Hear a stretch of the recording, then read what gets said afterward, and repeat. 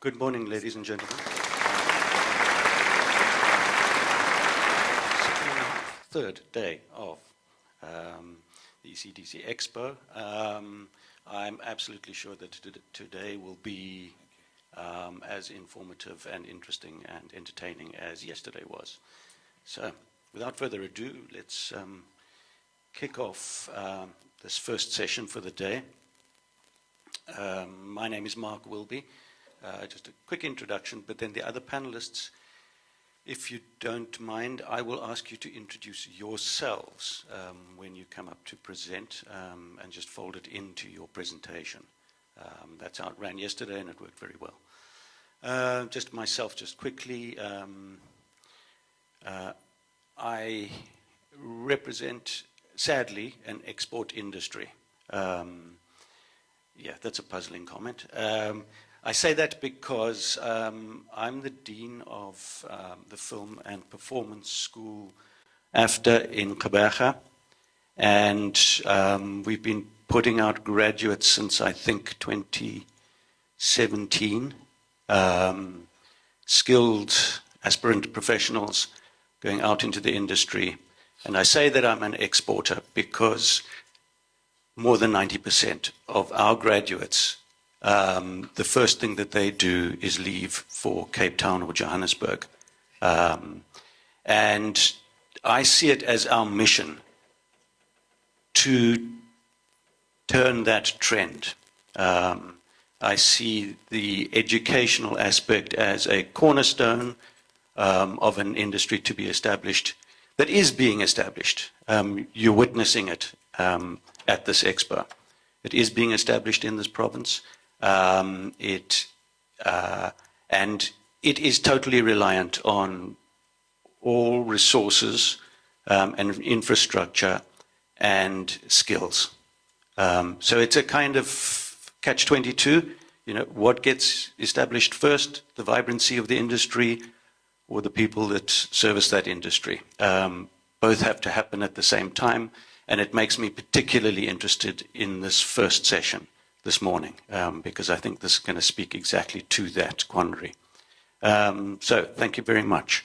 I'd like to introduce our first panelist, Mr. Andile Nene, the Eastern Cape Manager of MICT CETA. Thank you, Mr. Nene.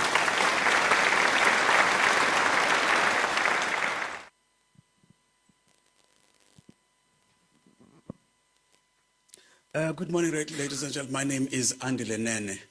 I work for the MICT CETA. We actually opened the office in the region in 2002.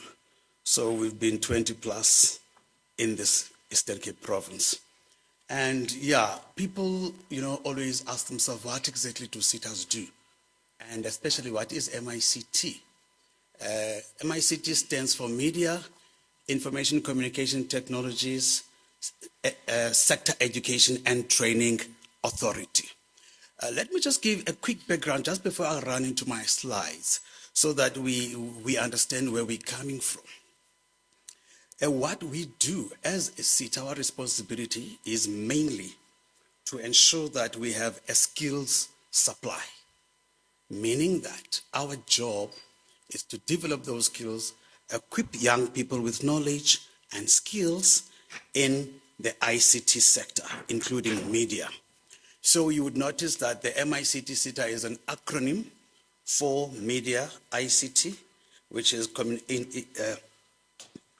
Information Communication Technologies, and as the Sector Education and Authority shows that we also develop qualifications, and the qualifications are aligned to the industry needs.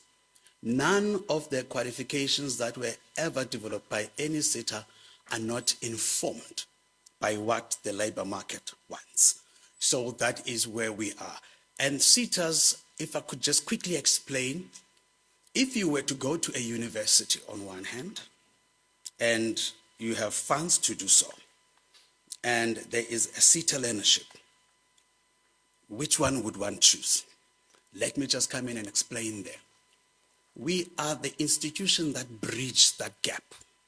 we try to provide alternative qualification path so that those who could not have enough funds to go to varsity can at least join in learnerships, internship skills programs, which are the programs or the vehicle that the SETAs roll out their skills development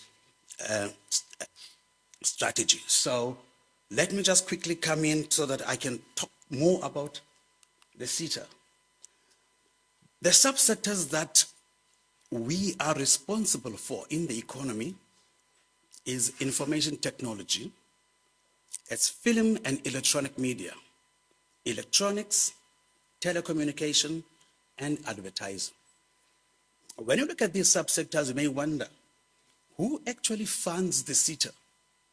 The industry itself funds SETAs through the skills levy, which is about 1% of the salary bill of each company.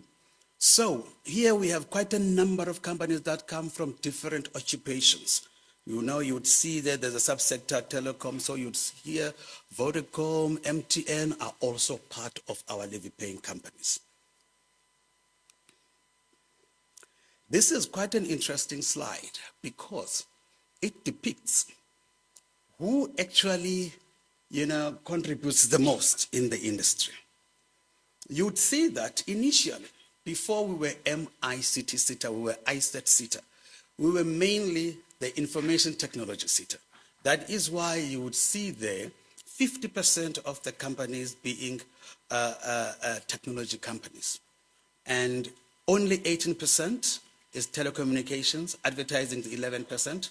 Electronics is only 14%. And look, the least one, it's film and electronic media. That is exactly our companies as they contribute to our skills levy. Now, let's quickly have a look on how do we deliver training. The SETA partners with employers. The employers are the levy-paying companies that trade in that industry. They are the ones who actually do the business, who shoot the films, who do the editing, and then we also partner with those that train in the industry. Those would be, your after the media workshop, PLCs in the Eastern Cape. So we have a group of companies that do apply to the SETA. And the last, obviously, is the beneficiary, our learners. So this is what constitutes the partnership between the SETA and other three people that actually make it, a deliverable program. Now, something important is to see exactly what exactly is in the MICT SETA if you were to study, if you were to choose a program. But this is quite a difficult thing to explain. I'll tell you why.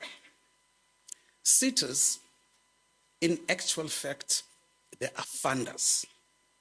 They do not implement the actual programs. I need to make clarity of that. So what do you mean by that, which is fund? Companies apply to the MICT SETA. There's going to be a window opening in August whereby all companies will apply to the MICT SETA to run programs. And MICT SETA will sit up to December trying to look and evaluate and see if the companies have complied, with the criteria set.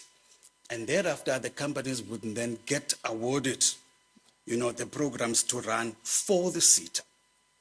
The SETA has quite a number of qualifications that are registered, and companies will have to ensure that they choose from the list, because as a SETA, we have our needs. We also have our priority occupations. We also have the critical and scarce skills, and we want our partners, implementing partners, to address those areas. So they have to ensure that they touch on those. But let me just name a few qualifications that we have. There's quite a lot, though. It's not limited to these ones. If you see there, We do have a qualification on film, TV, and video production. That's a level 4 qualification. We have film camera operator. We have editing and post-production, 3D animation and visual effects, copy and content editor, lighting. We have location scouting and assisting location manager, advertising. We have vision controller, and then we have advertising copywriter. There is more others like sound engineering. We also have studio management. So in order for us to deliver on these, as I said earlier on, we need partners. So the people who apply to the MICT SETA apply as companies and also as training institutions.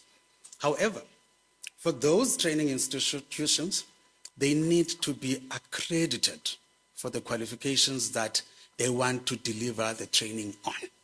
Accreditation is simple. It's simply, a license. You go through a rigorous process of ensuring that you'll be providing quality to the learners. You do have the classroom, you do have equipment, and MICT SETA advisors who are experts would go there and assist you. And at the end of the day, and then you'll be pronounced accredited if you meet all the requirements.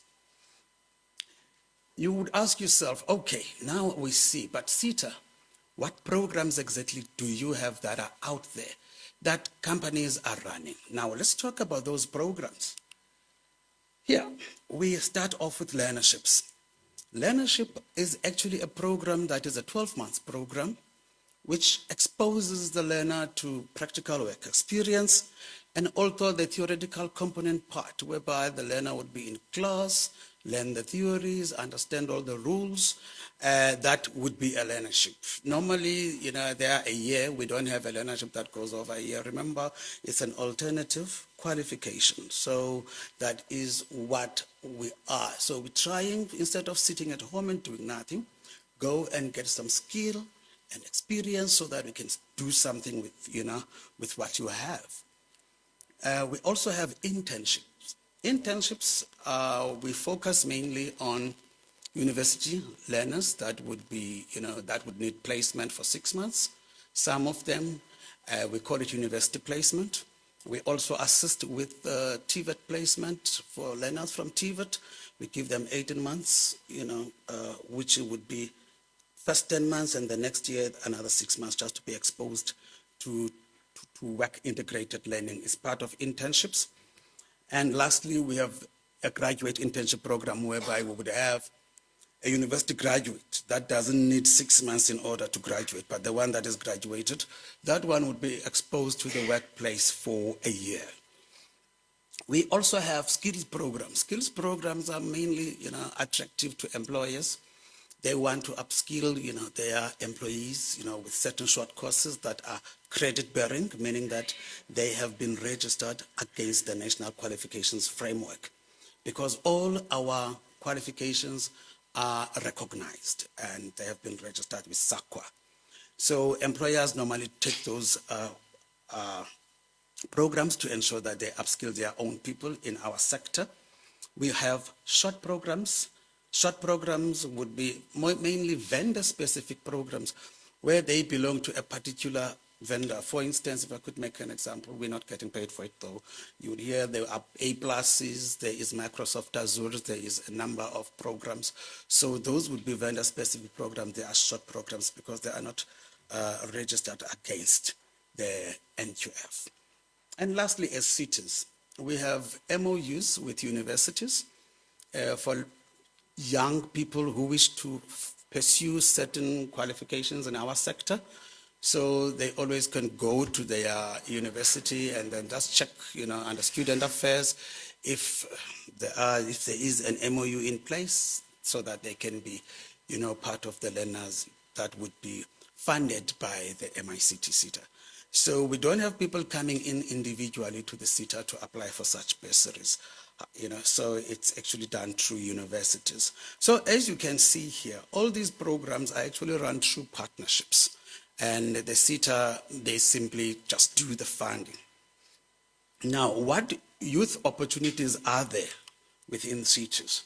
You would see that if you manage to go through a SETA program, you come out with the following benefits. You would obtain a qualification. you would also have been exposed, because these are occupational directed programs. So you would have been exposed to some work experience, and from there, obviously, your CV now has improved from previously. You had only grade 10. If you are a young person just out of school, then your CV, you can always state there you did, a learnership, with this qualification.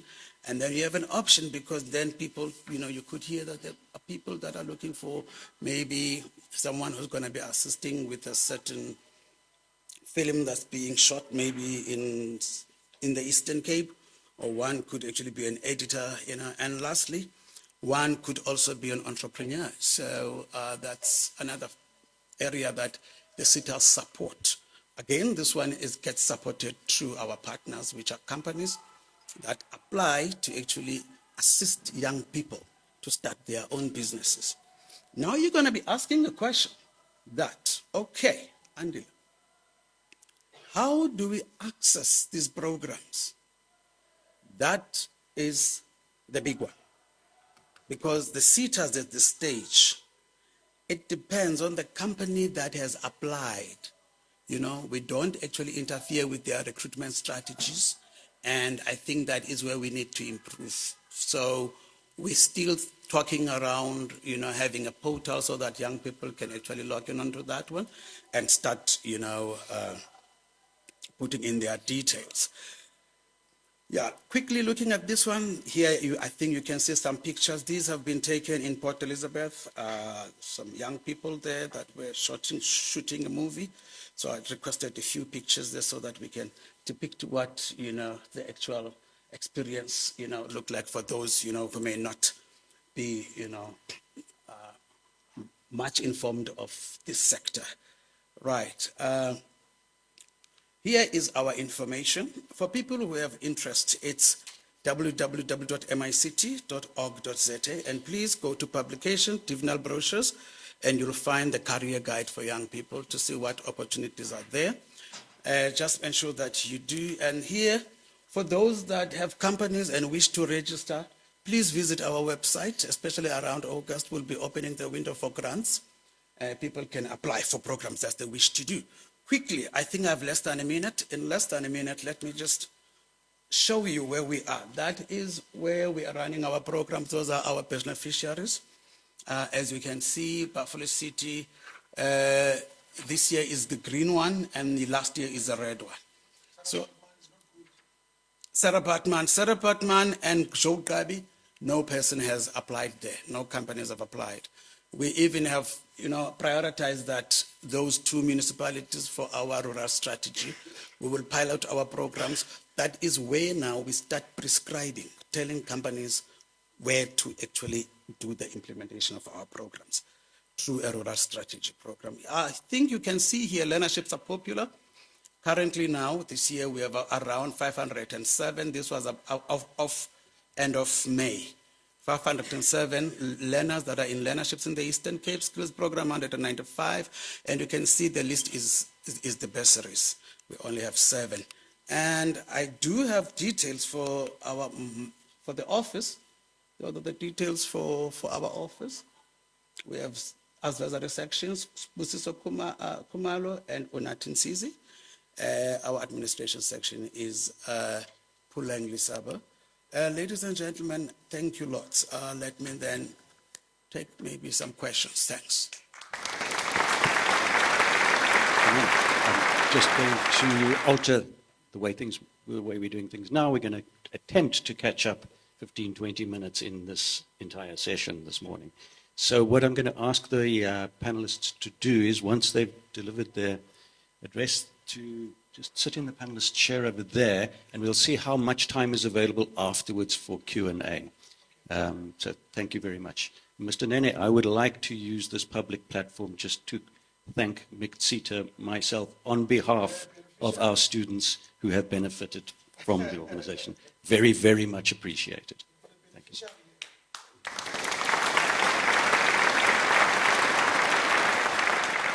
Here again, I'm going to shuffle up the order of things and ask Mr. Borman to come up next, if that's okay. Thank you. Thank you, Mr. Wolby. and thank you for the ECDC for inviting us. Just to introduce ourselves again, I am Clive Bowman. I'm from the Film and Publication Board. I'm from the Cape Town office. With me is, I don't see my colleagues here, I have Masebo Selewani, who is also from my head office. I'm from the Cape Town office, responsible for the Western region, which also includes the Eastern Cape, and compliance and advocacy. Masebo Selewani is our manager at head office of non-regulatory affairs, and the gentleman that's doing the IT, I just want to get my presentation here. Let me see if I can get it. Yes, and I don't know, while I'm looking for it, if you know, we've been part of the ECDC since the Film Expo, since it started last year, and thank you for Songezo always to add us to the mailing list when they send out the invites. And yeah, without further ado, we don't have a lot of time. We have 15 minutes, so I'm going to start my presentation. Yeah, I think for the past 2 days, you have learned and you have heard and you have information about the industry, the production, the distribution, and all those type of stuff, what happened in the industry, and especially in the Eastern Cape. And I must say, and I applaud, I know, being from the Western Cape with the Cape Town studios, with Westgrow, and everything that happened in the province there, I think being here and having interacted with people from the Eastern Cape Development Corporation and hearing what's happening in the industry here, I think I must say that only good things can come from that year. I said to my colleagues the other day, we had about a half an hour discussion with one of the organizers, and I've learned a lot about the industry itself. So the presentations that was done mainly dealt with, as I said, with what happened in the industry, and you guys will know better about it. But from our side, as the regulator, you know, the Film and Publication Board was formed in 1996. We evolved from the previous censorship board, and judging from the audience here, besides a few of us here, we will know the censorship board, the guys that told us what we could see and what we couldn't see, what we could hear and what we couldn't hear. But the Film and Publication Board has evolved, and we have become an organization that our first logo is that we inform and you make the choice. You choose what we would give films age ratings and classification details, and you choose what you do with the film and the content. And in as much as the Film and Publication Board started in 1996, recently, as recently as a year ago, the Film and Publication Board evolved again. There was an expanded mandate. We know the industry, and I think most of you will know the industry has also evolved from the traditional cinemas that we used to go to, the videos that we used to high-end video shops. Those video shops is non-existent anymore. Cinemas is a small part of where we are exposed to films.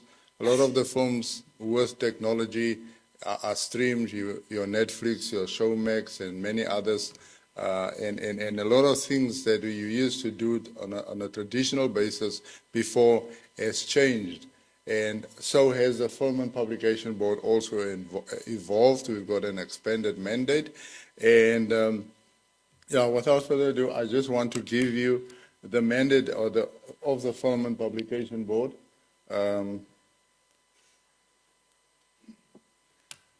The Film and Publication Board get its mandate from the Act. There's a Film and Publications Act as amended last year, or 2019, but it was signed by the President and it came into effect on the 1st of March last year. Can you all hear me? Everybody hear me? Okay. And the objects or the main objectives of the Film and Publications Act is, first of all, to provide consumer advice. Consumer advice is for people to make informed choices. That is to, when we talk about consumer advice, it is those little triangles that you see with the 16 sex, 18 violence, X18 pornography, and PG and all that. That is a consumer advice that we provide. And fortunately or unfortunately, everything that you guys produce that go out to distributors, to exhibitors, needs to come via the Film and Publication Board, needs to be classified, and I think that is why we are also here to just give you a brief as to what the whole process entails, so that you also are aware when you do your productions, when you do content, when you do produce content, to know exactly what the criteria is and what the requirements is in terms of the law and in terms of the Films and Publications Act of whatever you produce, and taking in consideration your target audiences and stuff. You know, it doesn't help that you make a movie for youngsters and then in the end the FEB is rating it 18, then you lose your target market. So it is to provide consumer advice. And then next it is to protect children from exposure to disturbing and harmful material and from premature exposure to adult material. Obviously that one is something that we all, you as an industry and the community as a whole, needs to really take to heart to protect our children from exposure, not only in the films that you produce, but everywhere, also online in the cyberspace. And that is where our extended mandate also play a big role, to make the use of children in pornography and exposure to pornography punishable. So I've been hearing about a program where on TV where there is this program where pedophiles are being exposed and young persons are involved in that. Those are the sort of things we don't want to expose people or children prematurely to those type of things. And we want to criminalize the possession, production, and distribution of child pornography. That is also, and we also created offences in terms of the Films and Publications Act. Now, when we talk about classification, is basically when you, as a producer, your final product, you bring it to the Film and Publication Board. Obviously, with technology, you don't need to bring the physical content as in the past. There is still that option, but you can also submit it online, like the Film Festival did. And then the Film and Publication Board have a panel of members that will then, we call them classifiers, that will look at the film, look at the elements of the film, and then give it an appropriate age rating. Now, in the old Act, the age ratings were very rigid and straightforward. We were looking at elements of sex, violence, things like language, with an expanded mandate, and I think we're going to touch on that. So you, as producers, as people in the industry, are also aware of it. One of the things that we have, and I'm going to run through a few definitions. Unfortunately, with the time frame that we have, I've already used 9 minutes, is that things that we're looking now is what is prevalent in society today. Things like hate speech, any speech or gesture, conducting, writing.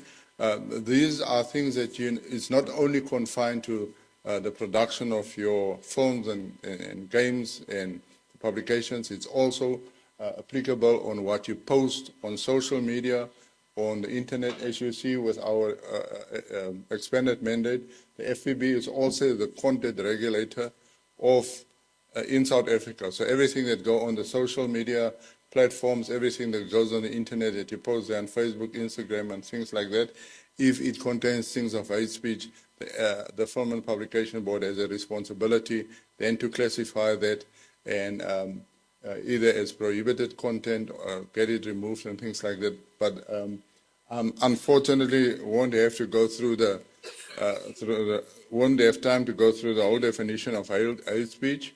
But hate speech, I think the groupings in hate speech, when we come to the hate speech, the identifiable groups, then we will understand it better. And then we also have child pornography. We call it now CSAM, sexual abuse images, sexual abuse material, where children are used in sexual material. And again, it is not confined to what you produce, what is out on video, on film. It is also what is posted, what you share on WhatsApp, what you share in Messenger, what you post on social media, child pornography, child sexual abuse material.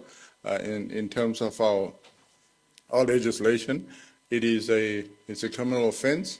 And again, unfortunately, I cannot go through the whole definition, but basically the use of children, posting a naked picture of a child, making videos of children having sex with themselves, that is illegal. That is called CSAM.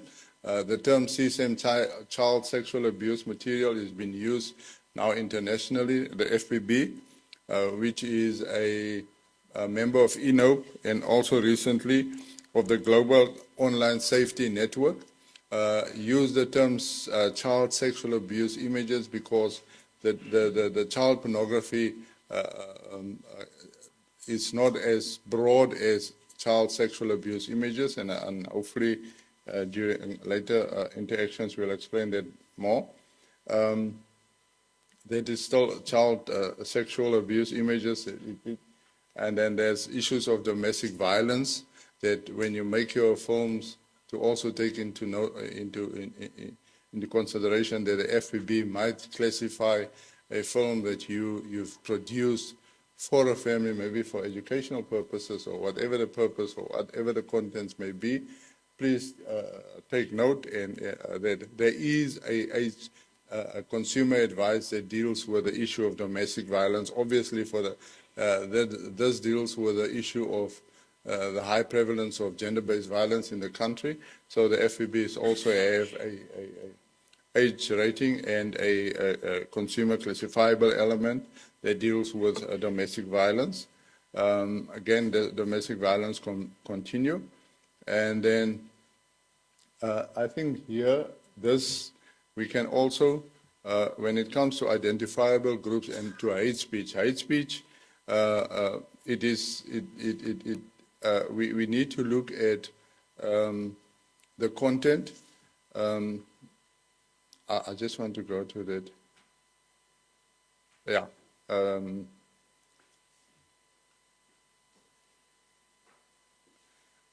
We look, when we talk about the hate speech, it's based on classifiable elements like the group characteristics like race, like religion, like sexual orientation, age, all that stuff.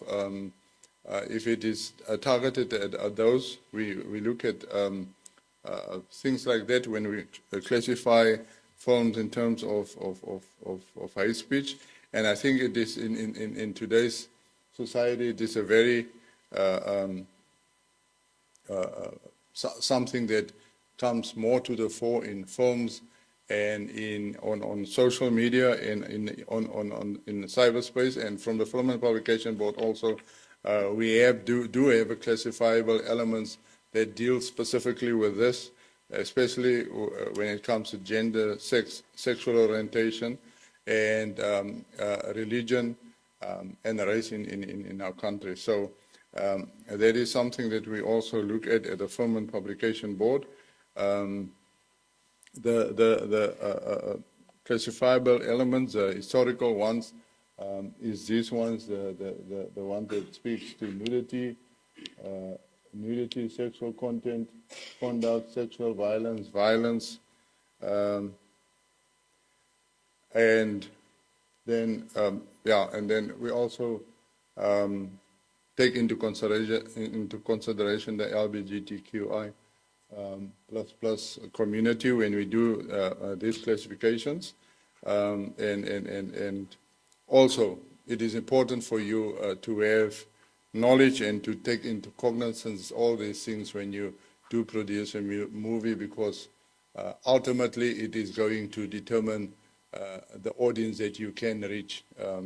We had many instances where people produce a movie, not necessarily South Africans, but wherever in the world, produce a movie for a certain market, and then when we classify it, there are some of these classifiable elements that come out, and then it limits your market of who you can reach during your during the screening of those films. These are the 8 ratings that the FPB assigned. I think most of you have already seen this.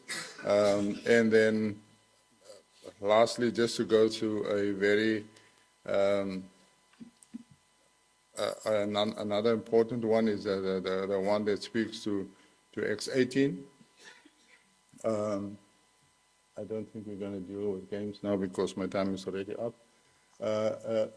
Also the issue of X18, that is the issue of hardcore pornography. Just to note that if any of the films contain some of these elements, if you look at paragraph B, this is when things become, if we can call it so, if we say something has been classified as XX in the country, it means that it should not be displayed or distributed in South Africa. So please take note of this. All this information is available on our website, the Film and Publication Board, www.fpb.org.za. And yes, unfortunately, as I say, I'm already 16 minutes, so hopefully we will be able to answer some of the questions that there still is. But thank you very much.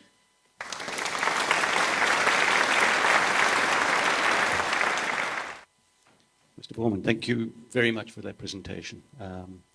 Please come and sit in front, but I am going to make an exception to what I said just 15 minutes ago about not taking questions at this point, but Mr. Nana has informed me that he has to depart very soon. So if anybody has questions with regard to the mixed-seater presentation, there we go. 2 hands up there, the lady in the pink hat, the gentleman in the, lover boy from yesterday. And there was a 3rd hand over there. Okay, let's go through them as quickly as possible, please. Thank you.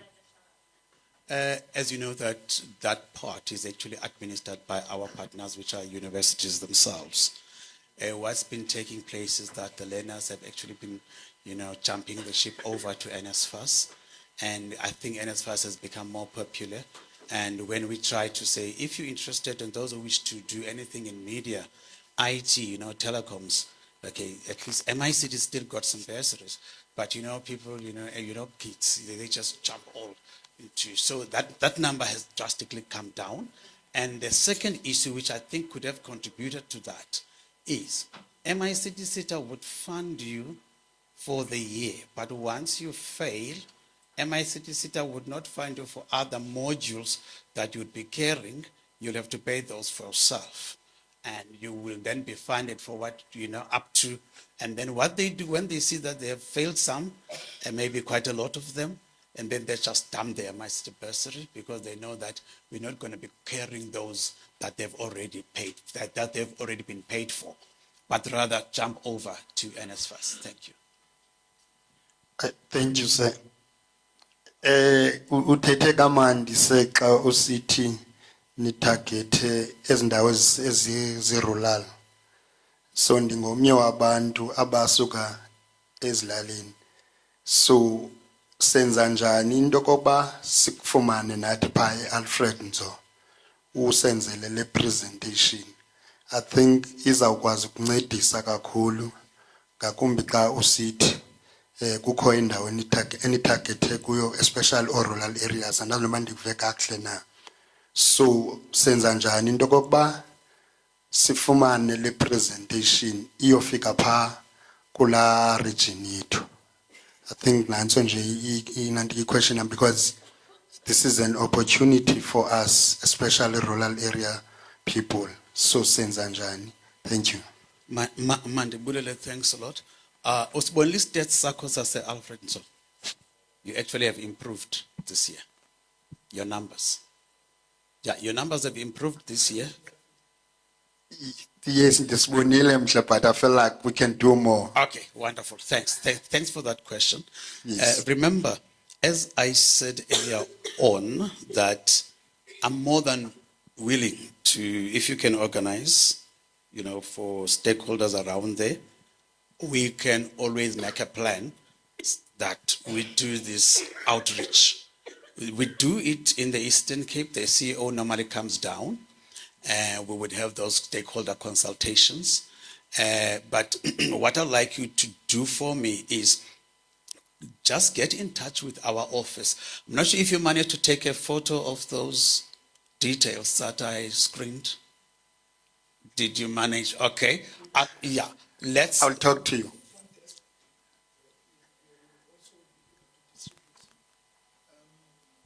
I think the importance of filling the register that was circulating here for your details is that there is a lot of information presentation that were made here, which will be distributed to those who have been participating.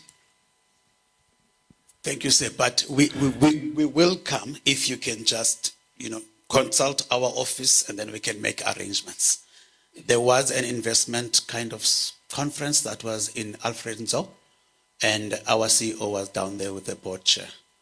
So we do come to Alfred Nzo.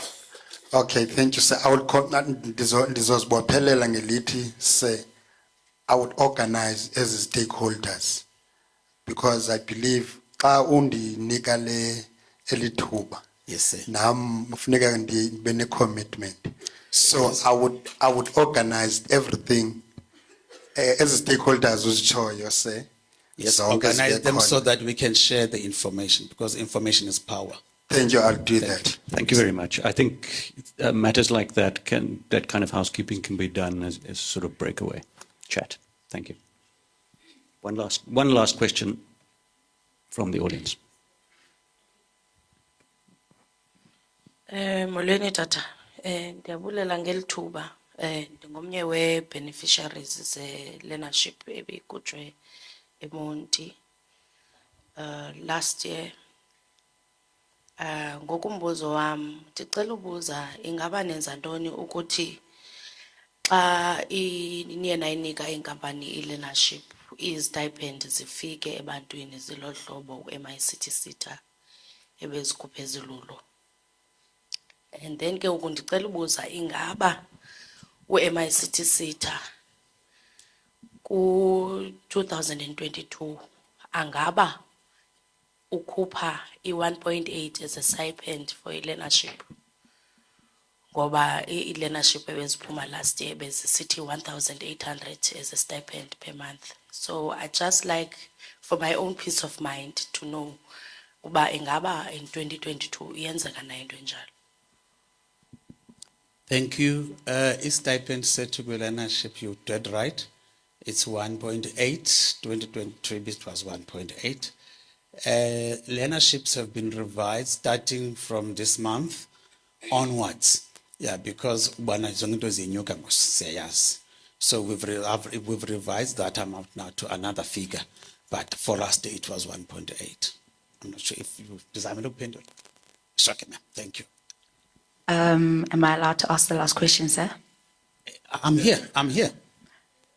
No. Mine is actually directed to the gentleman from FPP. We will move on to a Q&A after. Okay, perfect. Thank you. Thank you, lads. Thank you, sir.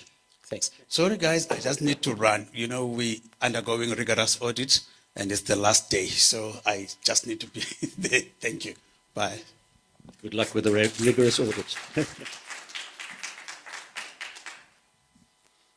Right. Thank you very much. All right. Our next speaker is Ms. Maseko Mutle. Do I have that right? You're not a doctor. Your handwriting is as bad as mine. From DSAC. Thank you very much. Two panelists who have just arrived a little bit late.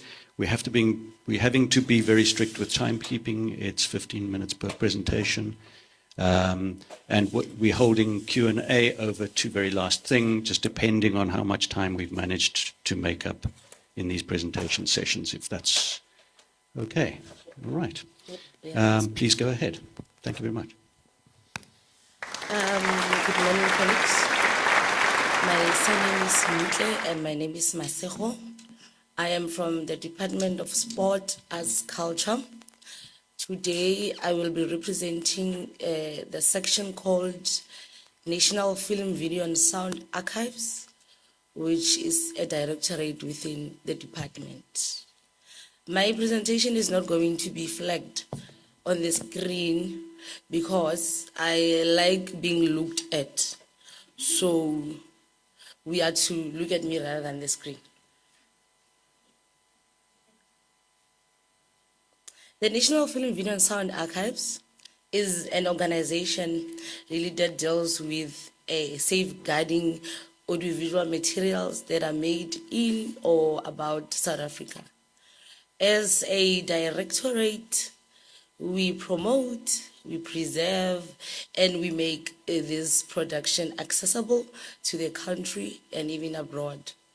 So in the session is an information sharing presentation, and also to make awareness of the products that we have within our organization. So in terms of the preservation part of things, yesterday there was a speaker who actually spoke about when you do a new production or retelling stories, you need to do research and go through everything that you want to retell and everything. That is where we come in. This is where we invite researchers, filmmakers, producers to come to our organization and make research. Because we have a lot of material made about South Africa and made in South Africa. So if there's a production that you will be doing, you are more than welcome to come to our institution to make research, to look at old material, and sometimes you get opportunities to even get snippets from an old production to use or incorporate into your own production. So this is a unit that is not really known. When we go to festivals, this is where we like to go and speak, because we are trying to make awareness that there is an organization that has material dating back from 1895 to the latest. So this is where you can come, and these are both sound materials and audiovisual materials. So people are more than welcome to also come into the institution or the organization to view, or they can do it online to view any material. And if you need something to be released, we will assist you with the copyright information. We will assist you with everything that you would need in order to obtain this material that you would be looking for. So within the organization, we also have an outreach program. So this is taking cinema to the people, or actually taking documentaries or documents to the people. We normally go to provinces, we go to schools. This is where we target and we make awareness of the National Film, Video and Sound Archives.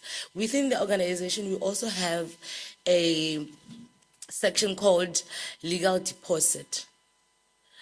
This legal deposit says, and it is not me, but it is legislation that anything made in, published material made in or about South Africa must be deposited to the National Film, Video and Sound Archives. A copy of your work needs to be handed over to the National Film, Video and Sound Archives for exposure and for preservation of future usage. So basically that is what we do. We also have programs that we run within the organization.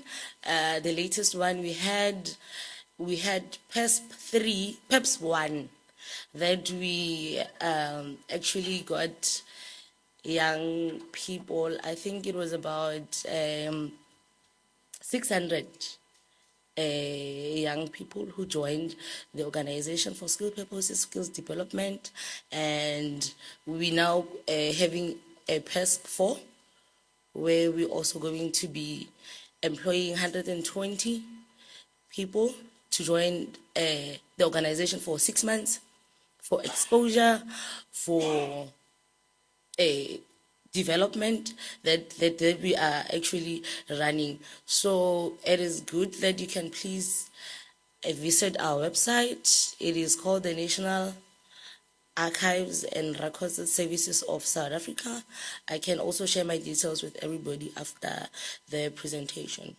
So if I had missed anything, I'm still around until the end of the day. Also, I'll be here looking for questions. Please do bring questions forth. And I thank you very much for your time. And thank you so much for looking at me.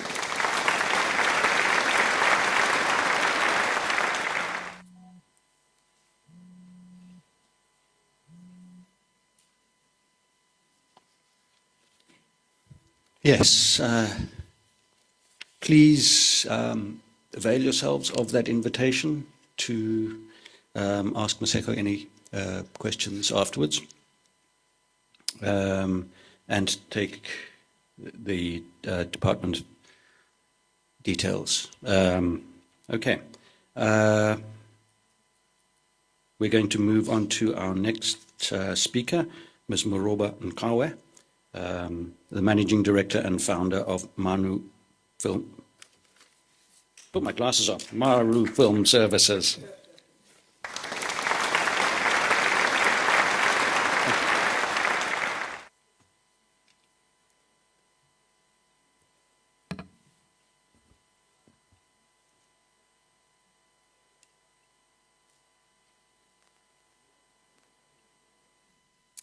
Thank you, Mark, and good morning, colleagues. My name is Moroba Nkawe. I'm the founder of a company called Maru's Film Services. My background is film production, being a line producer and a producer, and somehow I found my way into the insurance world, and so I'm in a space now that kind of merges the two. So the company really focuses on finding solutions for the risks that present themselves in the film industry. So my session today is really about understanding risk in film production and how it is that we can mitigate it. So the risks associated with film, the main ones that I'm going to deal with, number one is the risk of non-completion. And non-completion can be for a variety of reasons, one of which being the production running out of funding, the production going over budget, and also just poor management, I guess, from the management team. There are a myriad of reasons that could occur to lead to non-completion. Another element of risk that I'm going to deal with is production-associated risks. These are mostly insurable risks. And with that is the risk of your personnel that are working on the production, the cast and crew and extras, the equipment and vehicles that the production rents out from third parties, props, sets and wardrobe that are manufactured for the production, locations, third-party locations that you film in, and also the risk of the stunts, SFX, and hazardous activities that take place. So the risk management products that I'm going to deal with today are twofold. One of them is a completion guarantee. I'm also going to talk about monitoring and supervision, which is sort of a lighter alternative to a completion guarantee. And I'm also going to talk about film producers' indemnity insurance. So what is a completion guarantee? The completion guarantee is a type of insurance that provides investors of films a guarantee that the film will be completed on budget, on schedule, according to the approved script. And this is to safeguard the investors' investment against potential budget overruns and also non-delivery by the producer. Who requires this completion guarantee? So any party who's at risk prior to the completion of a film can benefit from a completion guarantee. This would include private investors, it would include banks who cash flow pre-sales and other contracts. It includes broadcasters, distributors, and now the streamers who may advance funds to a production prior to the production being completed. And it's also regional and national funding bodies that fund and give grants to film productions before their completion. What are the obligations of a completion guarantor who takes on the risk of completion? So the completion bond company is tasked with monitoring the production really from the financing stage until it is delivered to ensure that the production is completed on budget and on schedule. The producer, the guarantor guarantees that the producer will complete and deliver the film within the budget, script, and schedule provided. Should the producer fail to do this, the guarantor then guarantees that they will deliver the film and advance any money in excess of what is required to complete the film. If the guarantor is unable to complete the film, then they guarantee that they shall repay the investor any funds that the investor has put into the film. So to take on this mammoth of a risk, what are the various risk assessment elements that a film guarantor goes through to accept the risk? So the bond company really conducts an extensive due diligence prior to taking on a completion guarantee. The first part of the bonding process is really the evaluation and risk management, risk assessment section of it. Here we assess the film's budget, we assess production schedules and scripts, we look at the finance plan, we look at financing and distribution agreements, as well as the project's cash flow projections. This is really to ensure that the film is not only fully financed, but also has sufficient cash flow to meet the weekly requirements once it's in production. We also look at the agreement specifically to look at the conditions of financing and to make sure that the producer can actually meet those conditions. The schedules are also very important in ensuring that the shooting schedule is achievable and that the producer hasn't either under-scheduled or scheduled too long a time for what the script requires. The budget assessment is also a crucial part of this risk assessment. An under-budgeted film eventually creates a lot of budget overages and creates extended risks to the production. If there's not enough money for security, the crew and cast are at risk. If you haven't budgeted enough days of shoot, people end up working overtime, it leads to fatigue, it leads to accidents, it leads to equipment breaking down. So the budget is a really crucial component into ensuring that a film is on the right track. So a bond company really examines the budget in detail to ensure that it can achieve what the producer has set out to achieve. The budget must have sufficient allocations for cast, for extras, for crew, for art department, props and set dressing, for the locations that are scripted, and any other expenses that are required to meet the script's deliverables. We also have to make sure that these budgeted costs are in line with market-related industry rates and that it's actually feasible that the producer will be able to make those deals. Other elements we look at are financing and legal costs, contingency and statutory costs. These are elements that are often forgotten by emerging filmmakers or people that don't have experience producing lots of films.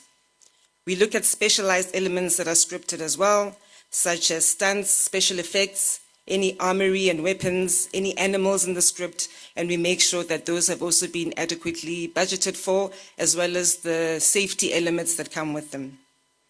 In ascertaining the feasibility of a budget, we really look and consider the scope and complexity of the film, the style of shooting, and also the size of the budget.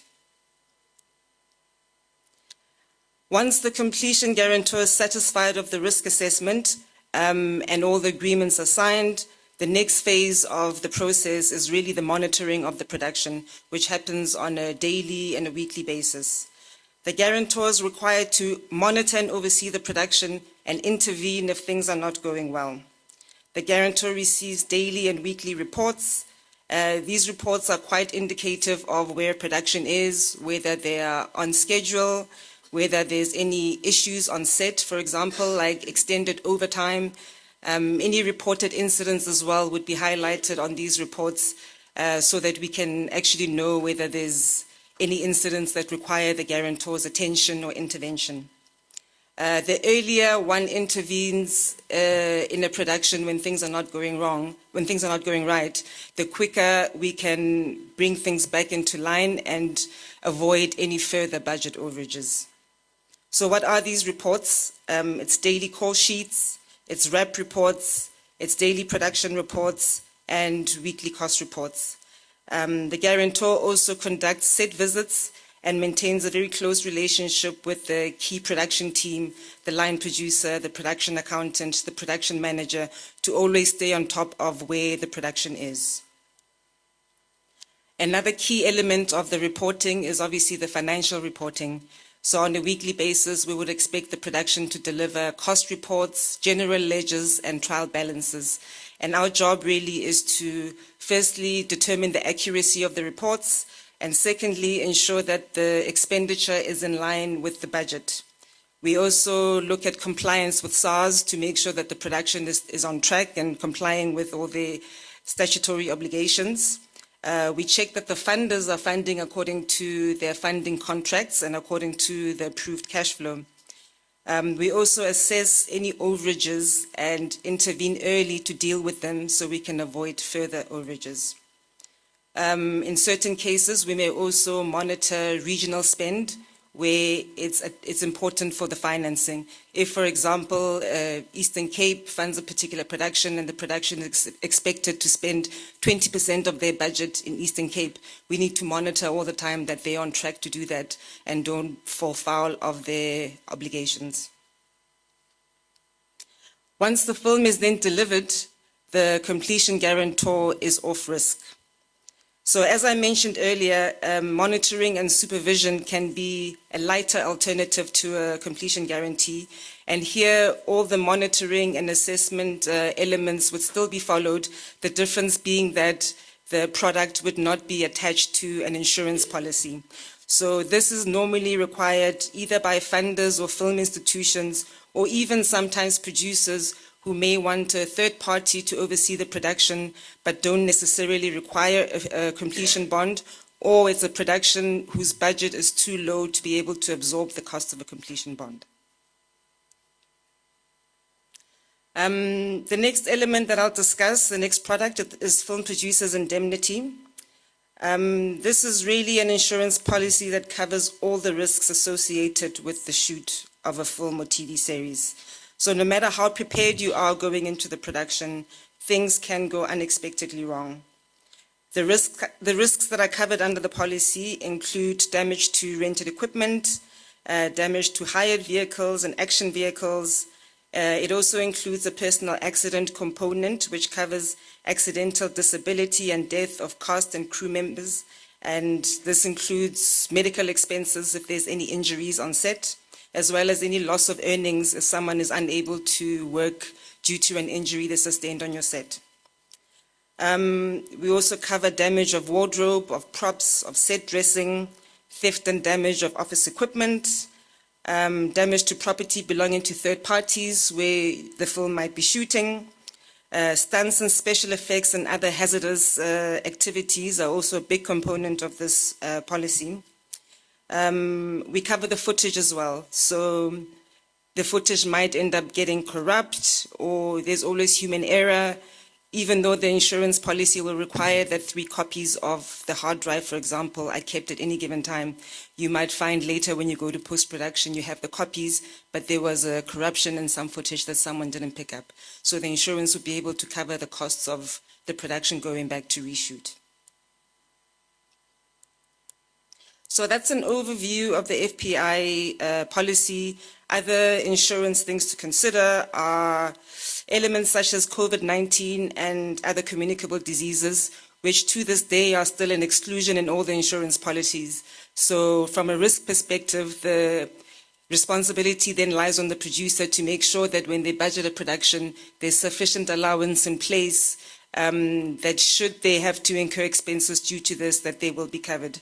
I know we all think that COVID is a thing of the past, but just 2 months ago, I had a production that had to stand down for 3 days because of an exorbitant number of positive COVID cases on the set.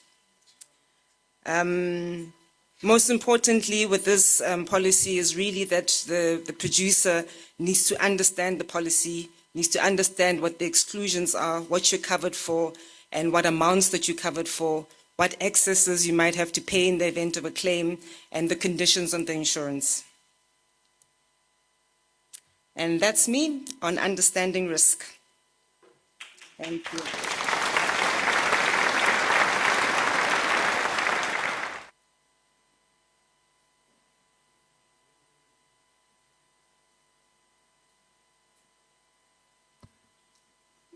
Thank you so much, Moroba. I just wanted a quick comment myself while I can get a word in. That I'm so pleased that you flagged, well, my perspective on completion guarantee and insurance and things like that has always been, oh, it's there to protect the funders, you know. To hear from you that one of the really important aspects is to protect the well-being of the crew, safety and security. Being a representative of a school that puts new graduates out into industry here in the Eastern Cape, I'm already aware of incidents of exploitation that happens.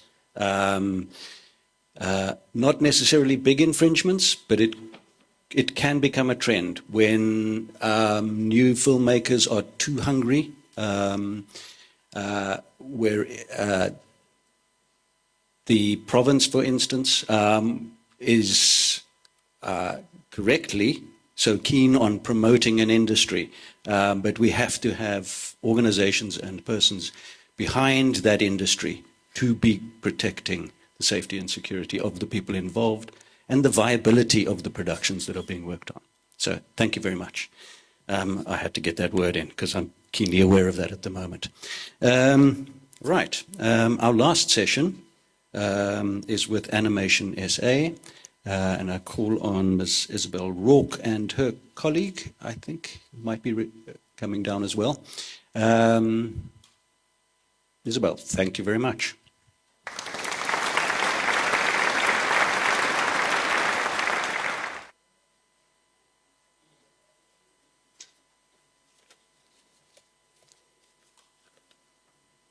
Hi everyone, my name is Isabel Rourke. I'm from Animation SA. I just want to put this on slide. So Animation SA is an industry body that's been around for 17 years. We have 2 chapters, one in the Western Cape and Gauteng. And essentially the organization is mandated to grow the industry and represent the interests of the animation and VFX industry.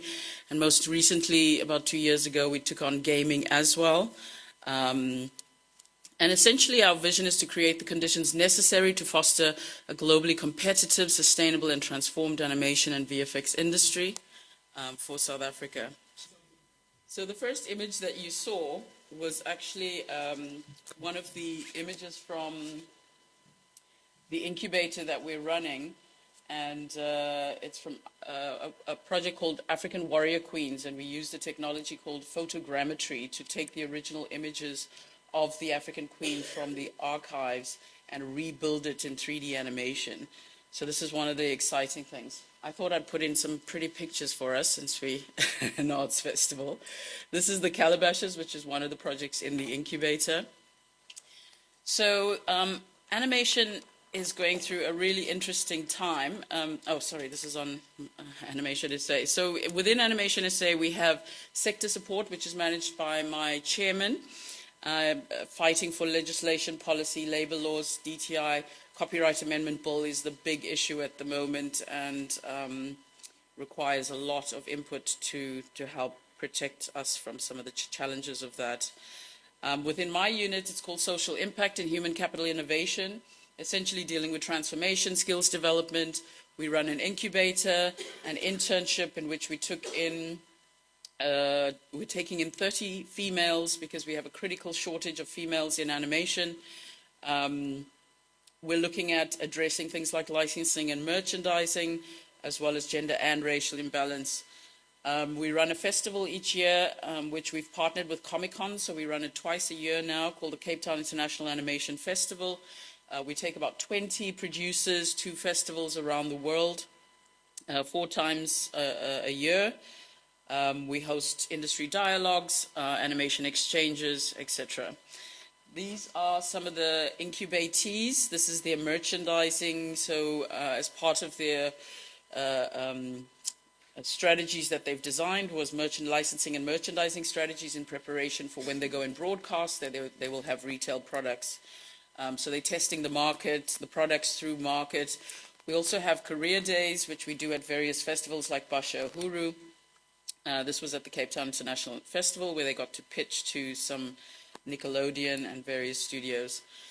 So like the rest of the world, the animation industry was hit quite hard by COVID-19, which resulted in a lot of companies moving from full-time employment to contract work, which has huge impact. I mean, already we had challenges of women coming into the industry and a huge dropout out of school for females because of job security within animation. But fortunately, the global economic crisis, the global pandemic, resulted in quite a boom in animation. But unfortunately, that resulted in a lot of poaching of our people, since the world has now realized that South Africa produces a very high-end, world-class animation. Some of our member studios, like Black Ginger, do work on international productions like the Avengers and Marvel products. So South Africa has gotten quite a reputation for being a high producer of quality animation. And government has finally taken an interest in the creative industries and really putting a lot of support, especially in Gauteng, since they've discovered that we earn almost as much as the agriculture industry. This is Okulu Nanana. It's an African nursery rhyme series that travels across the country, unearthing the birth songs of each culture and children learning nursery rhymes through that process. So the impact of Dora the Explorer, Doc McStuffins, the Black Panther really increased the focus for African content in animation. And the current release of Kizazi Moto, if you have not seen it, trust me, you want to see it. It's on the 5th of July on Disney+. It was a call out to black writers and directors across the continent, and they short 5-minute films on African sci-fi, futuristic sci-fi. It is spectacular. So one of the things that we're working on is a growth strategy for KZN, and really looking at demystifying that animation is too expensive. Most people think that it's inaccessible and too expensive, but there are many forms of animation. People just think that there's only 2D and 3D, and this is because of the schools only teach that. But you've got sand animation, you've got charcoal animation, you've got stop frame animation.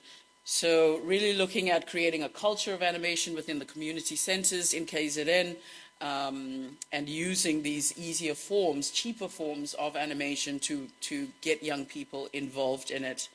And the success factor that we found was by having a province that has the political will, the education as partnerships, and then the industry body to support that growth.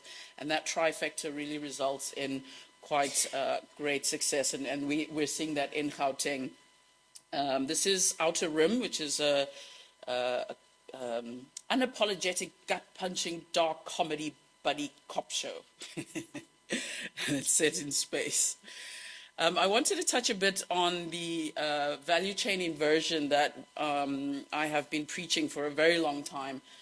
And it's basically taking the end of the value chain and putting it all up front in development. Because in animation, it is so expensive that you have to have a viable business case and business plan that shows a return on investment. So ensuring that in development, you are dealing with your licensing and merchandising strategy, you are dealing with your marketing. We can no longer put marketing at the end of productions.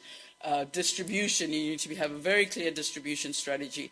So all of these things we teach in the incubator and help address the gaps that young people have been misled by the value chain that has been out on the internet. This is Ace, which is he fearlessly investigative reporter, Ace Shabalala and his team, as they go on death-defying madcap adventures to expose the truth about corrupt leaders and the greedy elite. This is done by a cartoonist, newspaper cartoonist, and an investigative journalist. So in the last year of the incubator, we were able to create 151 jobs since April last year, jobs and gigs. And that's from the various SMMEs taking on interns. Zamamfusi is doing Ukulunanana, took on 20 SMMEs. She came into the incubator as one sole female, and within a year and a half took on 20 interns. So the magic connection of incubators with internships, it creates that doorway for young people to enter the animation industry and have some experience. This is a young Eldorado Park animator who's creating Spin, and his tagline is "Dala what you must." And this is African Warrior Queens. Holly, you're up next. Done by Isaac Chokwe. And one of my favorite stories about this is the Queen of Kush from Ethiopia.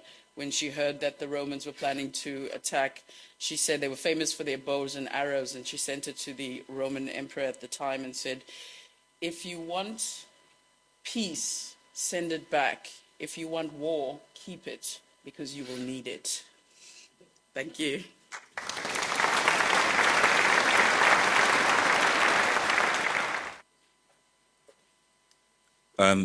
Morning, everyone. Yeah, Kolile, I handle the gaming portfolio at Animation SA. So why gaming? Obviously, there's the crossover with the animation, because it's a key component of our production pipeline. But the other thing is obviously the industry is growing. I mean, it's the largest entertainment segment at the moment. And obviously gaming has that crossover factor because it's, on one hand, it's very much strongly rooted in the creative fields. And then on the other side, obviously, there's the whole IT 4IR side, etc. So gaming is a very interesting space. And we're looking at it as a job creator because obviously it requires a lot of manpower. So if you can see, South Africa is a leading market as far as gaming is concerned, but we are being caught up by Kenya is doing a lot of work and their markets are growing. I'd say that from a production perspective, they're probably at the same level as us. Although from a consumer base, obviously South Africa is much stronger, and that's what these numbers reflect. But these are essentially the key markets that are out there in the industry. So in terms of what we're doing with the gaming incubator, I think there's three key aspects that we're focused on. The first one is around the concept development, because there are a lot of game developers who are basically pushing what I can call passion projects, but actually haven't thought through how the product will be integrated into the market. And I think for the film side, we also have this big question in terms of what is the actual market size, right? So if you look at the international publishers, right, it's very hard for them to take our concepts because they map it and say, but what is the scope of the potential? How big is the South African market? I mean, South African market is about 6 billion rand in terms of the gaming industry, but that's a drop in the ocean. I mean, the gaming industry as a global is in excess of 190 billion US. So it's so small, you know. So, and around the concept, I think someone actually mentioned this. How do you create a product that may have local aspects to it that you're trying to bring out, but it can fit within the global context. I think that is a key element of what needs to be gotten right in terms of concept development. Stage number 2, which is also very problematic, is actually creating a product and being able to take it to market. So the approach we have taken is very much maybe more leaning towards the IT side of things, where there's a methodology called the Lean Startup. And the Lean Startup is really around a lot of testing and iterations. So create something, get it out to the consumers, get feedback, improve. And so that is the approach that we have adopted. So our startups are basically, sort of following that approach. And in terms of the pre-commercialization, there's work we're doing there. We're hoping to, end of first quarter next year, we should actually be launching some of the games that we're working on. So this is one of the games that we have, AMA. It's essentially similar to the existing 5 genre games out there. But what we're bringing that's new to the picture is essentially we obviously incorporate our indigenous martial art forms. And when the game does come out, you'll see there's just so many across the continent. So we expose that, and then obviously we bring a whole new set of fight moves that, a lot of the people who play this genre haven't seen. So that's what we do. In terms of the other aspects besides, why we're doing the gaming, I also see it as a very interesting form of narration and storytelling. Because of the interactive, you're not just passively consuming a story, but you're actually part of it. You can direct how the story, navigates to its end point. And you can obviously see how many of our kids are attached to, this gaming segment. They pick up a phone and, they've never played the game before, but they just know how to navigate and work with it. So from a social side, I think it's important that we are telling our narratives. And if I give you an example, a couple of years back, there was a very big drama around how all these Western publishers were creating all these games where the enemy or the bad guy, were the, Desert Storm, and, it was Arab people, and, there was just this whole stigmatization. So that's the power of narrative, right? And then obviously economic benefits. I've spoken about the economic benefits of the gaming industry. This game, Empires of the Sun, is essentially just something that's going to recreate different African kingdoms, and then, give people a chance. So it's an educational product, it's actually an edutainment product, this, and the key aspect is to engage people so that they can actually start to understand the culture, the times, how people lived, because in games you get given certain tasks, for instance. So if we're doing Mapungubwe, we could actually, in the game, incorporate some of our technology, so like how was gold actually made, etc. So that's some of the things this game is trying to achieve.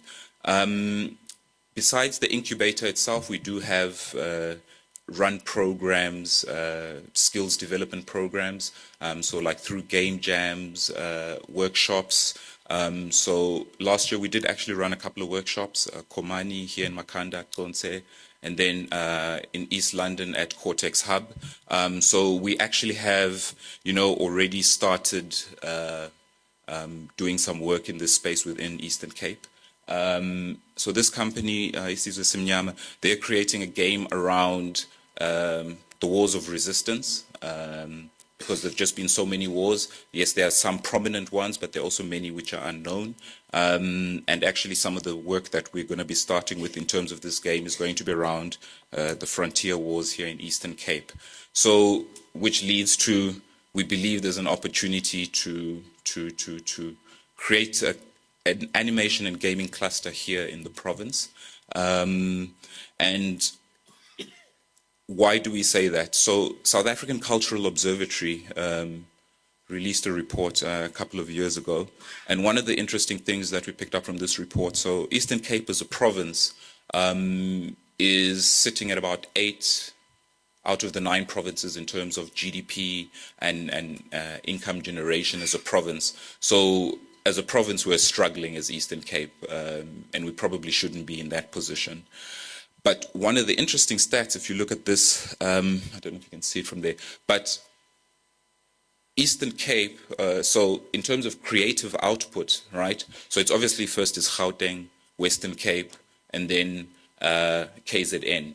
But the fourth one is surprisingly Eastern Cape. So although economically we're very low, actually it's so funny that from a creative perspective, we're just actually behind the big metros, which is, for me, says that there's a lot of talent in the province. And the question is, how do we harness that talent to be able to then obviously translate into more economic growth? And in terms of our cluster strategy, we have initiated relationships with Rhodes and Fort Hare because we see those as linchpins in terms of how you can start to create the talent or talent pipeline that we need, because for a sustainability perspective, we have to have a constant flow and input of talent that is going to feed whatever activities we're trying to do in terms of the animation and gaming.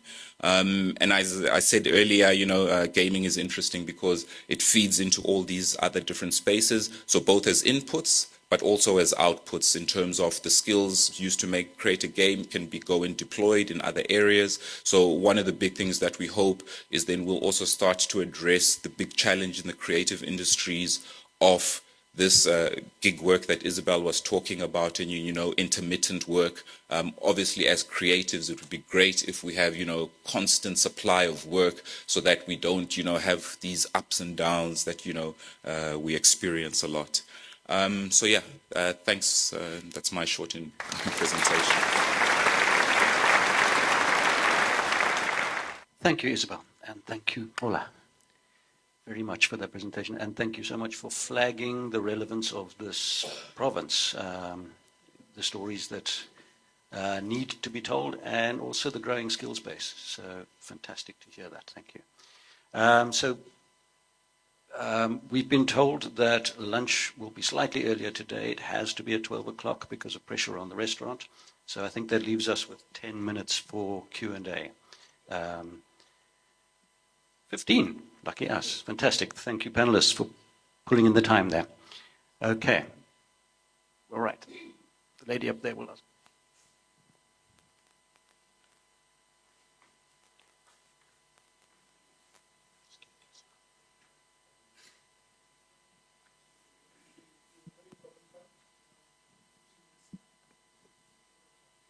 Thank you so much. Good morning, ladies and gentlemen. So I've got about 2 questions and then a sub-question. Am I allowed to ask all 2/3 at the same time? Okay. So the first one is directed at the gentleman from FPB. I wanted to just find out if the representation of the LGBTIQA plus community is a must to be represented in every television program, or is it just according to what the director or the producer wants to do? Is it something that you guys put out and you're like, okay, it is a must for such to be represented in every television program? Then my second question is for Animation SA for Isabel and Goli. I don't know whether it's just me or it's because of being a bit ignorant, but SA Animation isn't really seen much on TV unless I'm not the one that's watching. Or perhaps it's on SABC channels and not on any other bigger platforms. Is that because of a lack of the government recognition, as you mentioned? Is it funding? Also, where is it then broadcasted and where are the games found? Thank you. Thank you. To answer your question, I think that becomes relevant at the end product. We don't prescribe to producers, we don't prescribe to distributors, to yourselves, what you should do in the film. But should there be any elements of LGBTQ, and it is relevant for us to rate it at a certain age, then we will do it. But we don't prescribe at all that way it should be. It is very relevant when it comes to hate speech, where if a film does center around the theme of LGBTQ, we look at that there is no hate speech, but we don't prescribe anything how it should be done and what it should contain. Thank you. Hi. Yeah, the problem is that there is a shortage of African animated content on our platforms and broadcasters. SABC being the biggest challenge in that ICASA's mandate for children's content does not include the word animation, so they're not mandated to put animation on. And Disney will sell them, here's a new Disney product, and you can have 3 others for free that are old. You know, so in terms of pricing, SABC can't afford animation. So we definitely can never do commissions with SABC. They simply can't afford it. We're looking at doing the licensing model with them now, so hopefully that will work. And then with the other platforms, there are a couple of things on Netflix. So it's starting to flow in there. And like I said, Kizazi Moto's coming, and when you see that, you're going to see that this is going to be a flood of African animation. Like the stories, the fact that they've infused mysticism and African philosophy, and just it's spectacular seeing African history and story coming out in that way, in such a high-tech, futuristic way. So yes, it is coming, but it is expensive and it takes a very long time. So investors also don't like that long drag of the production time and them getting their return on investment. Just to add to Isabel's point, so gaming is sort of in a similar situation where one of the biggest challenges has been around the investment required to produce a title. So many of the popular games, which they call AAA games, you know, those production teams, 200, 300 people working on it. So you can think of the amount of investment. You know, some of these games, people are investing 100 million US, you know, because, well, I mean, they know the returns are going to equal. So that has been the biggest challenge, why you don't see so many games. Where we have been producing, it's a lot of indie type games. So for a niche market, and, you know, one of the most popular, or probably the most successful one, is from a Cape Town company called Free Lives. And that was essentially a parody, you know, the characters in the games were like, you know, Rambo and stuff. But yeah, we are struggling because it's investment heavy, and that's what we're obviously working on, to create the conducive environment for more products to come out. Good morning. My question is threefold. I will start with Ms. Ngawe. I'll start with you, ma'am. Your services, how does the pricing work? Is it per production? Is that a percentage of what the production's budget is going to be? Is there a set price for your services, or do you look at the different sizes of the production and be like, okay, this is a relatively smaller production, I'll price here and whatnot? Okay, I'll start with the simple one, which is the Film and Commercial Producers Indemnity product, the film insurance. So there I work closely with various underwriters. The pricing is generally the same across the board. So the base fee is around 1.2% of your budget. But if you include then the cover for personal accident cover for cast and crew, what Mark was referring to as well as cover for your vehicles, I think the overall fee for a film should be around 2.5%. On the completion guarantee side, it also works out to around 2.5% of the budget. However, the higher the budget, the more this rate can be negotiated down. And it also really depends on the risk that we've been able to assess of that particular production. If there's highly skilled crew, the budget is very healthily budgeted, there's enough contingency that can warrant reducing the budget on that. The bond light, as I referred to, where there's no insurance attached to it, but it's monitoring and supervision, that really is on a case-by-case basis. It depends on the funder or the producer that's requesting it, how much reporting do they require, really how much interaction do they want from the supervising company, between the supervising company and the production, and that'll really determine the pricing. Thank you very much. My next question are for the gentleman from the FPB, as well as Ms. Isabel.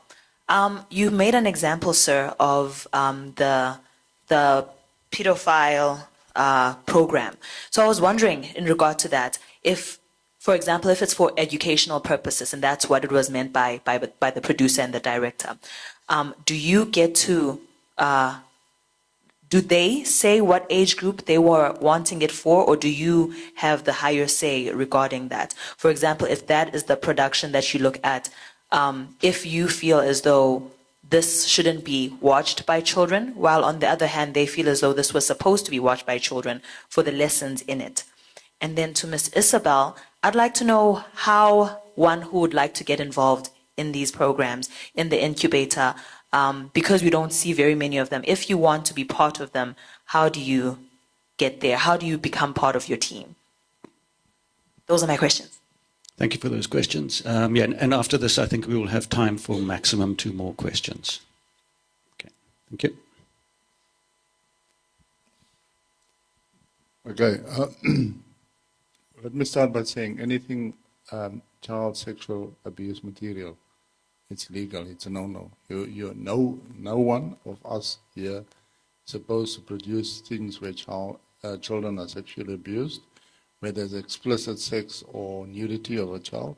That is a no-no. You don't. It will be getting an XX rating, which means in layman's terms, it will be banned. It will be, nobody will be allowed to watch that. When you make a series of a film where you want to predict how to prevent your child becoming a victim of a pedophile or phishing or being groomed for sexual, if you might want to make something like that for educational purposes, you just need to make sure that it does not contain classifiable elements. There should not be actual sex involved. There should not be nude children and things like that. And it will be classified within the context. There's context is for educational purposes, it's for education, it is for entertainment purely. It will be classified in context why it was made and what was the purpose, who is your target audience. You can make a video for educational purpose, how to teach children how not to become victims. But you cannot use the child in an explicit sexual image also, then it will be classified as XX. So it is. I just want to stress, there's no way in South Africa that you can use a child in a sexual scene or nude. It will not be classified by the board. It will be refused classification XX. It will be banned. But you can bring the message across without having those type of scenes in the film or in the production. Thank you. So my incubator, I had to look at how do we accelerate transformation, and looking at my cradle to grave strategy, I decided to focus in on incubators and internships because those are SMMEs who can create jobs and entry for interns. But I also had to put in a selection criteria that they needed to have been in business for 3 years because we're not offering basic startup information. This is pitched at a high level, and 3 years mainly because the statistics show that 94%, something ridiculous like that, of businesses shut down in year 5. And so we wanted to create a springboard for them that helps springboard them from short form animation going into long form as part of their growth strategy. But our goal was around which target audience would be able to create jobs in the fastest way possible. We did identify that there is a need for a startup incubator, so this is something that we are looking into, and the growth strategy that we're doing in KZN, it's one of the things that we've incorporated into the nodes in the community centers, that there must be entrepreneurial training for startup training, along with the animation training in that.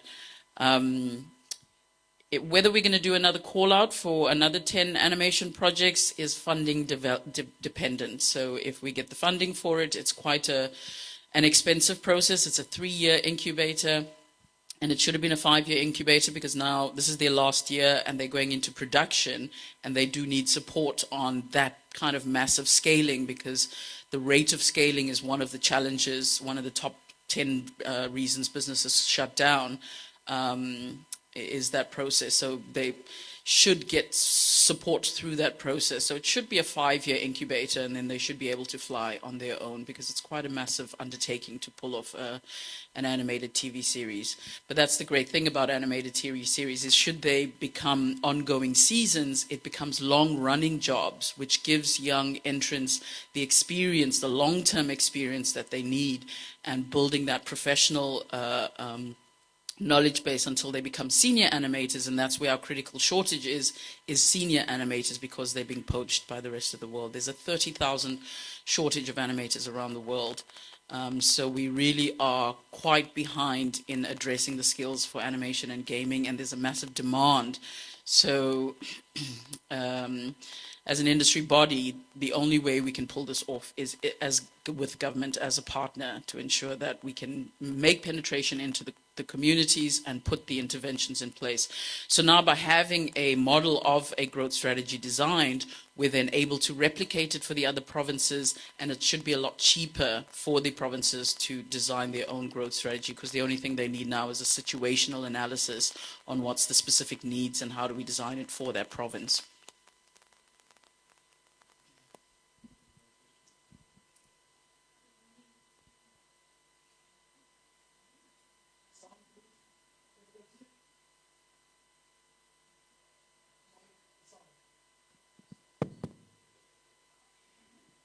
Thank you. Good morning. My question is directed to the gentleman from the FPP board.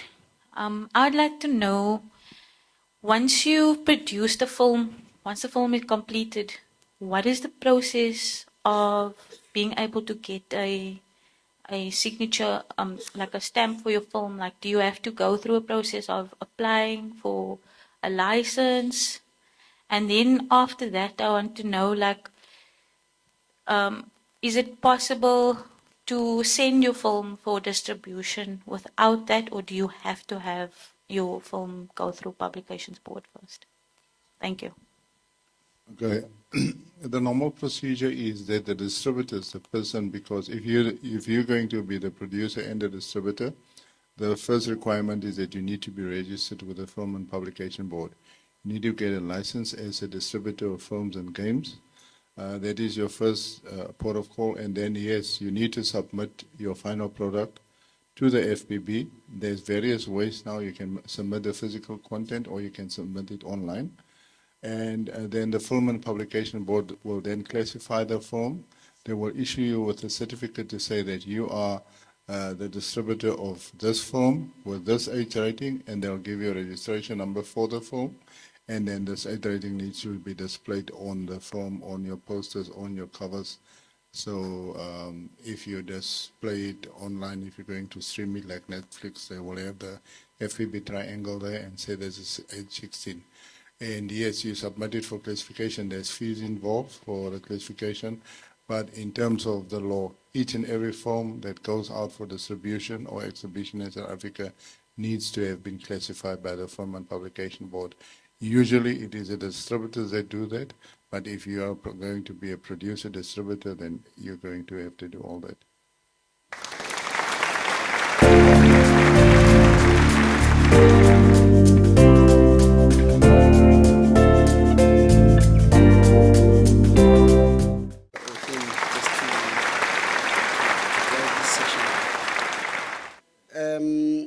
Our next speaker is going to be a virtual one, which is Mr. John Joe, from a producer from Voltage TV, who's going to share a bit, about his experiences in, producing and shooting content here in the province.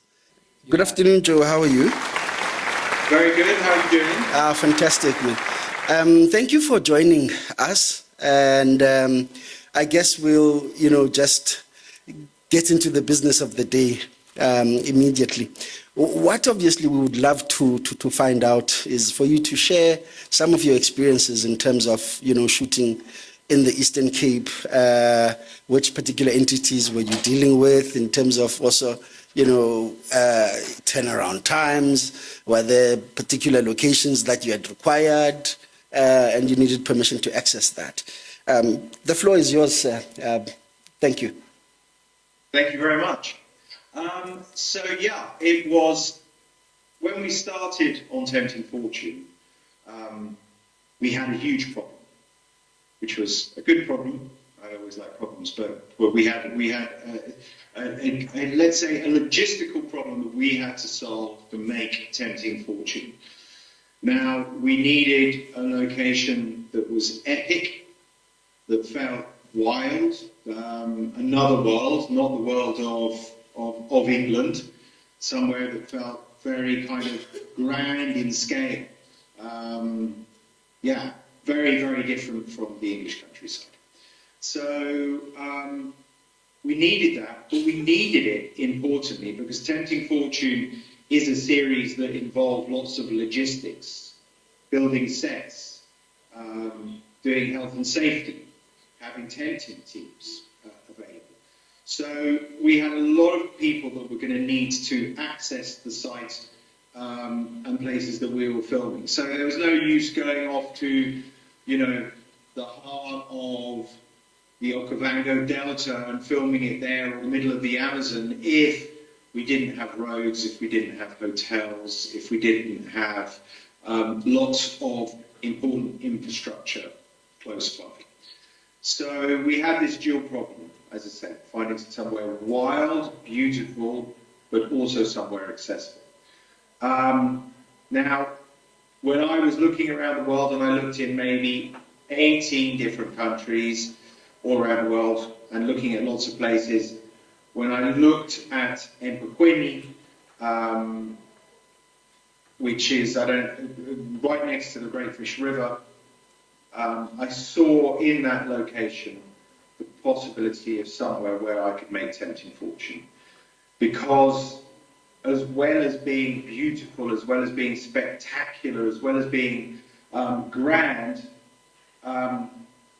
Empequeni also had the Empequeni Resort Hotel and all then along that bit of coastline there, between there and the Great Fish, you have essentially farmers' fields. And then if you look up the Great Fish again, you've got farmland. Now what farmland represented to me, and actually we also filmed on the Cap, so it wasn't just farmland, we also worked with the authorities in Port Alfred. But though that combination of farmers' fields and then the Cap River Conservatory gave us places that on camera would appear wild, but in actuality they were well serviced with roads, with a huge big hotel, with everything, all the roads going to these little sites where we could put our temptations. Because, as I said, we weren't just an adventure series, we were a series that was requiring big set points, lots of people there. We were a crew of about 150 in the end. So, as I said, I saw that in Empequeni. I saw then that we had Port Alfred there. I saw that we had East London here. And our location was more or less in the middle of that. So we were a production that could, again, appear wild but be really well serviced. So what I'd like to do now is just play you a clip from Tempting Fortune so you can kind of see where we started, you know, with that concept and what the Eastern Cape offered me. And then after I've done that, I can talk a little bit about how the ECDC were very important in that role in terms of facilitating permits and generally in helping us kind of like move forward with that production. And then what I can do is sort of break it down into how we went about doing that. But yes, the Eastern Cape was a brilliant place to film in and very good for servicing my production needs. Before I play the clip, are there any questions? I think we'll take questions at the end of the clip and after your whole presentation is concluded. Okay, that's fine. Cool. Okay, well look, do I need to share my screen? Yeah. No. Huh? Yes, please. Okay. Yes, please do proceed and share your screen. Okay. Yeah. Right. Okay. Here we go. So hopefully you can hear this. So this is.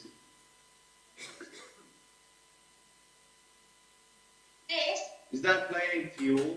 Yes, it is. Great, perfect.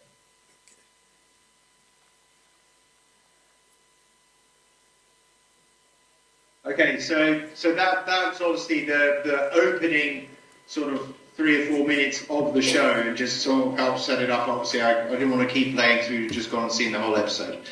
But to get to that moment we had there, you can directly see how the ECDC was really helpful to us, because for us to be able to put a black London taxi that we found in Bathurst on the beach, we required a permit, which was very, very important, not just for that sequence, but for doing some transportation that we did on the beach. Not lots of it, but we required a car permit, a vehicle permit from the national government to get that over the line, and the ECDC was very helpful in lobbying for us in doing that.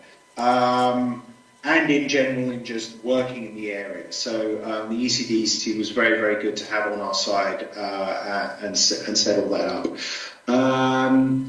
But also there, what was really important about the Eastern Cape in general was that where you saw that opening sequence happening was directly next to the Embakweli Hotel, which is you probably know, it's a resort hotel. There's 150 rooms, something like that, which is the size of which can support our production, because we were very many people.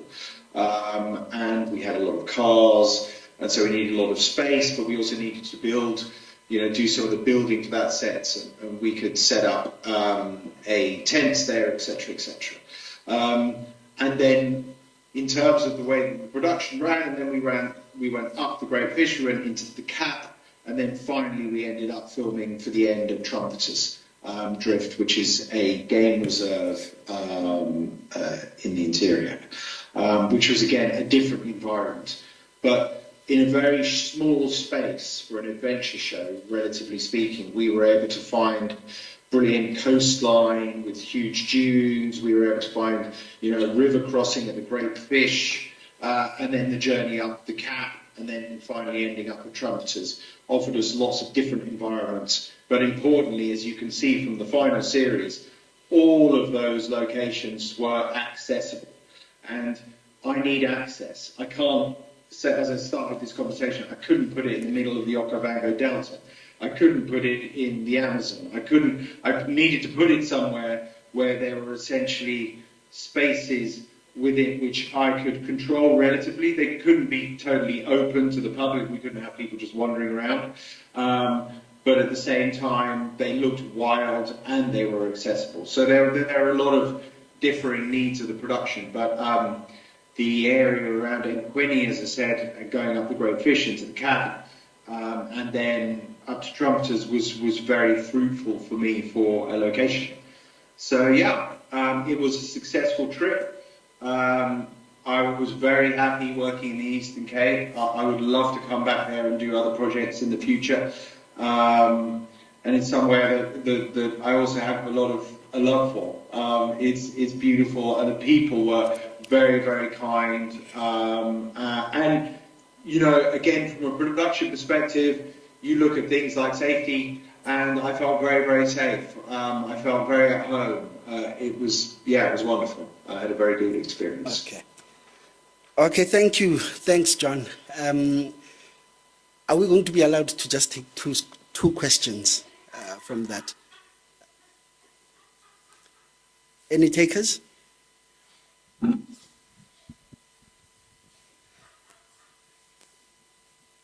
I think we've got one there. JJ Yapagamis? Okay.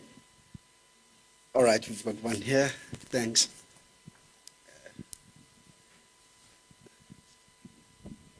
Sure. 1, 2. Okay, so I'm interested in terms of knowing, but were there any difficulties in terms of the bylaws of shooting in the location that you were shooting? and how maybe the municipality of that particular place was involved? Yes, absolutely. Very good question. Because, yeah, you can't just turn up and start building all that stuff without there being regulation, because I had a very strong policy of only positive impact in terms of jobs, but in terms of the actual land that we were building on, we had a zero impact policy. So in able to do that and make sure that we were complying with the South African laws, we hired what's they called? They're called the ECO, which is an Environmental Compliance Officer, I think. Basically, he works with you to make sure that you are abiding by South African laws in terms of the work that you're doing within the environment. So then, for example, when we were filming in the Cap, when we were filming on the beach, our ECO was always present to make sure that we weren't doing anything to infringe on those laws. Obviously, you set out with that, but you need to make sure that, you know, someone doesn't come along and cut that little bit of stuff on the ground that actually is important to distinguish what between like actually with this series, I think on some farmers' lands we might have cut down some bushes, but in general, actually we just didn't cut stuff down. So our ECO was really good in that. And so when we filmed with Fani, who's part of the, who runs the CAP constituency, Chris was with us, telling us the whole time what we could and couldn't do. But we aimed to be zero impact, as I said. Our fire pits were all off the ground. When people were using and doing ambulations, that was all into buckets, which was properly disposed of. And then, you know, all of the stuff that you saw to build the sets, that was all recycled and disposed of and removed in an appropriate way. So, but yes, it's very important that you abide by bylaws and the laws of the country that you're working on, and go beyond that in terms of the way that you treat the land and the environment you're in. Awesome. Thank you very much, John, for your presentation and sharing, you know, your experience of shooting in the Eastern Cape. We are anticipating, you know, we would love to know when the series is going to be broadcasted, and also, obviously, we would love it that you come back to the province, you know, for further, you know, films and series that are to be shot here. But otherwise, thank you very much for sharing your experience. Thank you very much. So I don't know when the series is going to be shown in South Africa. That's depending on the local broadcasters, if they choose to show it there. It's currently already been shown on Channel 4 in the UK. It's available to see online through Channel 4's porthole, or it's showing on the Roku channel currently in the United States. So those were the two funders. They're now broadcasting it. So in the UK, it was very, very successful. It is not yet greenlit for another series, but it's looking very, very likely. It ended with more viewers than it started. So it grew in terms of its audience share. So the channel were very, very happy with it and the product that we got. And, you know, really the Eastern Cape was a very important part of that and making that work. So thank you all very much. One more question, John. Yeah. Just before we let you go.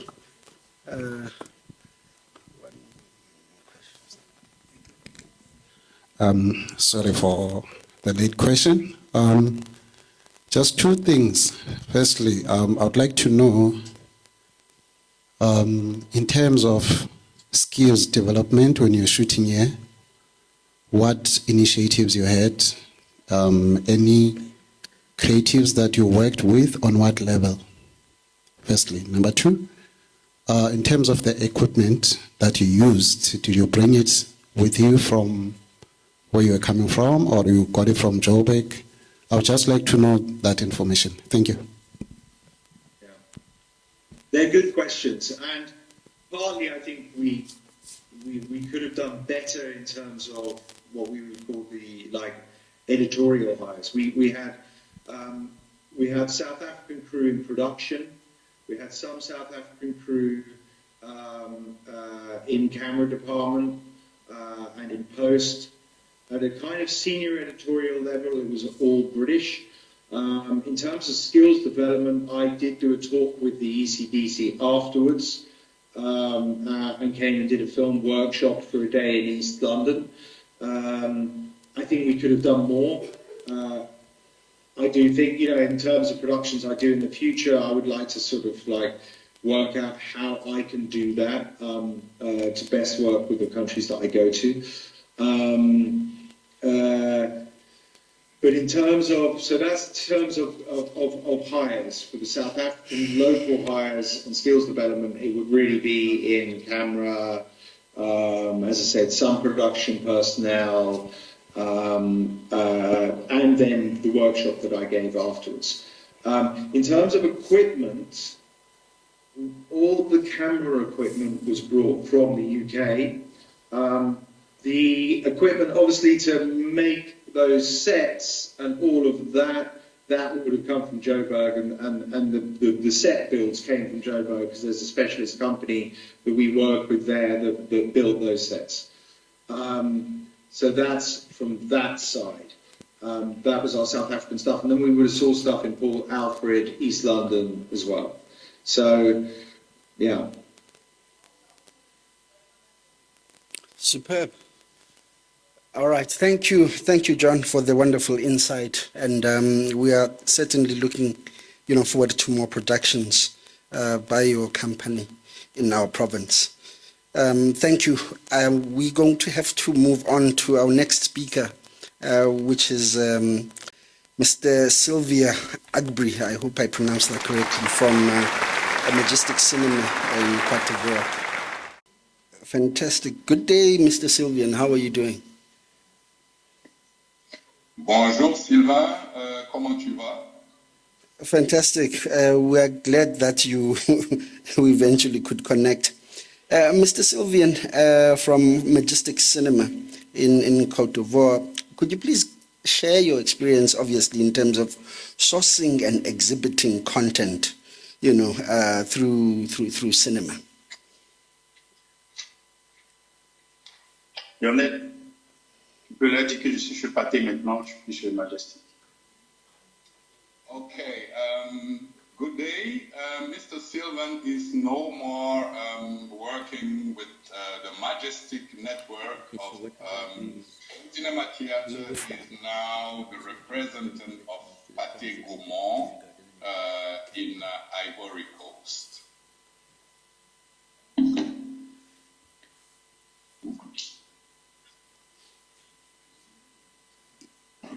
Thank you. I'm sorry, I just caught a bit of that response. I know you said that Mr. Sylvia is no longer, part of the institution. Who then do we have? May we please have then the speaker introduce themselves?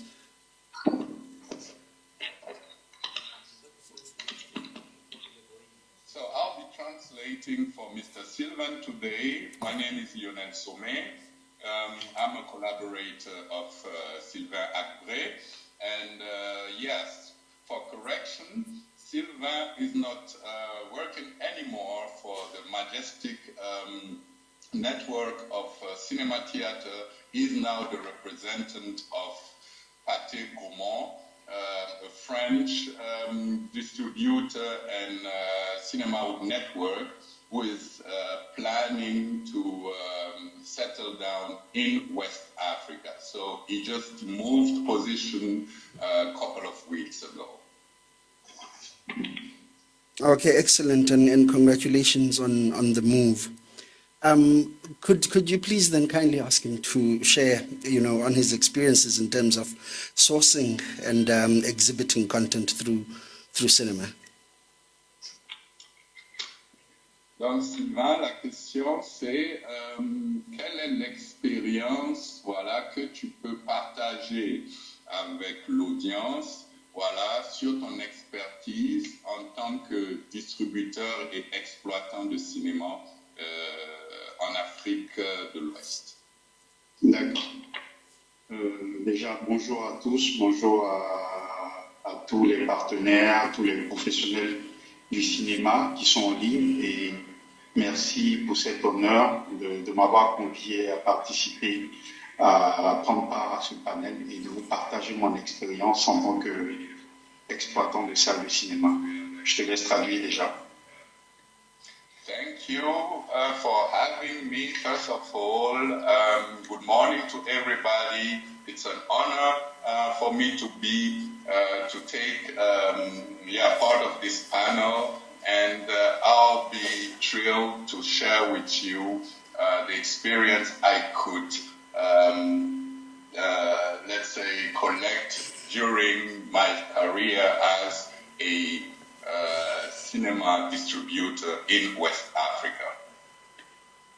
Ok, donc je suis Sylvain Agré, je suis donc aujourd'hui directeur d'exploitation du cinéma Pathé Cap Sud Abidjan, qui est un multiplex de 6 salles qui va ouvrir bientôt le 15 novembre 2023 à Abidjan. Donc beaucoup de gens attendent ce cinéma-là. Je te laisse traduire au fur et à mesure. My name is Sylvain Agré. I'm now the representative of Pathé in Abidjan, who has planned to open a multiplex theater of 6 projection halls and supposed to open on the 11th, also the 15th November this year, and a lot of cinema goers are looking forward to it. Alors, donc je voulais vraiment vous dire que moi, je suis vraiment parti depuis le bas de l'échelle. J'ai commencé l'exploitation en tant que caissier. Je commençais en tant que caissier, contrôleur, de ceux qui coupent les tickets à la porte, ensuite caissier, ensuite gérant de la salle, ensuite directeur d'exploitation. Donc j'ai connu vraiment toute la chaîne, on va dire la chaîne d'évolution dans ce métier d'exploitant de salle. Donc j'ai eu cette expérience, je suis passé, j'ai fait mes armes à travers le cinéma Majestic. Aujourd'hui, Majestic est le seul exploitant, on va dire, qui existait encore depuis 2015 jusqu'à aujourd'hui. Donc Majestic est un réseau des salles qui a 6 salles, donc 4 cinémas, dont un complexe de 3 cinémas. Donc ça fait en tout 6 écrans que nous avons. Et depuis 2015, j'étais directeur d'exploitation de ce cinéma. Je viens donc de quitter pour intégrer le groupe Pathé, qui est un grand groupe qui a plus de 130 cinémas à travers le monde, qui a un multiplex à Dakar, donc cinéma Pathé à Dakar, qui a aussi 3 multiplex en Tunisie, bientôt un multiplex à Abidjan et très bientôt un autre multiplex au Maroc. Donc voici un peu le réseau dans lequel j'ai travaillé. Je suis aussi secrétaire général du réseau des exploitants et distributeurs de cinéma africain, donc le REDA, réseau des exploitants et distributeurs de cinéma africain, avec lequel je suis secrétaire général et pour lequel j'essaie de proposer des contenus qui vont permettre de circuler dans l'ensemble de ces salles, on va dire, indépendantes. Lionel, je te laisse expliquer le temps que je finisse. Okay, so I started my career as a cinema content distributor in cinema theaters really from the bottom. I started, first of all, working at the ticket sale. So that means that I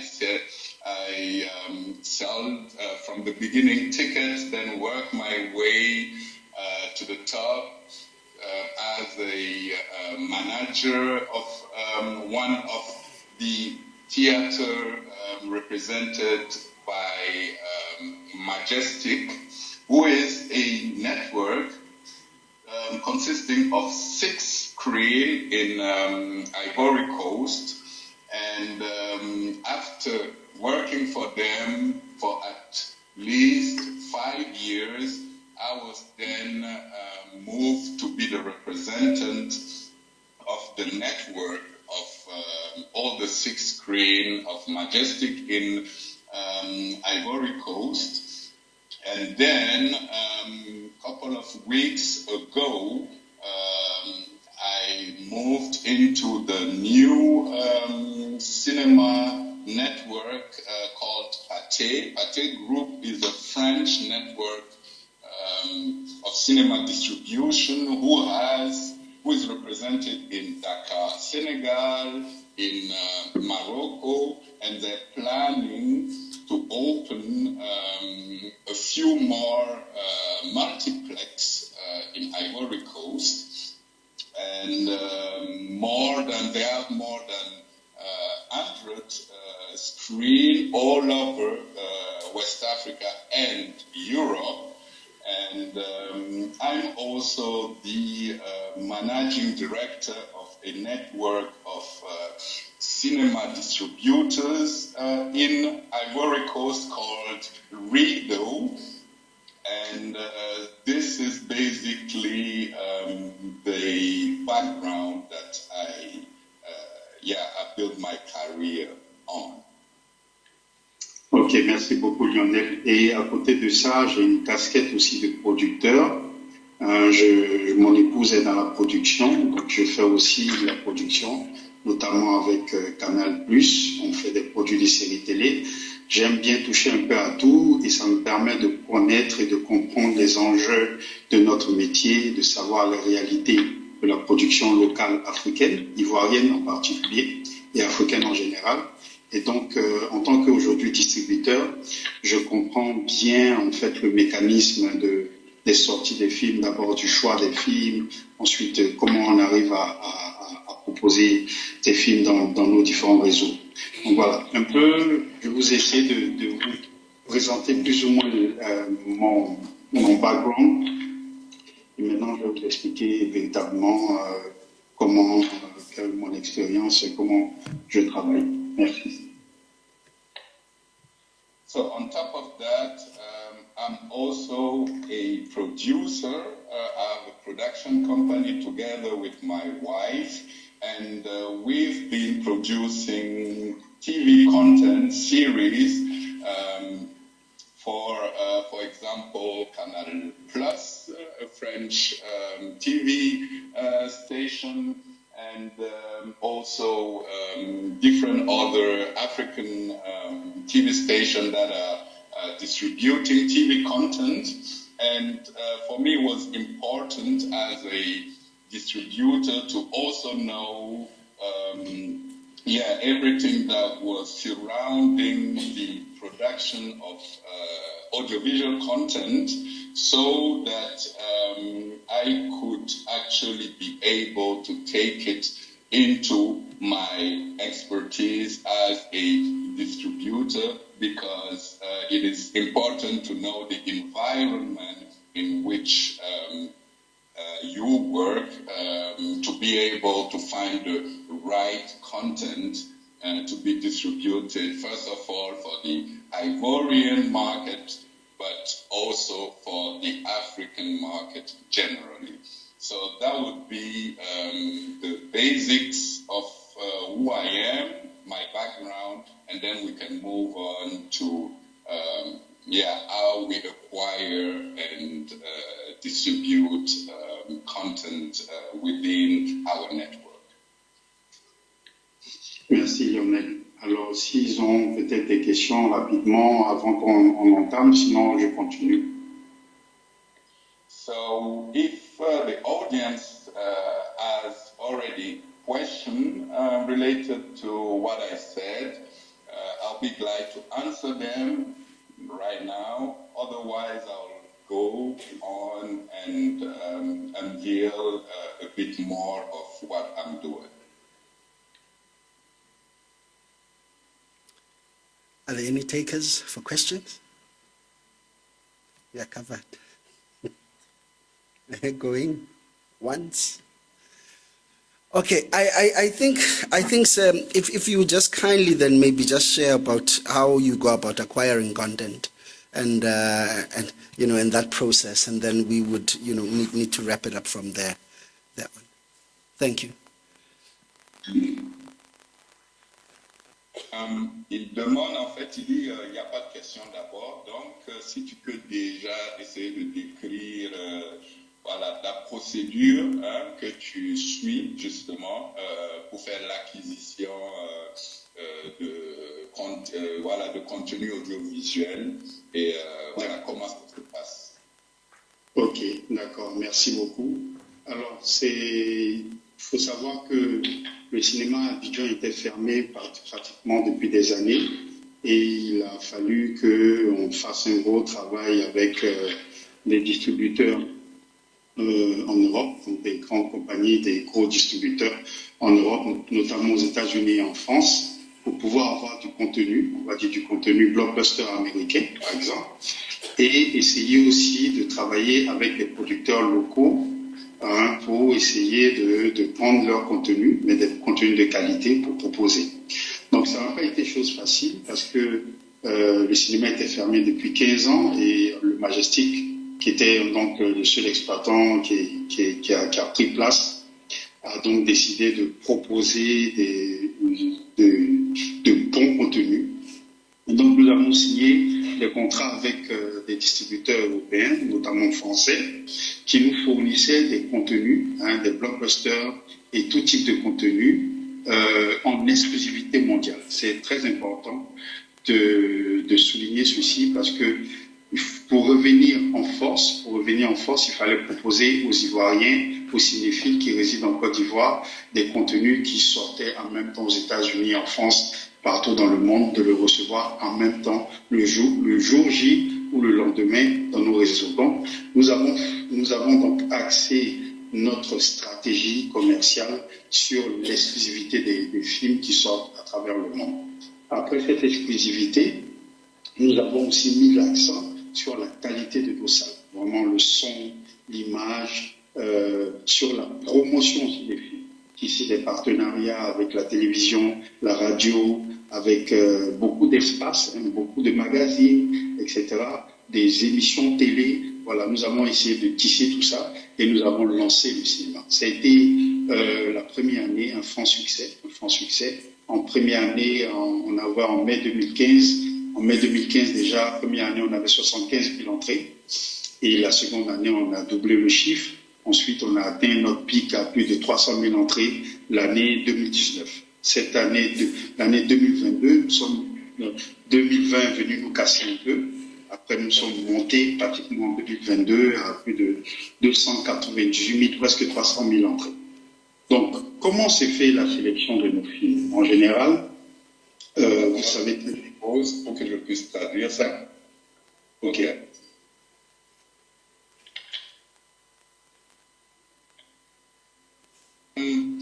So, how we acquire content? We have to go back into the Ivorian market history and say that this cinema exploitation in Ivory Coast, we have to say, was almost not existent for 15 years for different reasons, political reasons, and so on. So we needed first to rebuild this habit of cinema goers, and for that, with Majestic, the company with who I was working for the past 15 years, decided to work in collaboration, obviously, with US and Europe partners to get exclusive access to their content, to blockbusters. For them, it was important because obviously this kind of content bring the audience to the cinema, and they wanted to be able to offer the same way that the European and the US cinema goers have access to it. So that means that as soon as a blockbuster will be screened in Europe or in the States, a couple of days later, it would land into the majestic network of theater. So to revive the cinema, I would say the cinema market in Ivory Coast, so Majestic also decided to collaborate as well with the local media, so that means TV station, radio, and make some advertisement to bring the people back into cinema theaters. And the first year after the launching of the Majestic activities, we could already count 75,000 entries into cinema, and this was double the second year, and we already reached 150 entries the second year, and lately 2020 we could already pass the cap of 300,000 entries into the Majestic Cinema Theaters Network. Ok, merci beaucoup Lionel. Monsieur Rod voulait parler? Rodwell, you wanted to say something? No, thanks. Thank you for the insight and sharing and exposing us to that particular distribution network. We are really hoping that our producers from the province and obviously South African producers can tap into that network of distributing their content so that they would obviously be in a position to generate new revenues. Unfortunately, we're going to have to wrap our session currently, but we are certainly going to get your details from the ECDC and obviously share it and distribute it with content producers from our province and this side. But we are honored and delighted that you could come and share a platform with us. We really wish you, all the best in your new venture, and we are really hoping that we could next time physically have you here so that you can, take some of our content and plug it into the spaces that you have distribution channels with. Thank you very much, sir. Ok, merci bien. Sylvain, vu le temps qui nous est imparti, malheureusement, on doit passer au prochain panel. Mais merci pour les précisions que tu nous as données. Et on va bien sûr faire passer ton contact à tous les producteurs de la région là-bas en Afrique du Sud qui sont bien sûr intéressés à rentrer en contact justement avec ce type de réseau-là pour pouvoir distribuer leurs films et bien sûr avoir accès à un peu plus de revenus. Nous sommes très enchantés de t'avoir eu sur le panel et espérons que la prochaine édition, tu pourras être là en chair et en os, voilà, pour pouvoir partager un peu plus, ton expérience avec nous. Okay. D'accord. Donc, je remercie vraiment tous les partenaires, son réseau et puis Rod pour m'avoir permis de participer. Et je voudrais dire que si j'ai commencé à parler des blockbusters, c'était pas trop l'intérêt pour moi. L'intérêt pour moi était de parler des films africains, mais il était important de savoir dans le contexte dans lequel nous avons travaillé, les blockbusters étaient pour nous un produit d'appel pour attirer une clientèle et afin de développer un cinéma local africain de qualité. Donc, on aura l'occasion de parler de toutes ces questions, de comment on a sélectionné les films africains et comment on a réussi à pouvoir les faire sortir dans l'ensemble de nos réseaux de salles africaines. Voilà. Merci et à très vite. Mon contact très ouvert. Vous pouvez me contacter et on va continuer à travailler ensemble. Merci beaucoup.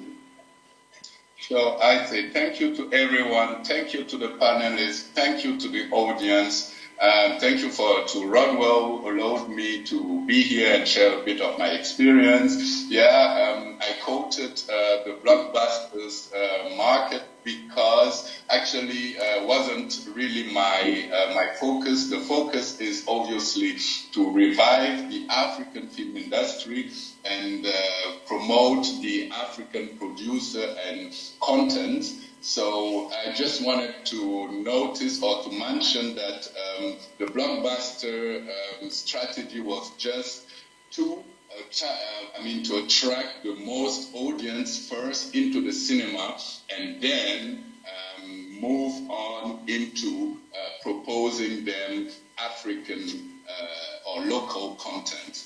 But regarding the time that we have, I know that it wasn't enough to explain exactly how we acquire content, but my contacts are open and I'll be glad answering any question coming from you guys, and I'll also be glad for the next edition to be there in person and share with you more of my experience as a African content distributor. Thank you very much. Thank you very much, sir. Have a good day. Merci et bonne journée. All right. Merci. Great. Thank you. Ladies and gentlemen, without wasting any time, we are going to move straight into multi-choice, where Mr. Tebogo is going to share with us the opportunities that exist and also in terms of the requirements of how they commission work. I'm hoping, Mr. Tebogo, you are online. Good day. Hello. Good day, ma'am. How are you? Good, thank you. Tebogo is not in. Okay. So myself and Lupuna will be joining in on this session. Fantastic. Fantastic. Please proceed by introducing yourself, who you are and what you do, and we'll jump straight into your presentation in terms of the opportunities that exist at MultiChoice and how and what the actual requirements are for commissioning. Thank you. Thank you, Rodney. Hi everyone. My name is Flavia Mtisi and I am a commissioning editor for MultiChoice as well as for Showmax, and I specialize or work in scripted programs across the board, from series to telenovelas to movies. Hi everyone, my name is Rufona Defoa, Flavia's colleague, so everything that Flavia does, I do. Yeah. And then with regards to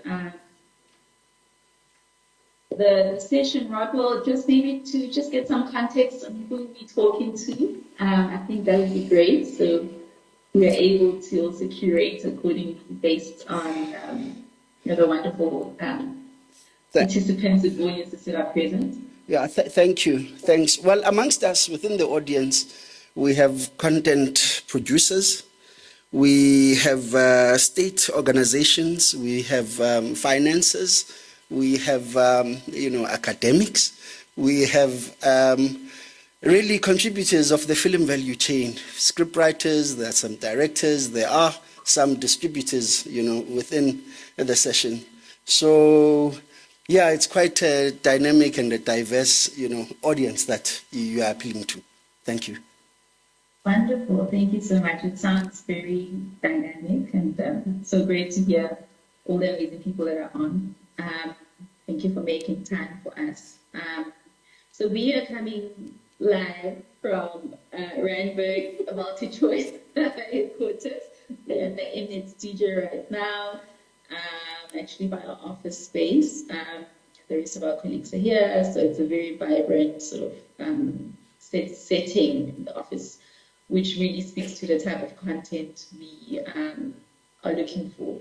And I'm so glad that there are various stakeholders from various departments and organizations, but also in different sort of like roles and responsibilities that are here today with us. and I guess Mkhulu and I will just be giving a very informal sort of like chat. It won't necessarily be a presentation, but just an engagement session of some sort to just speak about the wonderful and vast and ever so growing opportunities we have here as a multi-choice group for content. There's a huge desire to work with different voices, new voices, authentic voices that are able to tell the real lived experiences in an entertaining way from a story perspective for our paying customers. So as multi-choice, of course, we are very customer-centric because we're obviously dealing with a customer and a viewer that pays for a product. So quality is always one thing that stands above all, but most importantly, stories. So I think the first thing is, before we can unpack the type of opportunities that are available, is to also maybe talk about understanding your market and understanding who it is that you are potentially bringing the concept for. And as you know, as a country, as South Africans, we're quite diverse in language and culture, and there's a lot of dynamics to us as a people. And so I think the first thing you need to sort of figure out is, which market are you trying to target? And once you've sort of figured out which market you're trying to target, then do watch the channel that speaks to that market, and have an understanding and a feel for tone, feel for style, and or just appetite on what is on the platform or the channel, so that when you do bring concepts, you are not repeating what's already on air, or going way off from the standard that is on air. So I think conscientizing yourself and making yourself aware of the type of market and the type of channel you want to target is very important, and I think that's the first step, because a lot of times what we find is people will bring concepts and submit concepts and have a very blanket approach to it, or would rather have the broadcasting party be the one deciding on where it goes, and I think that's a very flawed sort of like point of departure. I don't know if you want to add on to that before we move on to the ask. Not really, but I think what to add is that Flavia is right, that when you submit your content, please submit stuff that you know they're not in the channel or they're not out there in other broadcasters. What's that unique selling point? Because that's what we always look out for. You know, you might submit a story and then we don't take it, and you're like, but it's a good story. Yes, it's a good story. It takes all the, the story principles, but it lacks that unique selling commercial factor, like she said, actually more customer-centric, because we have this content for a customer that pays. So we always want, to be ahead and set trends, and not do what free-to-air broadcasters are doing, and not offer story the way that they offer stories. So we're very open, to different ways of storytelling, because we always want our customers to choose us first before they go to free-to-air channels. Absolutely. And I think with that being said, there's also a vast sort of like number of opportunity in terms of the linear channels, which from a commissioning point of view, we have your Mnet channels, which has historically and still do cater for English-speaking markets. Then we have our Afrikaans channels, and that would be your Gatenet, Gatenet Denki, Gatenet No, which is mostly for Afrikaans market, across the white Afrikaans to colored Afrikaans to all kinds of different Afrikaans groups, and they cater for that content. And then we have the mass channels, which is the local entertainment channels, and that's where Ifuna and I specialize in, and that's pretty much the black mass. And that would be your Mzansi Magics, your One Magics, your Mzansi Waiters channel, or Mzansi app, and. So those, and then of course Mzansi Bioscope as well. Yeah. So those are the three distinct different markets. I think that's the point of departure. Then we also have our Showmax offering, which again within that Showmax offering is segmented into the different markets as we've broken it down, but it's one hub.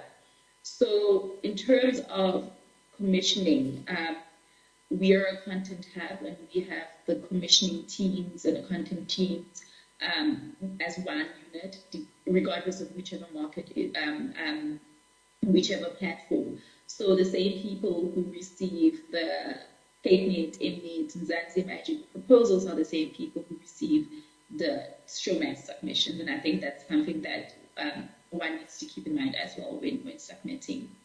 And then in terms of what the opportunity is, across all three of those markets, it would obviously be our tier one type of shows, which means very sort of like high-end, longer-running anchor sort of like shows, which are telenovelas. And in our telenovelas, again, generally this is for all the markets and all the language breakdowns. In our telenovelas, we are absolutely looking for primetime telenovelas, late primetime telenovelas, as well as early primetime telenovelas. And again, to Lufuno's point, I think the most important thing to keep in mind when submitting a long-running format is to make sure that you're not introducing or bringing in something that has already been done, that is being done, or that is similar to what is within other platforms that might not necessarily be on MultiChoice. We really want to bring in fresh, exclusive content for the paying customer because that's our primary objective. So yeah, so telenovelas would be the first sort of like the top ones. Then you move on to series, drama series. This is all inclusive across the different genres. So it could be a psychological drama, could be a comedy, could be a normal drama, just serialized episodics, ranging from 8 episodes, your mini series, to 10 episodes, to our standard, which is quite common across the board, 13-parters. We're very flexible with the episode durations and the episode numbers. We're looking for 22 minutes, half an hour minutes drama series, as well as 48 minutes, and those are known as hour-long drama series. Again, this is across the board from a linear point of view and as well as a Showmax point of view. And then we are then also very much open to receiving movies, which is probably the highest volume of content that we put out across the board as well.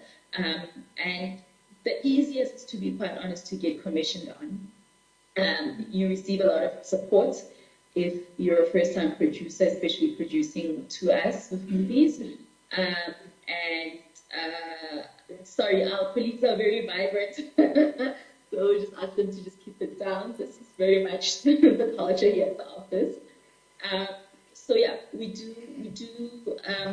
I really want us to press on the movies a bit more, and maybe you can talk us through this, because I think there are just so many opportunities. There's so many platforms and slots available for movies, like I said, it is the easiest to get in on, and it's also a great way to build a relationship with the broadcaster, to also grow, to also sort of like take all the risks that you want from a genre point of view or look and feel point of view, so that by the time you do get to do a series or a telenovela, you would have evolved, you would have understood the working dynamic and also just the broadcast standard. But just really just getting into your own. I think a lot of people don't know that a lot of the production companies and the production houses that are occupying a lot of the telenovela slots and the drama slots had to start on the ground with the movies, and you would be amazed that almost each and every one of them have probably been commissioned for 20, 30 plus movies prior to them having gotten to the point that they have gotten into. So movies are just really such a great opportunity and a great entry point. I don't know if you want to maybe touch a bit more and explain how the movie process works and what our ask is for Lily as well as for Showmax for that end. So we have, I think, 2 slates of movies. So from Zante Magic, which is where we probably kind of like looking for new and upcoming filmmakers, and that's when we we start with the relationship with the broadcaster. For some producers, it starts there. Those movies, the 600,000 movies for 52 minutes. We have those from Zante Magic, and we also have those for Showmax. And within the Showmax channel platform, we also have the movies that are between 2 to 5 million movies that we have there. So we have to give this from Zante Magic every Saturday. A new movie is to broadcast. So you can imagine. So it's like what, 52 movies, and we also have a festival where we have like about 12 movies.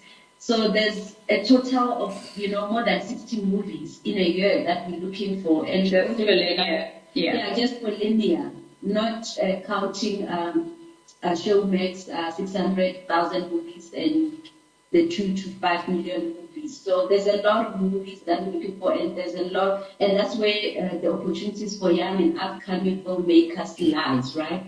And also the TV series as well. We started looking for that. So yeah, so all, like Flavia said, all these big broadcasters also had to start somewhere. Yeah. So just because you produce a telenovela for ECTV, for SABC, and you want to come and start a relationship with us, and you want to start at a telenovela, those who know will tell you that no, that's not how we work. You must start where other people have started.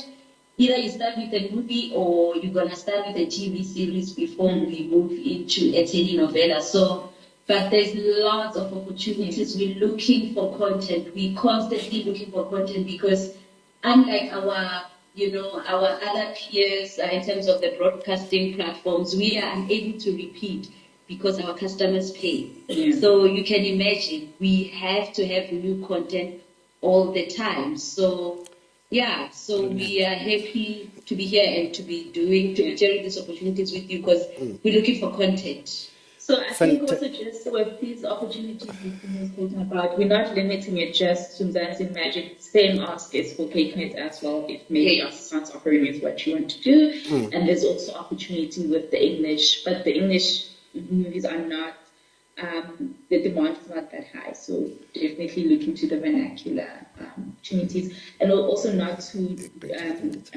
discourage anyone who would be interested in submitting series. Yeah. If you have a great series concept, please do submit it through. Sorry, Rockwell, you wanted to say something before we go into how the technicalities of how to submit? Okay. Thank you very much for the, insightful, information. I certainly believe that we need to have, further engagements in terms of the state, in terms of us as development agents, actors within the film space, to ensure that we get our local producers to obviously be plugged into the movie space and the opportunities that you guys have. My fear is that we are just running out of time. We are already over schedule. Are there any questions before she just unpacks the technical, aspects of how to make, those particular submissions? Do you mind if we take questions, and then after answering those questions, maybe you can just give us that process, and then we can wrap the session? Thank you. We've got 1 hand, 2 hands, 3 hands. Okay, there we go.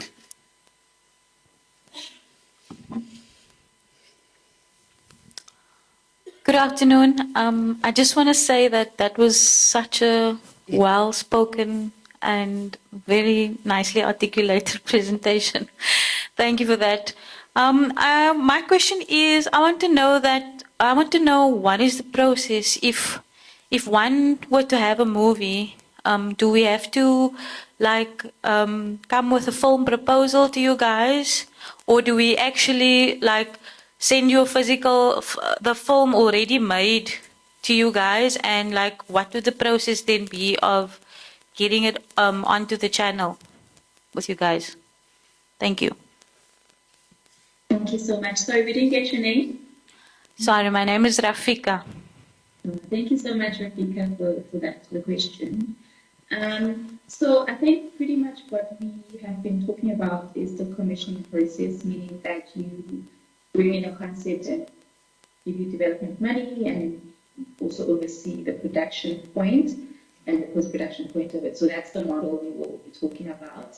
Licensing, not so much, I think, for the sake of this, would rather, and licensing would have been if you would have shot something and then submitted to us and we pay you a fee to have it on air for a period of time. So in this case, it would be a full-on commission on all those opportunities we've mentioned. And essentially what we can do, and I don't know, Rothwell, if maybe you can write in the chat, is you need to go on Mnet submissions. You can just Google Mnet submissions. It should be able to pop up there. And once you click on the portal, which is our first point of contact for anything, we don't receive any proposals anywhere, whether it's, you know, LinkedIn or WhatsApp or email. We absolutely do not receive any submissions any other way except for the portal, which the teams, the commission teams across the different clusters have a look at the portal every week without fail. I mean, for us at MAS, we look at the portal at least 2-3 times a week. That's how active we are on it every single week. So you go on the submission portal, like I had said, identify a market and a language. So depending on the market you want to submit for, you click on the icon of the channel and there should be a populated sheet. That populated sheet gives you exactly the details of what is needed. So in terms of movies, what we need there is nothing longer than 2 pages. Because again, as we said, once we've commissioned, we will develop the story with you. So what we do need is obviously your 1-page outline, your title, duration, target market, I guess, depending on the market you want to, you know, speak to, your what if premise, which is very important, controlling idea, a synopsis or an overview of the movie from beginning to end. And that should suffice. And then you can submit that. And then once you submitted that, then we'll be able to look at it on the portal. In terms of theories, what is also important is that 1-page outline. But what is at most important for a series proposal is a detailed first episode, because if you haven't envisioned how the first episode looks like, you're not quite sure whether you understand what the story it is that you want to tell. So once you've done so it would be a 1-page outline, and then it would be a detailed, very detailed first episode, and then maybe just a brief overview of what the rest of the season looks like, depending on the episodes you want. Nothing longer than 3 to 4 or 5 pages for a series as well. And then with telenovelas, very similar to the series as well. We give us your 1-page outline, you give us a detailed first episode, and then you give us the quarters. As you know that in a telenovela, there's usually 3 or 4 quarters, depending on the duration. We also forgot to mention that with the telenovelas, we're looking at anything ranging from 90 episodes to 120 episodes to 260 episodes serialized series. So of course, depending on whether it's 90, 120, or 260, you break it down into 4 quarters. And I think with that, again, don't do anything over 5 pages because it just needs to be an overview. The most detail we need is perhaps your A, B, C storyline, how that looks, and then you're good to go. So once you submit and we are able to see maybe that there is potential and there's something fresh, we do call you in for a pitch. And then based on how the pitch goes, it will then go through various approval processes, which we'll explain a bit later. I don't know if I've missed anything out in terms of submitting. I think the other thing that I think you missed is that once you have submitted, you get a tracking code. Yes. Which it's a proof for you if you want to follow up on your proposal, on your submission. And it also helps you in future, because you know there's only how many stories? 7 storylines, 9 stories. So when you're thinking of that concept, surely believe that someone also is also thinking about the same concept. So it just helps you as well for us to also track should you find your concept similar to a concept that's already commissioned internally, then you can use that number to say I submitted on this date, and you know it just helps on that. It just helps you to track and know your submission went through. Absolutely. If once you submit on the portal, you give it 90 days. Should you not receive any feedback within 90 days, whether it was successful or not, then it definitely means that it wasn't successful. So if you, and the portal will give you a populated response. So we don't respond to each and every proposal that's there, but we do look at every proposal that's there. And if there isn't any feedback within 3 months, then that means it was unfortunately unsuccessful. But as Mfuna said, there's 9 plots worldwide. So just because you've been unsuccessful, you need to just keep submitting different things up until one day you land that commission. Just don't be disheartened by the reject. Yeah. Yeah. Hi, Lavia in Funolanga.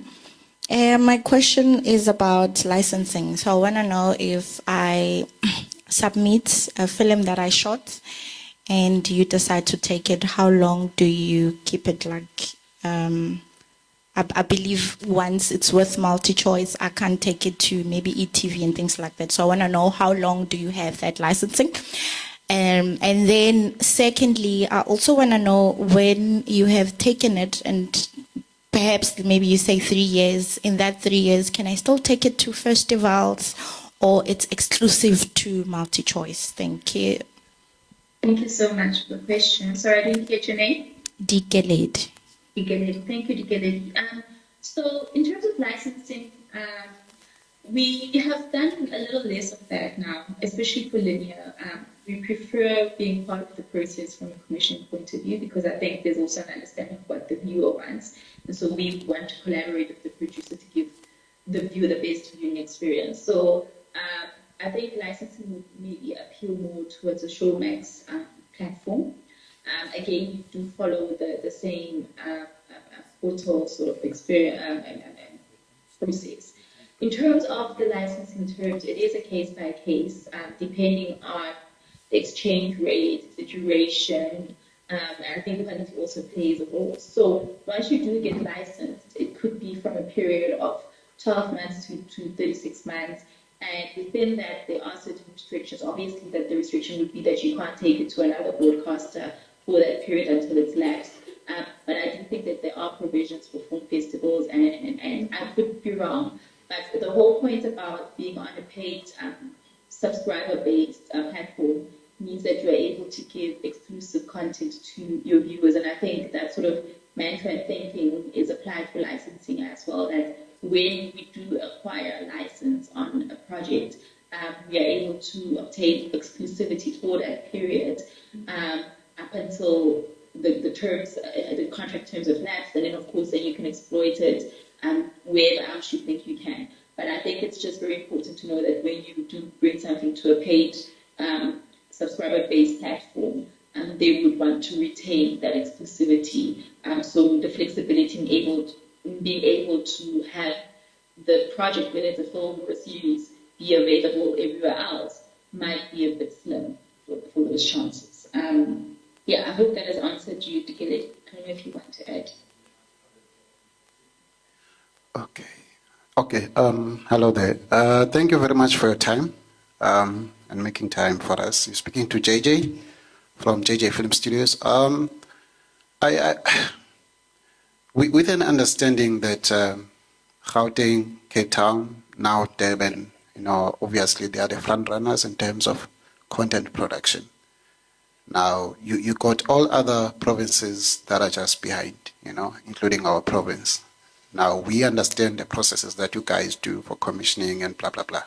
But the challenges that are facing these provinces, obviously, is development, and the producers there are not capacitated, like other provinces. And you can't just live here and go to Joburg and try and blah, blah, blah. But what we need as these smaller provinces that are coming through, it's being capacitated, so that we can have the capacity to compete. Now you can't compete, you can't submit. I'm sure you can tell us that on your list, when you get all these submissions every time, you're going through, is that you've got all these other provinces, as a top 3, producers that submit for proposals. Now my question then is, what are you guys, besides, calling for proposals, but what are the initiatives that you guys are assisting producers in these smaller provinces? What are you, as a broadcaster, beside all these things, what are you doing that's practical to make sure that, or rather to assist the producers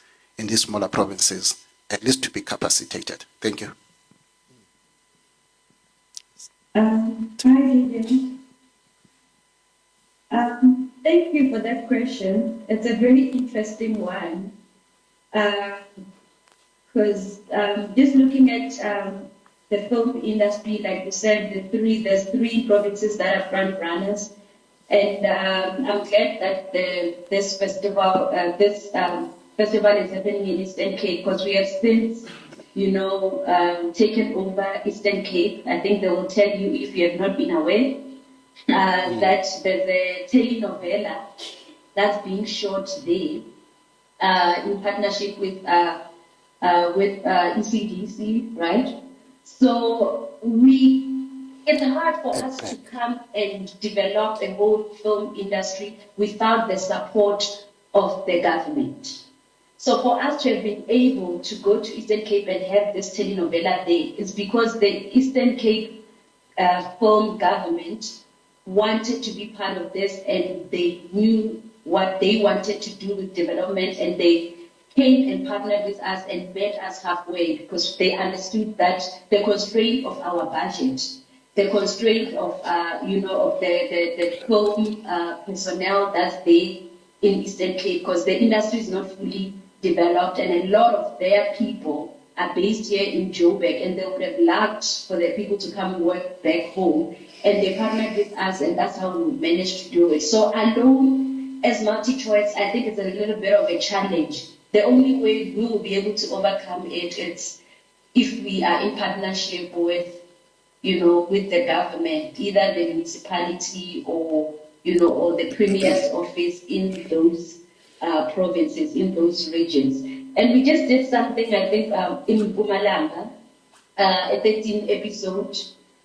We did that. It was one of our first, and it's in the and everything we sourced there. There's not a film industry there, so the only people that we could get there and use there and develop were interns, were just new and upcoming people, but a lot of the actors who stay there in Mpumalanga from Mpumalanga, but they're here in Joburg because there's no industry there. And even there, we worked well because the municipality was involved, the premier's office was involved. So alone, as multi-choice, as we look currently, we have only been able to get into those, film industry in partnership with the government. We have not been able to successfully do it alone. So if the government is willing, then we are willing, and we want to develop the industry because we want more voices. So I think, I agree with Lufuno, but I think also there's just been such a beautiful transformation that's been happening for a lot of underrepresented communities, underrepresented provinces across the board. And you will see it with various programs that we have as multi-choice. Last night, we were at the Multi-Choice Talent Factory Academy graduations, where a bunch of interns who were taken and sourced out from all over the country were graduating, and they had first-time opportunity to spend an entire year to work on basically all our shows across the board, from No My Kitchen Rules to Idols to big series like The River and just you could just see how their lives were transformed and the access they were able to have. The Talent Factory applications are open now for submissions. So I think it's a great opportunity for anybody, despite where they come from, if there is a passion for film and television, to do stuff like this. There's a writing academy that we have as well. We have enterprise development initiatives. So there's quite a lot of empowerment incubators and accelerators on the multi-choice group website, where you are able to get funding for your businesses, assistance, internships, opportunities that goes beyond just getting a commission show. And I think the focus is also on those provinces and those cities and towns and rural areas and just settlements and just places where people might not necessarily have access. All you need to do is just click on the website, take some time, browse around and see what opportunity you think can appeal to you.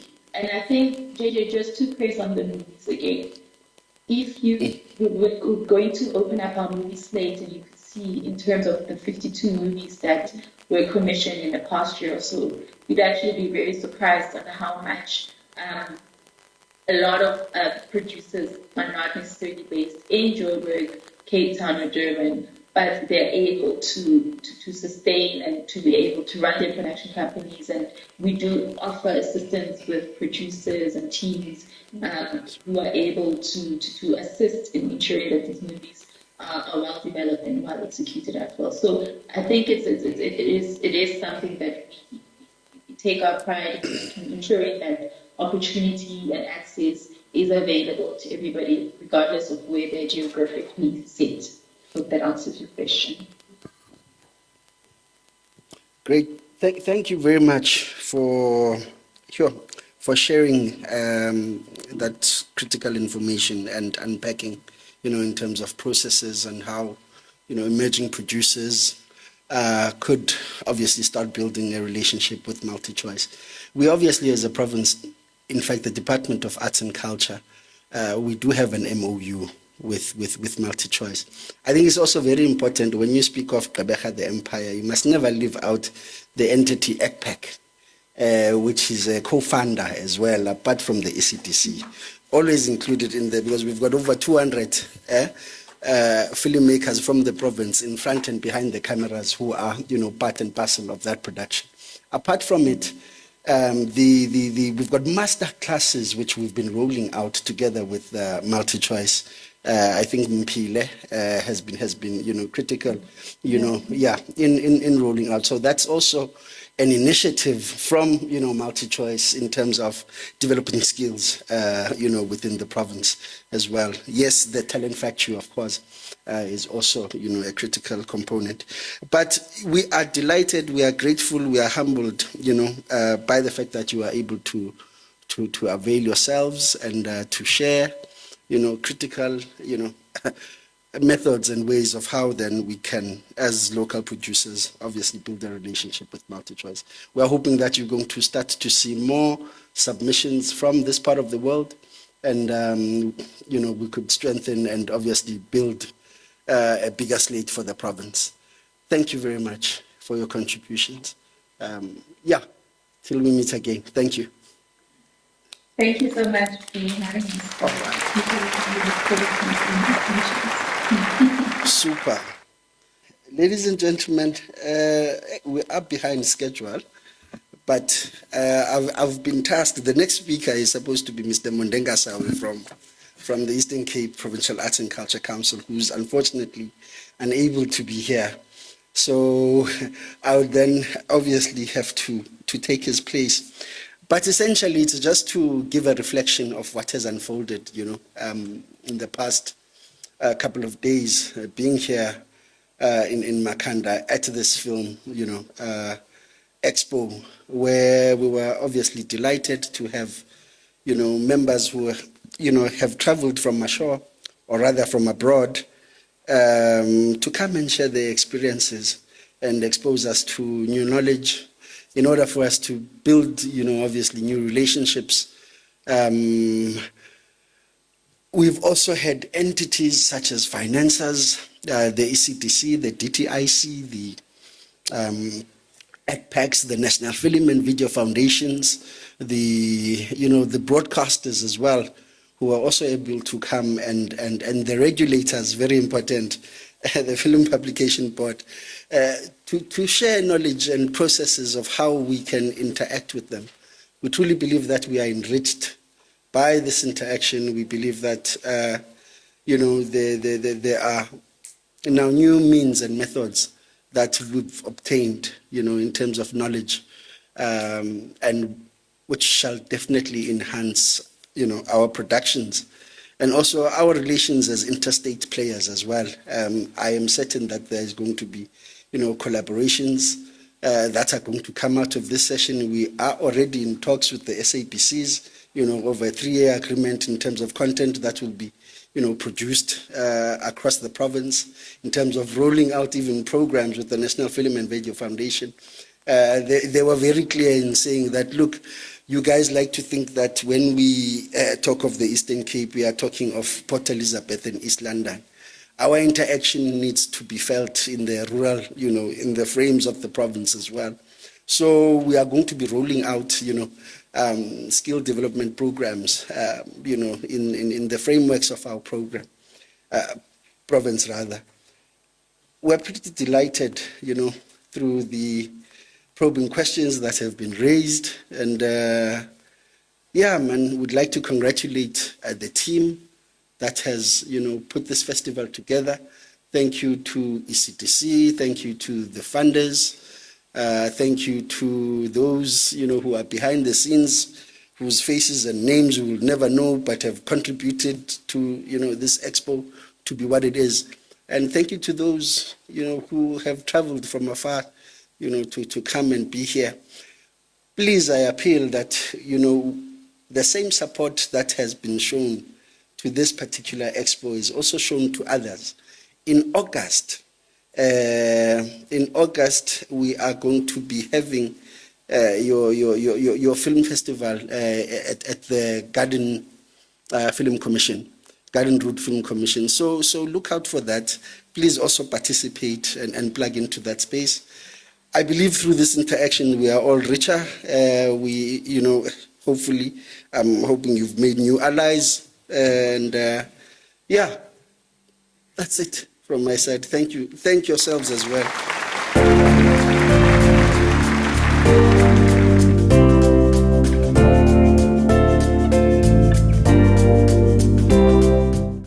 We have Mr. Zuko Notata and Mr. Balungile Jamela from JJ Studios that are going to actually be doing the master class. So we're going to try and keep it brief, and let's close it off in a bang. So we've got Mr. Notata, who is joining us virtually. So he's going to do his presentation for us. Just a quick one, Mr. Notata, just if you could also just briefly introduce yourself as well in terms of the work that you've done as well. That would be nice for us. And as well, just a note, there's a register that is going around. Please, everyone, if you haven't filled it in, please find time to fill it in as well. Over to you, sir. Good afternoon. My name is Zuko Notata. I'm from the Eastern Cape in Mount Fred, Emapatu. First of all, let me apologize for not making it personally to the festival. I have something small but something big, like it's very painful. I've gout. So I just couldn't walk. I called Rishan because I think it was 12 midnight. I couldn't sleep at all. That's why I couldn't join you guys. But I'm there in spirit and I'm here now talking to you. So I was born in Mount Fred and studied in Mount Fred for the better part of my life. And I then moved to KZN where I studied drama. So that's my background. I've always known that I wanted to be a director, producer. But I guess because at that time, at the times of Bantu education, career guidance was not really a thing. So I ended up studying straight acting as opposed to doing filmmaking at that time. But I graduated in year 2000. And I think what strengthened my desire to direct, or my passion to direct, was being selected at that time at DUT to direct a show that went to Grahamstown in 1999. And being a part of that show really proved to myself that that's what I want to do. I want to be a director. And I moved to Joburg, I think it was in 2001. And that was not an easy year for me. So 2001, I kept looking for work, but there was no luck. I couldn't get anything. 2002, it was the same thing until there were auditions for Chacha. I think some of you guys will remember Chacha. And I think what was good for me is that it was shot in the Eastern Cape. That time they were looking for, I would say, a dialogue coach and someone to translate scripts because their directors were white. When I went to them initially, I went to audition. And I think someone was in the audition room loved how my language, the use of language, the skill that I had. And the question then came, what do you want to do? And I told them that I want to be a director ultimately. And they said then to me, we've got something for you. We are looking for sort of a dialogue coach, language advisor, and a translator. And that was my break into the industry. So I started at Quizzical Pictures as a language advisor and as a translator on Chacha. And talking to the producers then, they felt that the right path for me to take to learn more about directing and later on producing would be to do script supervision, which some call continuity. And I started on that role in 2004 with hard copy, which was on SABC 3. And after that, immediately I was lucky because I was invited by another director that I worked with, to come and do script supervision on Zero Tolerance that was done by Oka Media in 2005. And from there onwards, I never looked back. But directing, I then started doing the actual directing in 2008. And the first project that I trained on was Bay of Plenty that was shot in KZN. And to this day, then I've directed a lot of dramas, a couple of feature films, and telenovelas. Right now, my company has a telenovela on the TV named Smoke and Mirrors, and that's what I'm doing. But yeah, in a nutshell, that is me.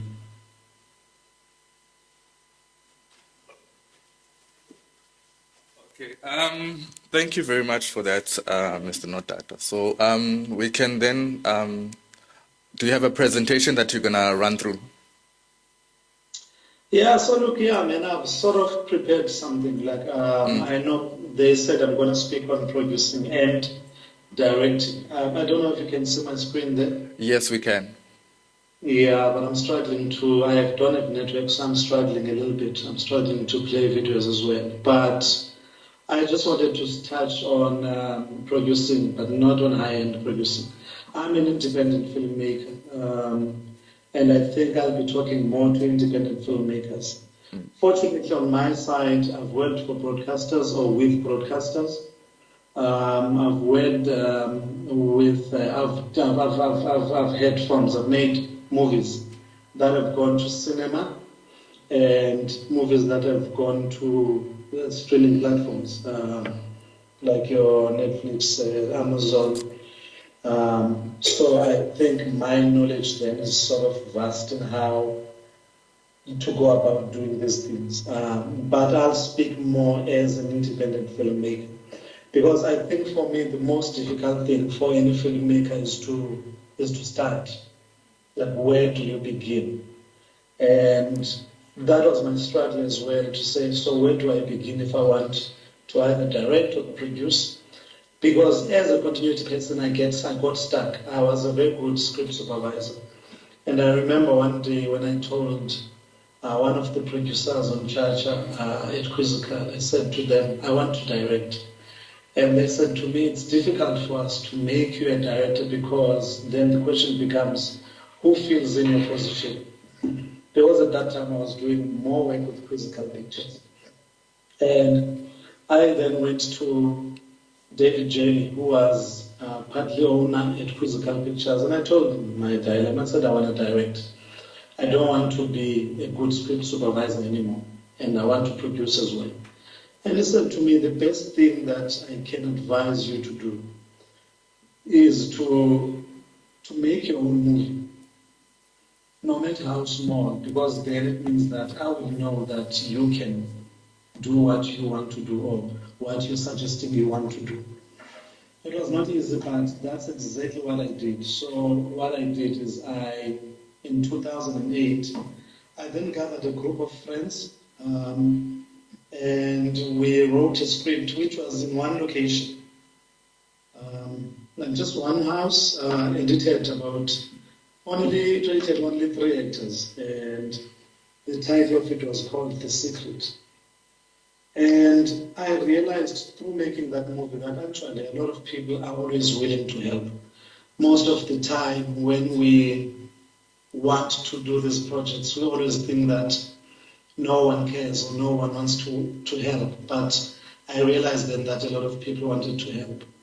And I shot it with a group of friends. I think the budget in that thing in 2005 was about 5,000 rands. And making it was interesting actually, because I remember even when we bought wardrobe, we didn't remove the price tags. So we'd keep the price tags so that we can shoot and return the clothes and get the money and buy something else, so that we can finish making the movie. We shot the movie over 3 days, and when it was done, again, favors, a group of friends were willing to help us cut it. So it was cut, and when it was done, I took it to the SABC. I think in 2009, when recession hit hard, people were willing then to take content, and this is when SABC said to me, bring it, and I took my film to the SABC. And yeah, they played it. I think they paid about 20,000 for that movie, which was for me a lot of money and an achievement on its own. And I took that movie back to Quizzical Pictures, and I said to them, you said I must make my own movie. I've made my own film. Here's my own film. And they watched it, and that's when a decision was made by the producers to say, let's have him direct on intersections. So sometimes I know when we want to break in the industry, always waiting and hoping that someone is going to give us an opportunity. But sometimes it is as easy as you creating your own opportunity and using the resources that you have around you to make that movie, that first film, or taking that first step and making sure that you pave the way for yourself in the industry. So that is how I started. And I soon learned a lot of skills, by aligning myself with people that were knowledgeable in the industry.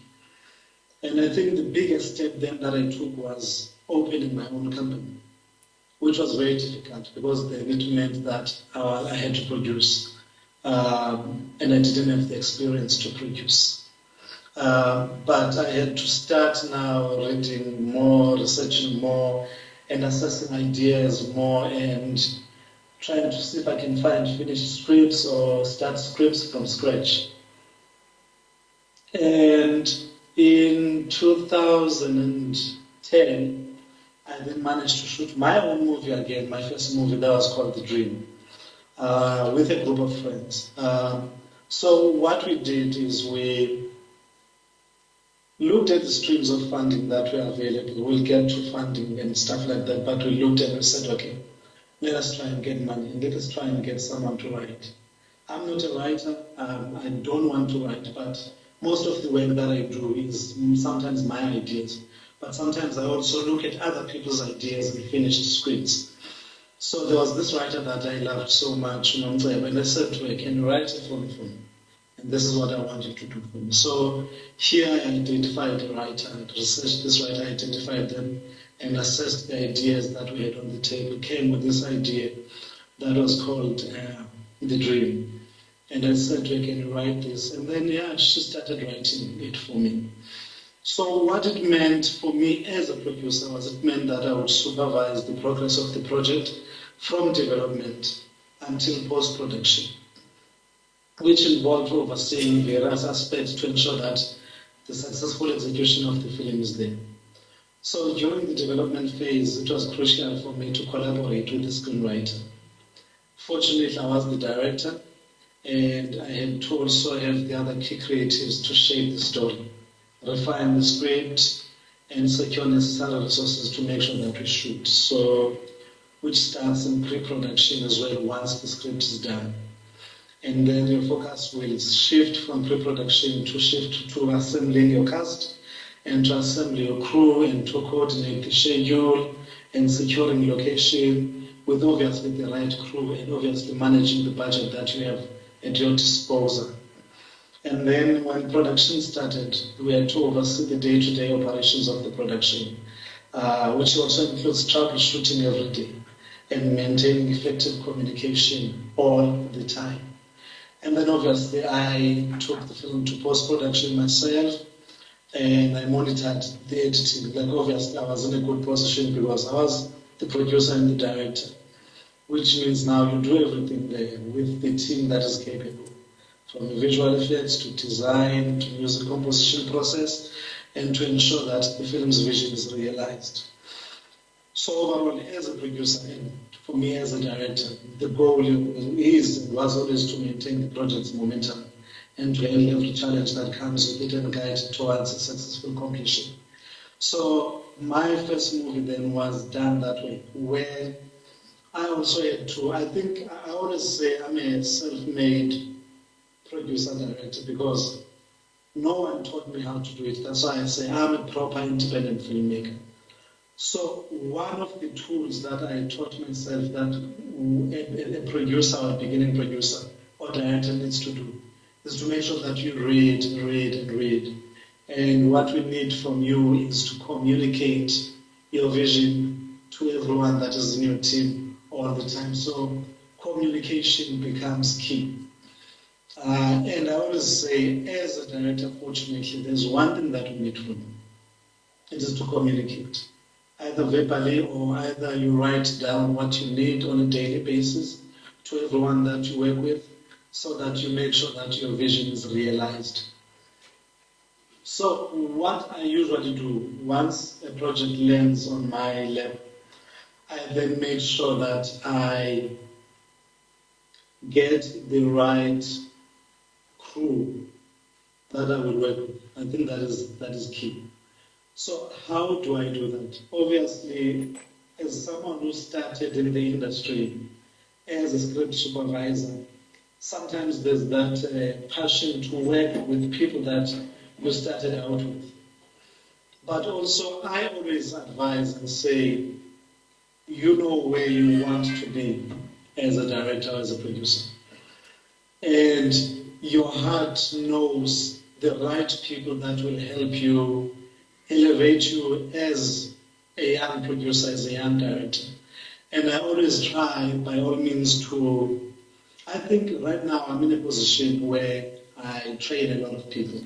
And that's what I've been doing over the years, like skills transfer is my passion.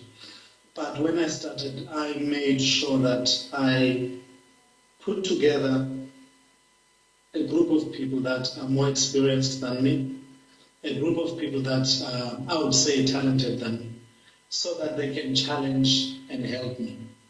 And I always say, you must know that as a director or even as a producer, once you have people that agree with you in everything that you say, then you have a problem. But I also say that if you've got a group of people that disagree with everything that you say, again you have a problem. But you need people that will interrogate the vision, contribute to the vision, and make the vision better. So securing the right key staff for me is very important. I'm in a position where I also hire directors now, especially in situations where I have a drama, let's say 24 episodes. You can't do that on your own, you'll kill yourself. So you also identify good directors, you will identify a good DOP, you will identify a good production designer. So how do I find them? Obviously, you'll get CVs and you'll get references. But I make sure that I then interview my key crew myself, taking into account the reviews that I've gotten about them, the references that I got about them, but also I am talking to them, sitting around the table with them and knowing and hearing what they think is important. But obviously what is important is for me to share the project with them so that when I talk to them, they've read the project. I know by that time what I want the project to be. It's in my mind, it's on paper as well, but it is important as well to listen to them so that I see if they are closer to my vision or they are too far off to the vision that I have. Because what I always say, once you have people that are very far from your vision, you must know that you have a problem. You don't want to spend a lot of time on set or during the time of your process trying to rein in people to your vision. You want to work with people that sort of understand and get your vision and are closer to your vision. So it's important to talk to them and get to know what they think of what you're trying to do. You will see if they're close enough. They might not get exactly the same vision as you are, but you will know when they're close. And you will know when they're the right people for what you are trying to do. And once you know that these are the people that you're looking for, then you can start sharing your vision with them, knowing that they will contribute and add to your vision. So after I did my first feature film, I think my first feature film was Trial and Error. This is the dream in 2010. Then I had an opportunity again to do my second film, which was Between Friends. And this is where I was more wiser and stricter in deciding who's going to work in the project. And my DOP was then Trevor Cameron, very talented DOP. And because this was my second feature film, and I'm not going to lie here and say that I knew a lot of things, I didn't know much. I hired a DOP that had knowledge and knew exactly what needed to be done to get to what I wanted as a director. And a lot of improvements were made. So now you had a DOP that would say to me, as I had a DOP that would say to me, look, we need to spend time together. We're shooting on location. So now I had someone who would advise me and say, let's wake up every morning and go to our location. Some of these things might sound insignificant, but they are very important when you shoot. Because he was finicky about simple things like where we will get the beautiful sunrise, where we will get the beautiful sunset. So now you learn commitment from someone like that, because we're shooting in winter. You will wake up in the morning, it's freezing, but you will go out, scout and check where the best sunrise is. So that if you've got scenes that you want to shoot at that particular light, you know where to put them. The best sunset. We'll go every afternoon to check the landscapes of KZN and see where the best sunset is. And also, at that time, DVDs were a thing. We'll go to Mr. Video and hire a lot of DVDs that are close to the genre that we're doing. Between Friends was a rom-com, is a rom-com. And we'll start watching. I had never done that exercise with my first film, so this was a learning curve for me to say, okay, I'm learning. So we'll watch and discuss every film, like the plot, the shots, the look and feel of it, the cast, so that when then eventually I sit with my cast, I have an idea and references for them so that we can also sit with them again and watch those movies and know exactly what I want from them. And I was fortunate then because his wife is a researcher, and she then started putting together for me a proper color palette for the film, where now we knew how we wanted the design to look like, where we knew how we wanted the wardrobe to look like, and even his mood board, where now we knew how we wanted to look like in terms of lighting and camera and everything.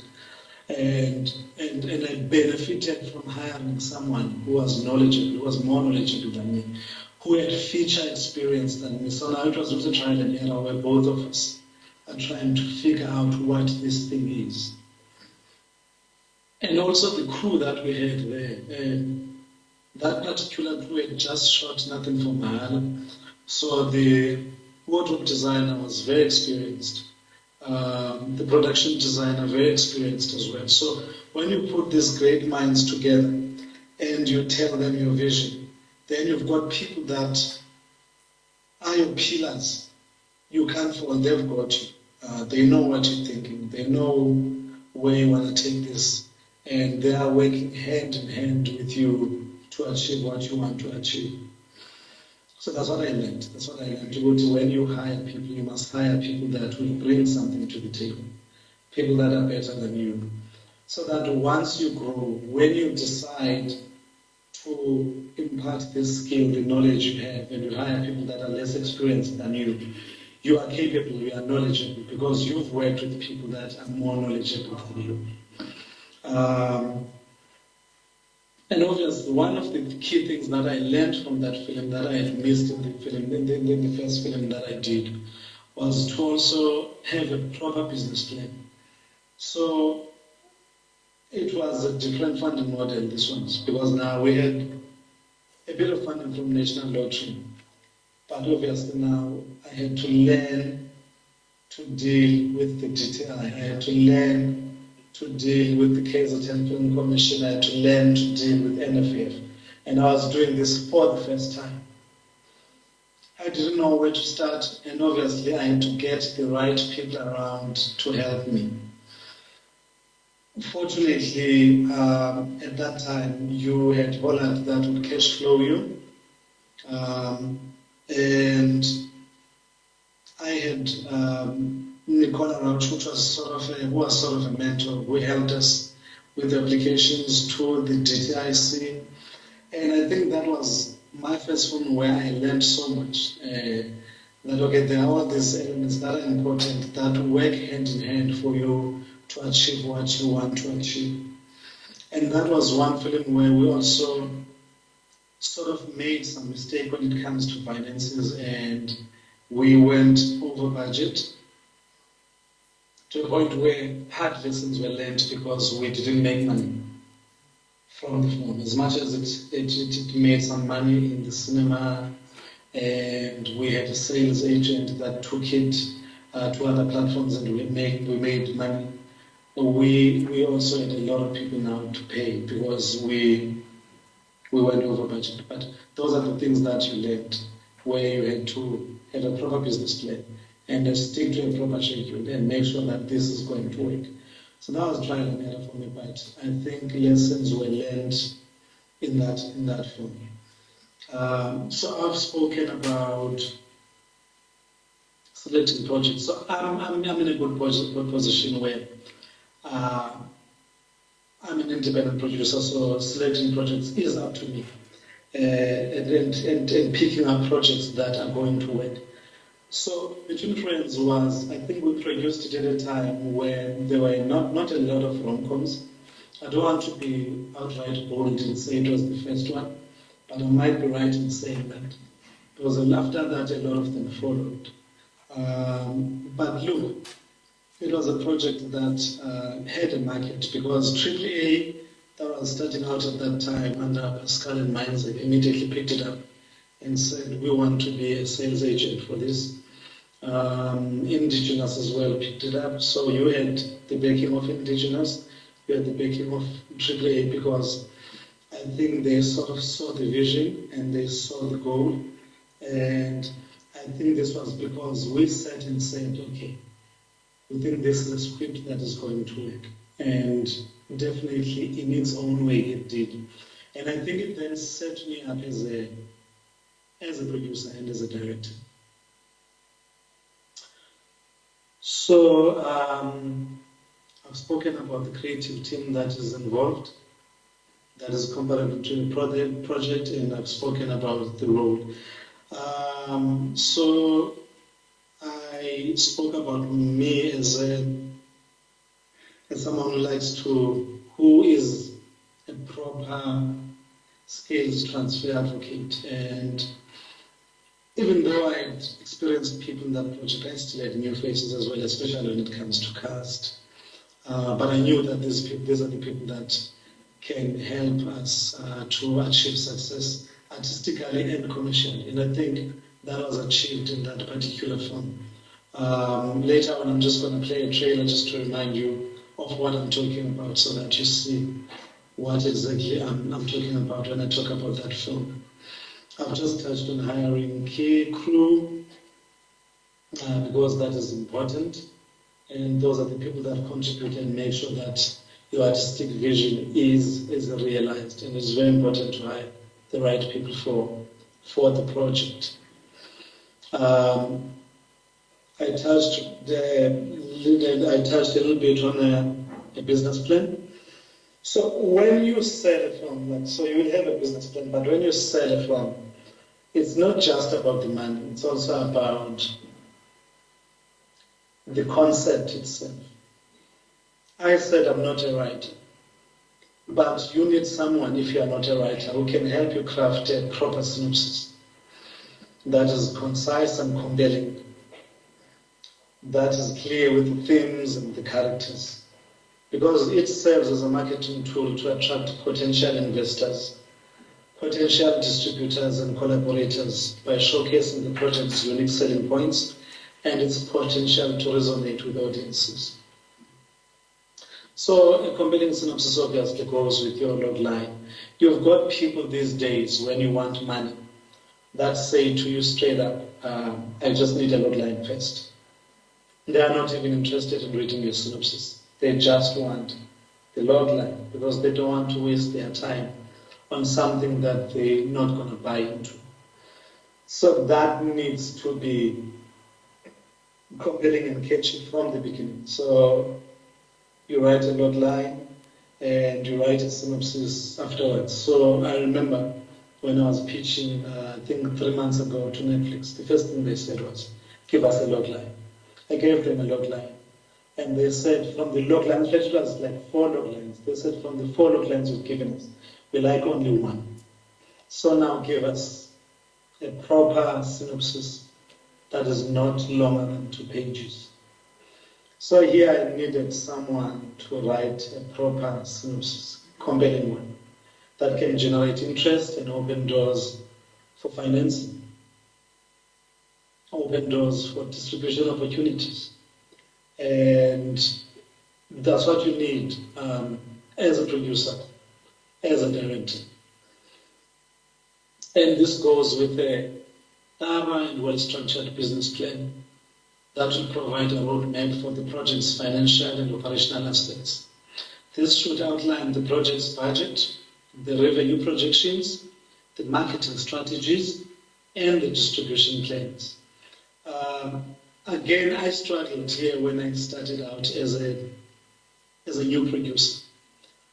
But what helped me was also aligning myself with experienced people. So the first time I saw a proper business plan was when AAA did it for me. And I was like, okay, this is how it's done. And what I learned in my journey as well is that you must not be scared to ask for help. There are people that are always willing to help. And I think when I started, I was scared as well. I didn't think that it's something that you can easily do. But when I started, I realized that no, a lot of people are always willing to give a helping hand, to lend a hand, to lend an ear, to even show you how this thing is done. And this is where you learn. And AAA helped me craft proper business plans in my career now that resonate with distributors, with other producers maybe that would be interested to come and collaborate with you. So, because I mean, if you have a solid business plan, it will demonstrate your understanding of your industry, your understanding of mitigating risks and the potential for profitability. And it will instill confidence in your investors, in your stakeholders, and it will increase the chances of you securing funding and support for the film. So, business plan, business plan, business plan. I've learned that we as new producers or directors, we are very scared of e-paperwork. My friends in the industry in KZN would say, hey, kunomdanti wamaphepha, bawufuna umdanti, utsho ukuthi nje amaphepha amaninzi akumele uwagcwalise. No one wants to do the hard work. I mean, that's part of what this is about. To fill in the paperwork, to make sure that your paperwork is on point, so that you can get the support and the funding for your project. We've touched into this and put it there, so where you put the project and make sure that the project is done. So now let's go to managing your creativity and like the creative management. I think we've spoken a little bit about this. But obviously, your timelines become important in what you do. So there are creative solutions that you need to pick that are important, that will help you against dangerous and time-consuming creative choices. The big picture vision is key for a great producer. So you also need to have your vision. So let's go into detail in what I just spoke about. So you must be willing to oversee and guide the creative process to ensure that the project stays true to its artistic vision, while also adhering to practical considerations and constraints, by maintaining a balance between artistic integrity and logistical feasibility. So as a producer, you play a vital role in keeping the project on track. So when you are a producer director, it is very difficult to wear these two hats. And I've been wearing these two hats for almost my entire life, because I started this independent work in 2010 years. Because now there's that thin line between budget, which is what you oversee as a producer. You do have a line producer that will be nagging you all the time, that is looking at this thing line by line every day. But as a producer, you're also wearing that hat. You are the money person. But it becomes difficult when you're wearing two hats now. You are the producer and you are the director. Because you know as a director what you want to achieve. And sometimes it impacts on time. And time impacts on your bottom line, which is your budget. And for me personally now, I had to balance these two things. To say, okay, look, I don't need to, in fact, no one wants to go over budget. I think that's the worst thing that can happen to you as a producer, going over budget. So now I'm wearing these two hats where I'm like, okay, for this to gain the artistic integrity that I want and the logistics and the budget, what do I need to do? It forces you to plan and plan and plan, and your planning should be an everyday thing. So it starts from your pre-production. You don't plan on set. Someone who plans on set is applying for disaster. So your planning starts way before. It starts with your key crew. In fact, it starts with you alone at home with the script and with the budget on the side. So what I usually do is I make sure that I break down my script scene by scene, page by page, so that I'm realistic. If you are realistic, chances are you will finish your shoot on time, which then means that you will be on budget, but also you will get a good product. The biggest lesson I learned was when I was shooting my first film, Ipupu. So when you learn these lessons, I always have a notebook. I know it's not always practical to do this, but I always have a notebook where I write my experiences every day after every shoot day, where I interrogate and see how the day went. So I had this huge scene where I had 200 extras. I had 2 cameras.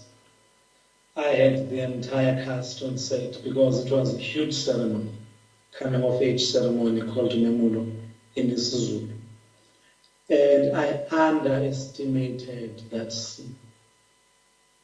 So now you get to set and you become overwhelmed and you realize that, I didn't do the necessary preparations to execute this scene. It took me 2 days to finish it. Had I planned properly and known beforehand, I would have made provision for that extra day, or maybe combined 2 days that were lighter and spread this day, over 2 days or 3 days, just to make sure that I shoot it properly and I'm still on time. And everybody can see when now you are lost and you don't know what you're doing. And it's because you didn't plan properly. And this happens in pre-production. You can't plan in the day on set, because now you'll end up listening to everybody's opinion, which sometimes will help you, but which sometimes is not necessarily correct. So what I've learned as a director to balance it as a producer as well is to make sure that my preparation is done. Because once you break down the script and break down each scene and start asking yourself the important questions, like I ask myself the important questions all the time. What if and why? What if this scene is not important in the film? What if I cut it out? What would happen? If it doesn't have a ripple effect, and if it doesn't mess up with the structure, and it doesn't mess up with anything, then maybe it's best not to have it in the film. Or maybe, why do I have this scene? What does it bring to the movie? Even the biggest sequence, because sometimes we get attached to big sequences, like let's say maybe an action sequence with guns, with fire, with explosions, because you waste a lot of time and a lot of money on scenes like that, and you go to the edit and you realize that actually I don't need it. So this is why you need to plan and interrogate these scenes, interrogate your script every day, and make sure that you shortlist properly.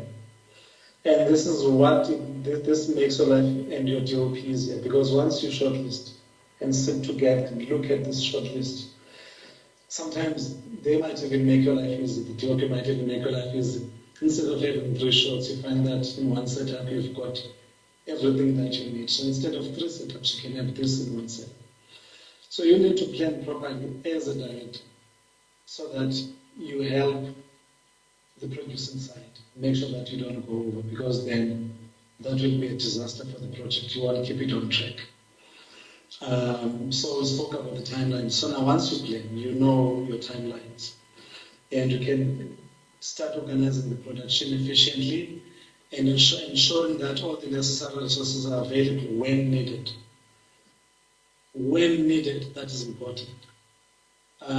You can't have a situation where, for instance, you keep a crane for the entire 24 days if you're shooting a movie, and you realize that you actually need it for a day or 2.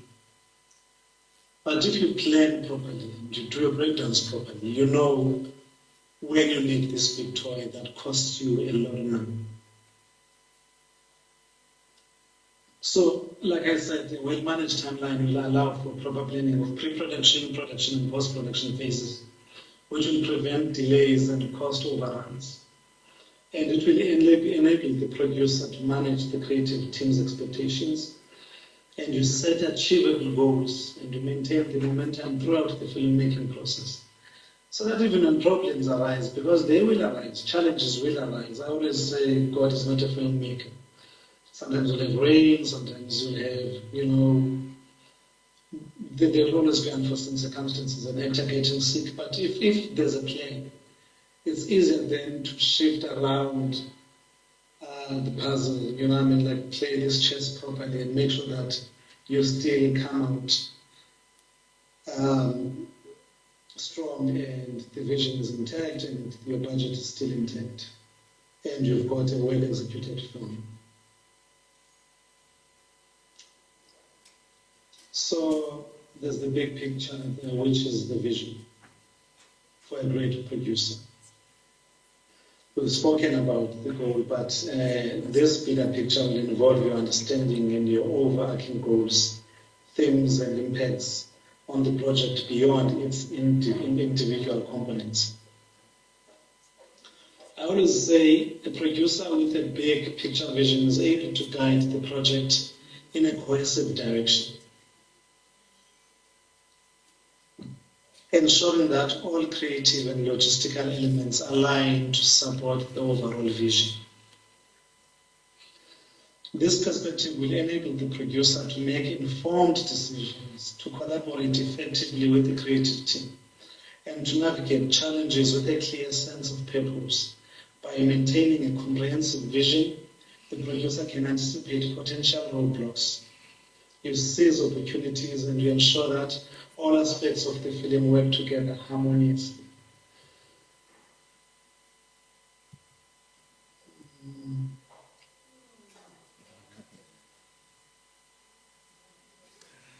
So we've touched on this. We've touched on development. We've touched on pre-production, where you create the storyboard, you scout for location, you source for props and costumes. There's also little things that you need to look out for: your rehearsals, your key scenes, your big scenes, post-production. Also, this takes time. I'm doing a project now where we didn't. It's a biopic where we didn't secure the music rights on time. It's short and it's finished, but we're realizing now that we have to re-edit because we can't afford the music, and this is a biopic. So these are the things that you need to think about before. And obviously, we spoke about exhibition and distribution. You need to know before time where you're taking this film, because it informs how you structure it from the beginning. How the money works, the value chain of it. We've spoken about the structuring of the business plan. Then there's the financing strategies. There's accessing funds. And there's a whole lot of things that you can do in accessing funds. Obviously, there'll be public, there'll be pan-national, there'll be private funding. And like I said, I've worked with broadcasters, I've worked as an independent filmmaker doing my own films like that. Is someone speaking? No, go ahead. Just to remind you in terms of time as well, I think we've also got Mr. JJ also presenting after you. So I don't know if you okay with us maybe opening the floor for questions? Yeah, no, we can definitely do that, but I don't have a problem. Okay. Look, I think one of the things that you really have highlighted, I think, is for people to actually start, which is what you had done as well through your career, is especially when doing projects, people also don't get to a point where they actually start the work. So I think that's one of the things that I think maybe more producers need to start doing. And also, I think, and I understand the plight of the creatives and avoiding admin, because I think it's something also that most creatives struggle in terms of getting around, I think. Okay, are there any questions from the floor? Okay, we've got a couple of questions from the floor. Okay, cool.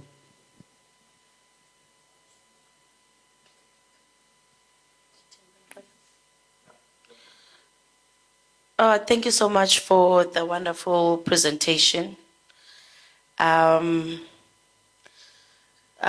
question, as someone who's recently started producing, is how do you strike a good balance in the process of shooting when you're wearing more than one hat? How do you manage people, your life, and the implications of decisions made while planning your production before you shoot and after you've shot? I'd like to find out from you, as someone who's more experienced, what it takes to be able to balance all the aspects of the film and yourself, because I've seen that it's very strenuous financially, emotionally, and it can also take a big toll on your body as well, as the work sort of takes over. Yeah, okay. Yeah. I just want to. I've gone through the most myself on this one, so I understand where your question is coming from. First of all, when I started out, I think what helped on my side was that I always knew that financially, because you touched on the finances, it can take its toll on finances as well. I'll start with finances. I think what balanced me financially was, like I had said, that a lot of people are always willing to help. What helped me when I was starting out was to know that at least in a year, I'll be hired for like 6 months. Because when I started out, I literally reached out to companies like your Quizzical, companies like your Oka Media.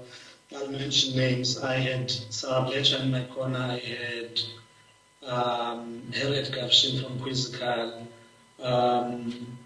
And because I had those two people, it was easier to say, I'm doing my own project now, but in 2 months' time I'm finishing, and at that time I will need work that will be guaranteed, that will pay me. And I know not all of us have that luxury, but that's how I've been doing it. To work at the same time while doing my own things. So if you look at all the films that I've produced, like I produced Uncovered in 2018. The same year I produced Uncovered, I was doing India, which is a telenovela. So this was a conscious decision to say, I'm a family man, I have responsibilities, school fees need to be paid, so what do I do? When I went to talk to them, I said to them, I'm an independent filmmaker. There's a time I'll go away to do my own film because I need to grow as an individual producer and as a director. So I will go away. But right now, I need this work and I will commit. And I think what is important is to commit, and commit. Once you start something, you must just commit. I'm very committed. And not at any given time you should lose commitment, you should commit, and once you commit, do it. So I would do that, I would work and then take a break, go do what serves me as a producer, what develops me as an individual, and then come back to that safe corner that gives me a salary. And obviously, there are days where I just couldn't wake up. I remember one of my friends who was a DOP on Uncovered called me the other day. I crashed, I slept for 2 days because I was not kind to myself.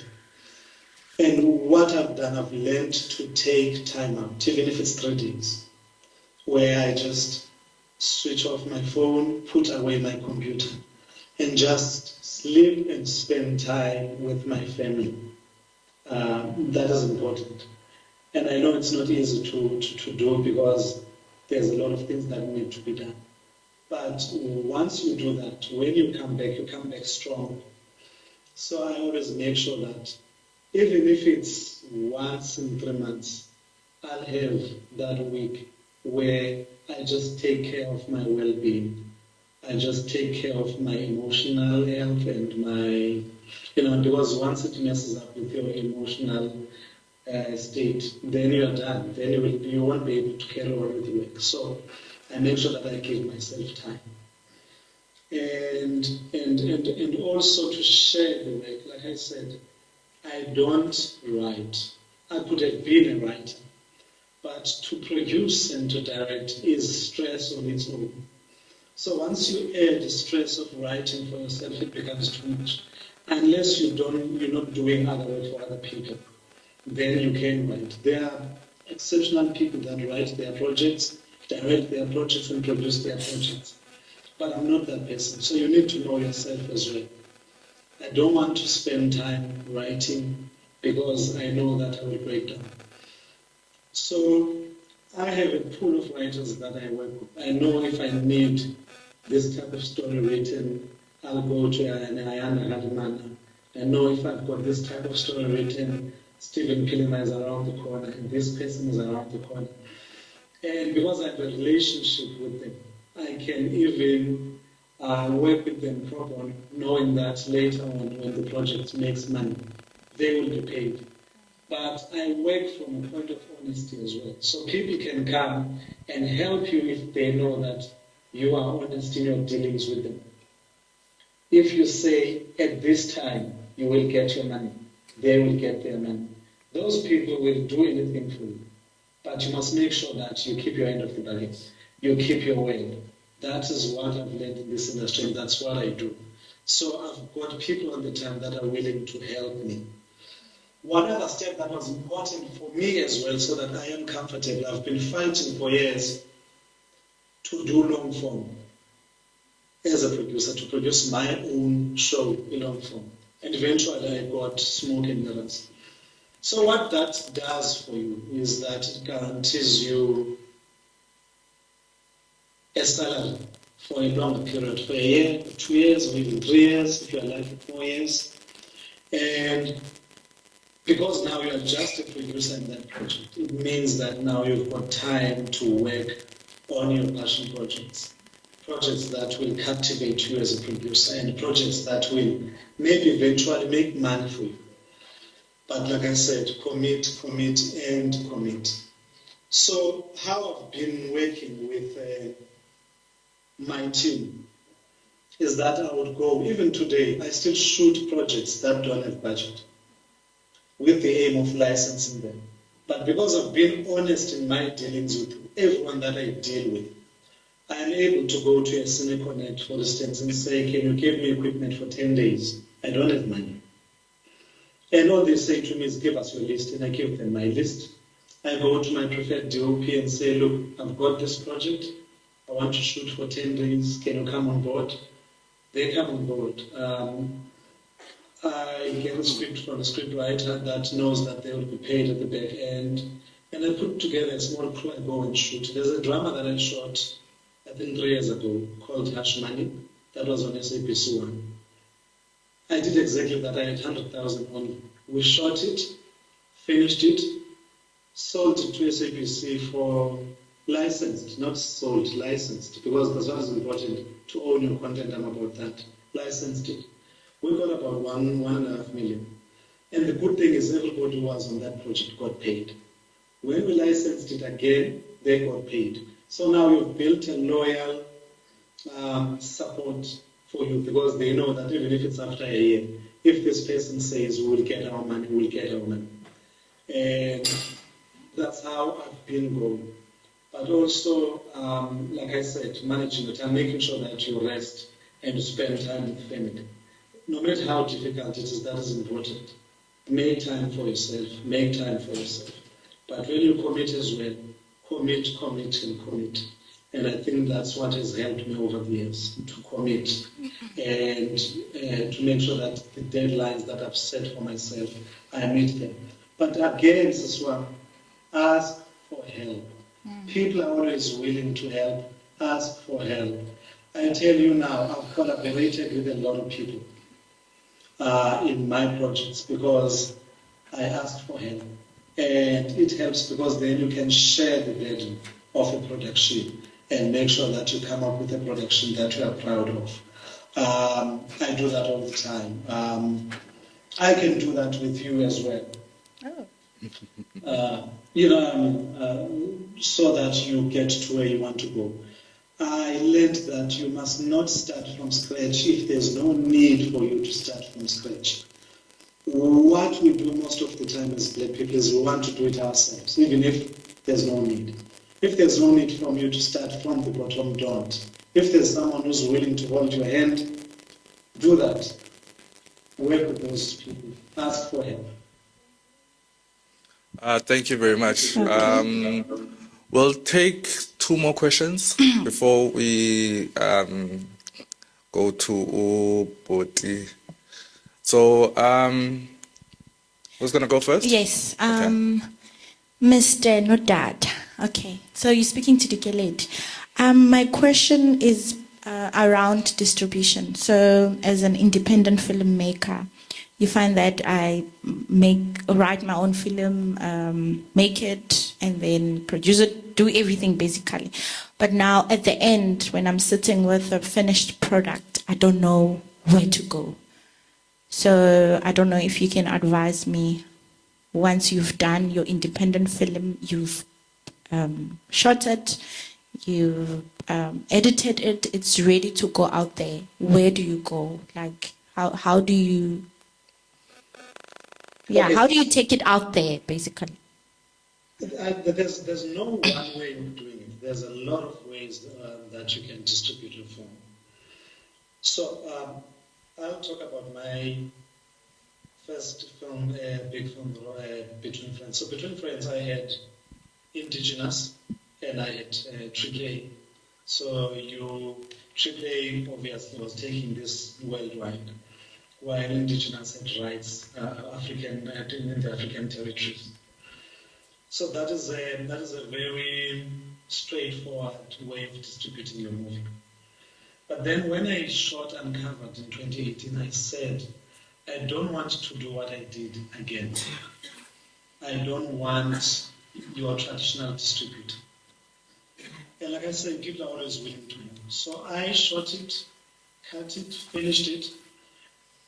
Believe it or not, I went straight to New Metro. Diane Hayes was still working there. I said to Diane, I've got this film. Can you watch it? Because I knew that was a good move.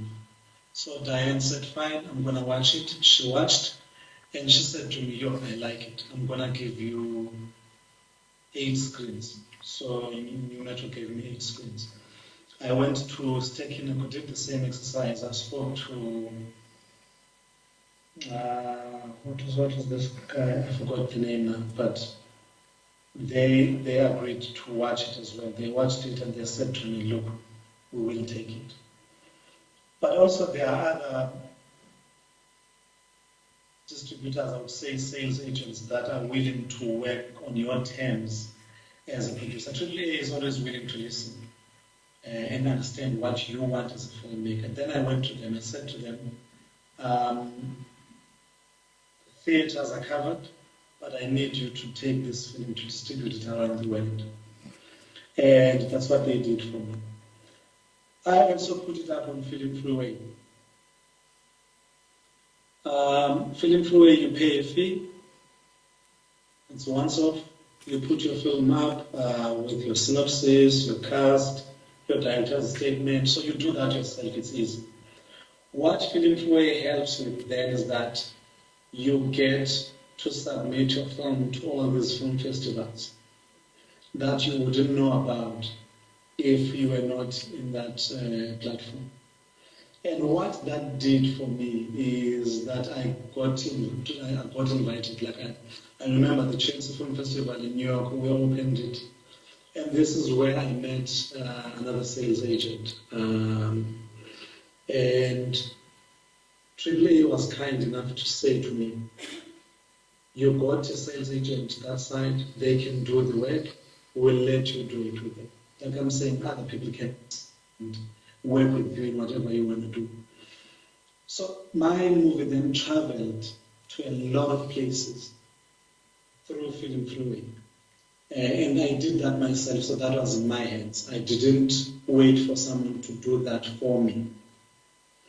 And this is where it got exposure, and this is where I could get to meet a lot of sales agents and start marketing the movie and getting deals myself.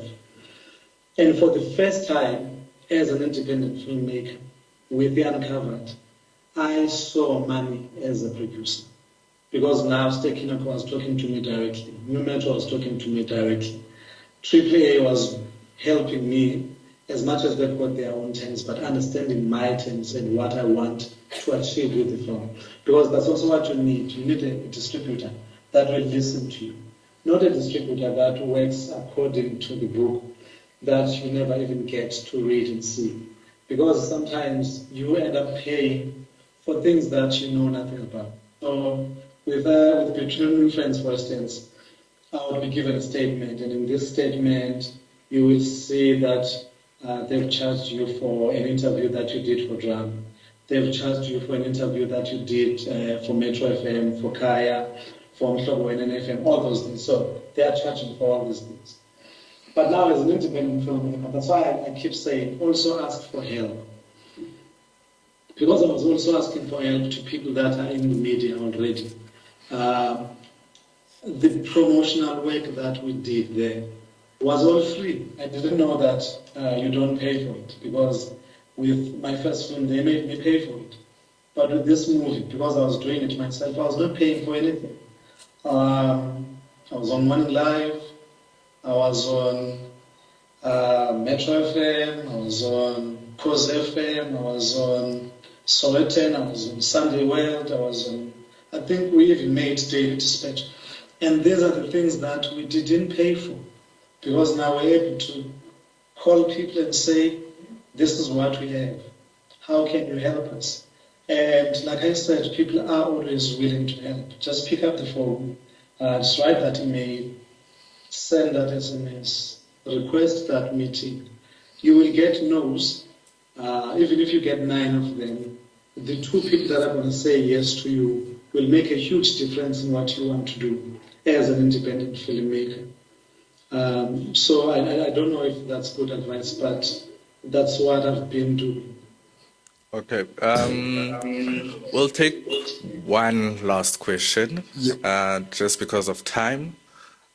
Just also, if you could also keep it brief in terms of the response as well. Yeah, go ahead. Testing. Okay. Hi, my name is Rafika. My question is around film budgeting. As a upcoming filmmaker, I've just recently, this year, for the first time, I've actually did a budget for a feature film. But it was a devastating experience for me, because I've only worked with budgets up until 100,000 Rand previously, and for the first time this year, I had to put myself in a position where I had to budget for 500,000 up. And it was so devastating for me, because I don't have that kind of experience where I'm now thinking of more budgeting items and things like that for film. So my question is to you, what can filmmakers do like what advice could you give for filmmakers that have to tackle budgets of that bigger nature, like handling bigger amounts? What can we actually do to educate ourselves, to bring ourselves up to that level where we can now tackle budgets of that nature? I don't know if that's if you understand that question. Not really, but so firstly you look at your project, and I think you decide where you want to take your project to. And if you know where you're taking your project to, then that informs what you need for that project. For instance, if you want to take it to Netflix, you know they want 4K in terms of the camera that you're going to shoot on. They want you to shoot on 4K resolution. So obviously now that informs you the camera that you must hire. You will find that maybe a Blackmagic would, as much as not the same as your Venice, is cheaper than that. So budget for that camera that you can afford. And also, I think before you budget, the question is, do you know where you want to raise the money from? Like, who are you approaching for this funding? Because then if you know, you won't just do a budget for the sake of doing a budget. You will know that if you want to take the film to NFVF, I'm making an example here, you'll get 1.5 million. If you also want to include, let's say, the CTC, you'll get 2 million.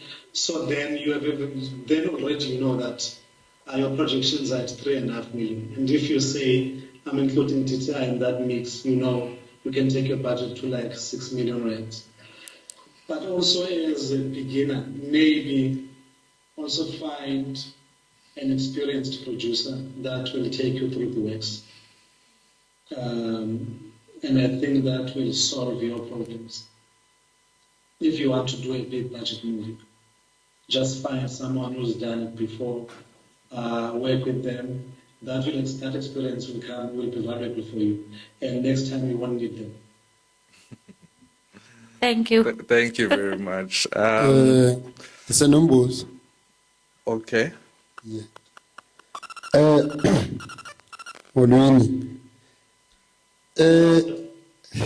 Sure, Pravkren. Sure. No, benzakubuza nje imibuzo liqala but ke ngosenza ukubuza few just because of time, ne? Yes. Khotman yam kubaleke kangakanani into kokuba as a director who understand yonke department ephapha film. And then okwesibini, what are the importance of e-blockings before shooting the movie? And then lastly, is it important to, before you shoot the movie, uyazi visually the movie, then uboso shoot? Sure.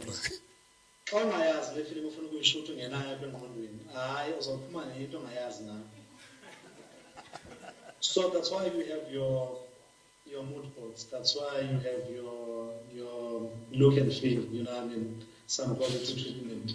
That's why you have that beforehand, because it helps you. That's your guide. You know all the time. You know what I mean? So, that's why I said in the presentation, is to communicate and communicate and communicate. What are you communicating? You're communicating your vision. If I have a vision, what are you going to communicate to your crew and your cast, like to your team? Nothing, because you don't have a vision. So your vision needs to be in your head and it needs to be in paper, so that everyone knows what they are working towards, what they want to achieve. So if you may now, I'll do an exercise, I'll send you the treatment of a movie that I've done, and I'll send you the actual movie so that you watch. Thank you. Yeah, because if we as color before your hands, umbuzo wesibini kubalulekile nabo uzazi ezinye ii-departments bazenza ntoni. Kubalulekile, but as a director, if on experience, I mean, you get actually before, just make sure that your producer and your line producer are people that are experienced and people that you can trust as well. Because if our knowledge about bazakumosha, you will have a situation, for instance, where abantu are taking chances and are giving you things that you never wanted and try to justify them because becinga into yobana mhlawumbi awayazi le nto yenzayo. But if you know, and I think it ties to your last question, because if there's a template of how this film should look, then everyone makanga ngala template. So akho mntu mona uzamqhela kakuba afika apha athi wena ubuthe ufuna ilokhu ebomvu athi hamba nalokhu emnyama. Zihlukile ezo zinto zombini. You have a reason why you want a red dress in the first place. You have a reason why you want to shoot this scene in the rain in the first place. You know what I mean? So as long as everything is justified, then abantu mabasebenzi balandele lo template and try and help you with vision yakho. What was the other question? Because of time, masixolele xhala. Because benbuza by baleka ntoni i-blockings before you shoot. You're important. You must rehearse with your crew, with your cast. Kubalulekile ukurehearse with your cast. Kubalulekile to have location recce's with your crew, where you discuss with your DOP. I remember sometimes when shoot when I see film, umuntu ongazi would think that I don't know what I'm doing because most of the time I'm just quiet. Why am I quiet? It's because everyone knows what needs to be done. Ngoba lonto leyo discuss with pre-production. So when we go on location with the DOP, we talk about the staging. So this is how we stage this scene. And now, because they know where the light is going to be. So sometimes it's as simple as just saying we're doing scene 2. And everybody just goes to their notes and they look at their notes and they know exactly where what is. And it saves you time, it saves you unnecessary conversations with the cast because now those conversations have happened before. I'll come out and you understand the character, no, but my character wouldn't do this or my character wouldn't say this. Because you've said with these people, you've discussed script with them, you've rehearsed with them. You've blocked scenes with the DOP before. It's a matter of just tweaking if something is not working. So that is very important. Okay. Thank you. Manibulele nam ke Butsuko, especially for the informative session that you've just delivered. Thank you very much. Hopefully, uphile bhuti, with what you're going through. But yeah, thank you very much. So next up on our on the program, we've got Uputi Balungile Jamela from JJ Studios. Yeah, ne? Molweni. Ninjani? Mhlambe, let me just first greet everyone here. Let me just maybe fix one thing. My surname is Mteto, not Jamela, and I did email ndibuza uba kutheni ndaba nguJamela ke. But let me take you through my story. I used to be Jamela, but again I changed his surname due to reasons. Abanye friends zami is close. They always say to me, when I got married 2 years back, I took his name Gangoskaz, which is not true, guys. I did not take his name Gangoskaz, but families as blacks. Let me also just add what Uzuko noted, or rather, let me just reflect. It's the funniest part is that in the industry, the first person who gave me an opportunity, Uzuko noted, back in 2009. So I was hoping Uzobalapa. I didn't know he's not going to be here. How it happened is that I went Ekaya. Okay, let me just go back. Ikama Lamos Nilshilo, then Stugongo Lamini. I'm from Matatele, and as when I ask, currently there's a snow right now. kukhithikile kakhulu. I studied at Durban. Now, the funniest part, when I went to study at Durban in 2002, I was doing engineering.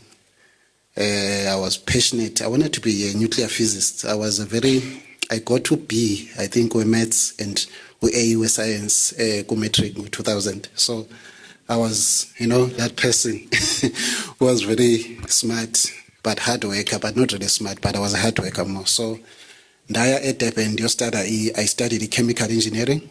And when I finished my chemical engineering, I did industrial engineering. When I was doing S5, I think, I was left with 1 semester to finish. I fell in love with film. How this happened is I joined the Durban Christian Center. They had a TV department, so I would work there, as a volunteers. Volunteers is how it works. If there some of you guys, I'm sure you've been to church. And I would go there, run with the cables, until I realized by hey, I turned the land, and my mom was still alive then. So what happened is that I found myself drawing away from my education and falling in love with the film. As a result, in 2009, I think, 2009, it was after, I met Mthembu Tabane, who's a friend Kazuko.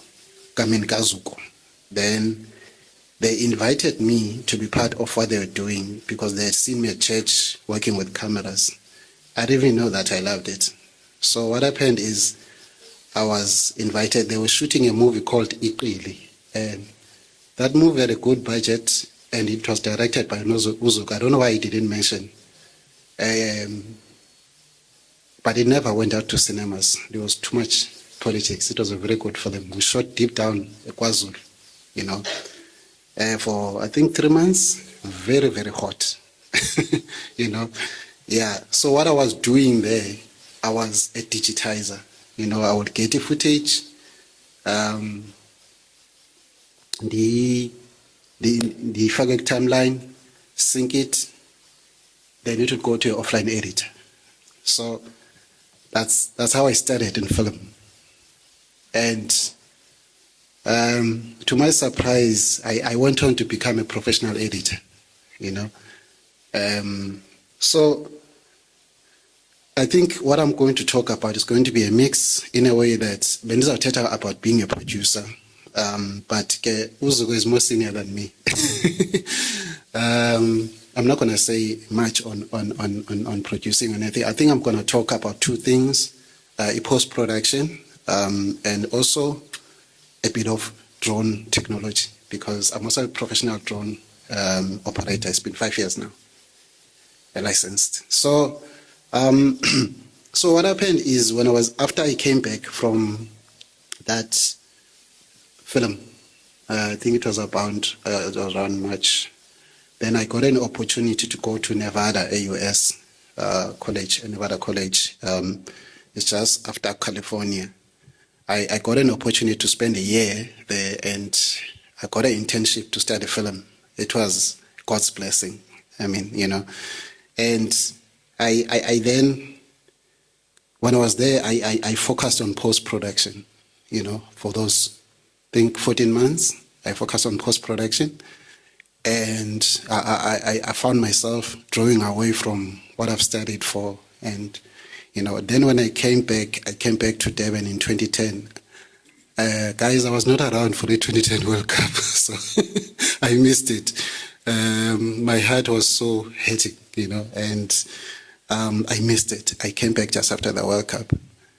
I was in Durban in 2010, then I didn't know what to do. And secular level of, because I had a flat and I had to give it away because I couldn't pay for it because there's no source of income coming in. So I was in Durban. There's this guy who's now my mentor called Simon Makwela. I started inboxing the guy on Facebook, in 2009. I inboxed the guy on Facebook for 2 years. And I think I'm too close. Yeah, I inboxed the guy on Facebook for 2 years. He's big. He's currently big in the industry. So I used to, about, hey, I would like to be involved with film and what. Until after I came back, one day, I think it was around September in 2010 or so, until one day he inboxed back to me and said, "What are you doing now?" I was in Durban and I said, "I'm doing nothing." He said, "Take a bus and come to Joburg." So I took a bus, I went to Joburg. He had a 3-bedroom house. He was staying with this guy, and he was like his assistant, sort of, with production. And when I went there, so I stayed in Sofa for 14 months. One thing, guys, you need to understand is that the film industry is not for the weak-hearted.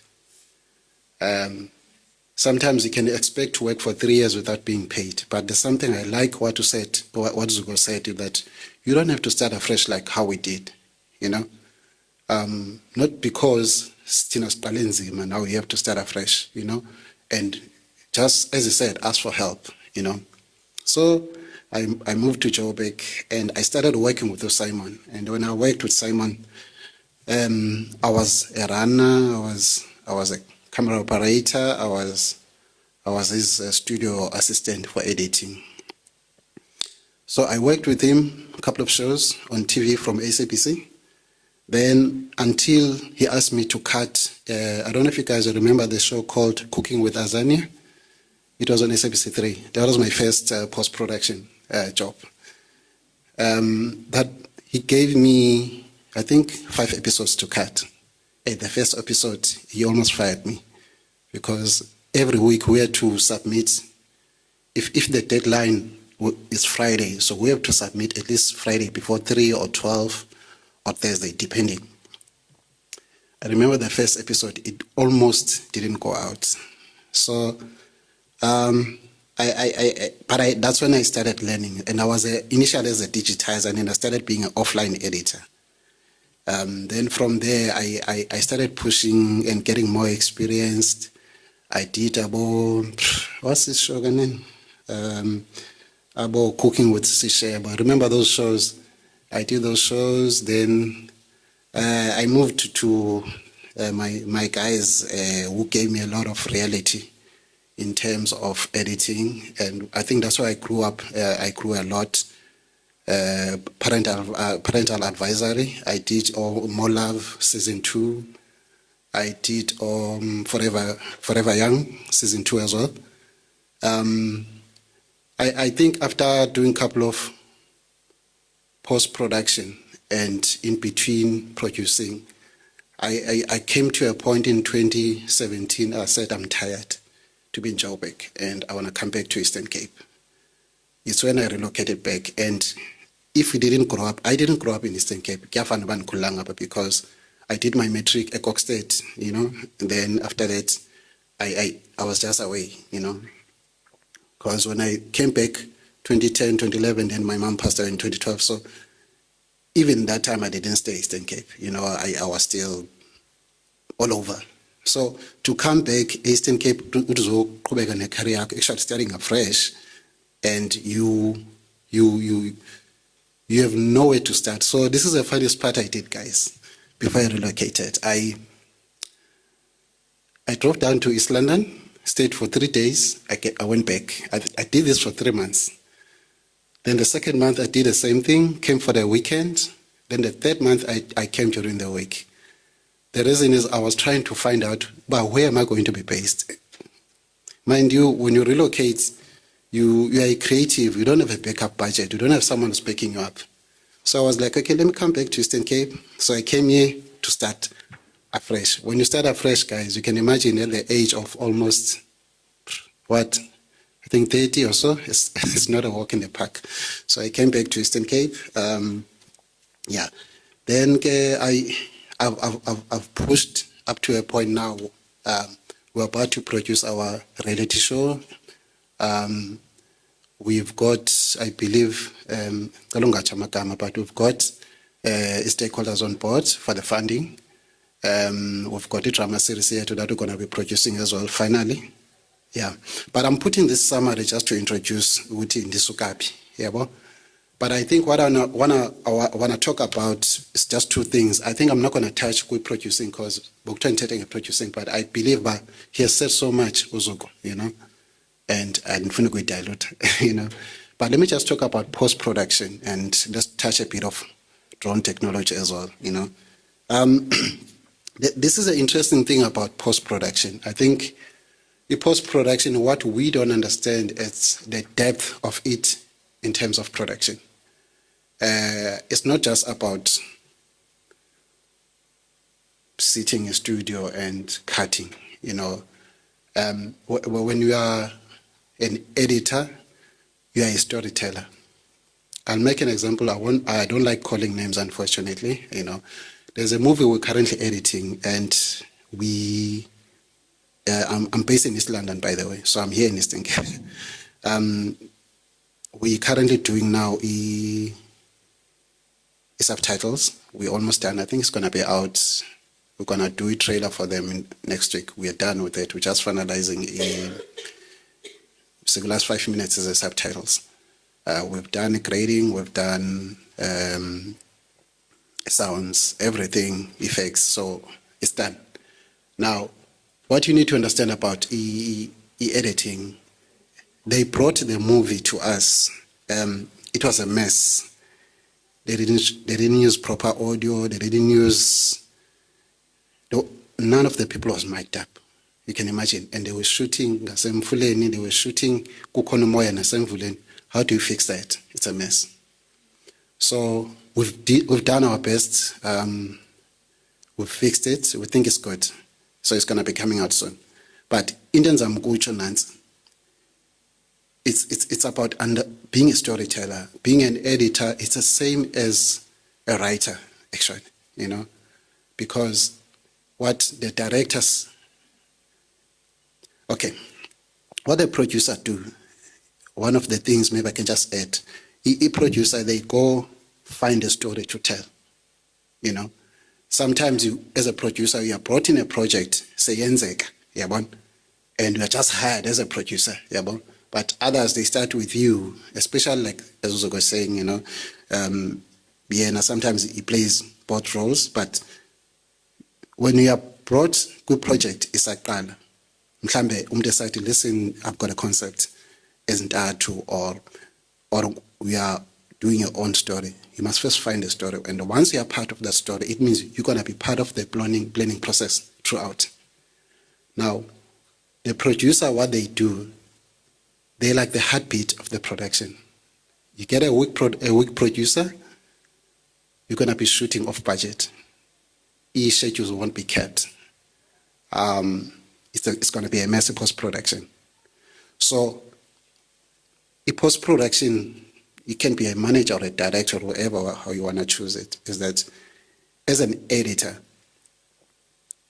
they need to work well with a producer and a director. Because remember, when you're cutting, it's a director's cut.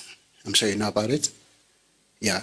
So it's important and imperative. But as an editor, you work well with producers, because if you don't, and you will cut something, guys. I remember first episode More Love. It was the first time cutting a reality, and guys, I'll tell you this. Editing a reality show is no joke. What you guys see, what you know, these reality shows as Lala is Ninsengoku, like you can see them, ne? All these on Showmax and what locally shot. Cutting a reality show, it's not easy. I couldn't zange episode. There's a guy called Big M. If you're in the industry, maybe you know him. Big M is a fixer in the industry. If SuperSport like they call him, if SAPC like they call him, he's a fixer. They had to bring in Big M, and I never got paid that month. Because I was getting paid, my first salary as an editor, I got paid 15,000. Then when I went to these guys, I was getting paid 35. That month I never got paid. because I struggled to cut an episode. And that yandivusa, you know. And I released 5 episodes the next month, you know. So Ndizamuguti, the industry, guys, it's not a walk in the park. But talking about editing, let's just touch on a few things. Unfortunately, this is the funniest part. I had made notes on producing, and I didn't make any notes on it post-production. So I'm just going to speak from knowledge, experience, and just from the heart. Yabo. And we can maybe share some questions at problem. So, and I'll try to be short because so late, guys, you know, and I'm sure sending lambi, labanye bazamba transport, number 5, I don't know. It's called as well. As an editor, I think one thing, there are a couple of things you need to understand. Discipline is it's very important, you know. As an editor, there's something called sacrifice, number one. As an editor, one thing you need to understand is that ixesha lakho liyancipha. You know, you don't have much time to yourself. What do I mean by that? I remember when I was studying a lot, I was sleeping in a studio because I didn't even understand what I was doing. And because of that, I took time to learn. But once you start getting into the flow, obviously it goes with speed, because the more you edit, it's the faster you become. It's the faster you can cut, you know, unfortunately. And one thing important, I think, that Uzuko maybe we make it differently, is that have a mentor. I don't care if you want to be a producer, you want to be an editor, you want to be a director. Have a mentor. Find yourself a mentor. Because, guys, if I didn't have a mentor, I don't think I would have become the editor I am today, you know. And the producer, I think out of 100% of my time, I spent 35% as a producer and 65% as an editor, you know. And what has helped me through is people like Uzuko. Uzuko is one of my mentors, by the way, you know. Benno Simon. Those are my key mentors in the industry. I don't know about Vudomnyango. Yeah, so find yourself a mentor, guys. If you don't have a mentor, I think uzakwenza izinto that you think is right. For instance, there's something Uzuko also said in Doba. If awenza a project, usebenza nabantu, and niyavumelana always, it means niyalahlekisana. When you do a project, you need a no voice. You need someone who's going to say, bra, this is wrong, you know. So I think that's how I got to get the knowledge in the industry and grow editing, because I got to be mentored to Uti. For instance, the more you learn how to use the keyboard, is the lesser you use the mouse. My mentor doesn't even use the mouse. He uses a pen. I don't know if you guys know that pen for editing. So the faster speed, it means the faster speed you can have co-editing. It means it's a quicker you can finish Ilando's your project. But also, what's important in between that is that it's about understanding the story that you are telling. And remember, when you edit, you don't tell a story. You are not telling a story. You are telling the story of the first person. It's person who came up with a concept. It can be executive producer, mhlambe ozana a concept, or the director himself or the producer. It can be any one of them. But what's important is that all those guys, either nobangbani, you are telling their story as an editor. Now, when you tell a story, for instance, this movie that we're finishing now, you guys will laugh. They gave us a film that doesn't have a script. Now, when you edit a film, there's 2 things you need. You need the continuity. I don't know if you guys know what's a continuity. The continuity is basically clock shoot. Okay, let's make an example. If Konis is stulo up and there's this chair, nihleleni babini apha omnye ubeke ingalo ngapha omnye ubeke ingalo kolacala. We take the first cut, maybe a white shot, you know. Fine. Then you do another cut, maybe, a half body shot or whatever. Everything should be the same. I'm sure if you guys watch movies, ukubone ufumanise uba iyaqhubeka line, but as it continues, iyajump short, and the editor had no option but to cut that because that's what he was given, yabo. So because of that, and then you find out continuity is not there. So we cut this movie with no continuity, number one, and we've cut this movie with no script. We had to design our own. We didn't get a music file from them. We didn't get music rights from them. We didn't get anything. These guys, it has 67 scenes, by the way. So what I'm trying to say is being an editor, guys, it's not just about sitting in front of a computer, but it's understanding that you are telling a story.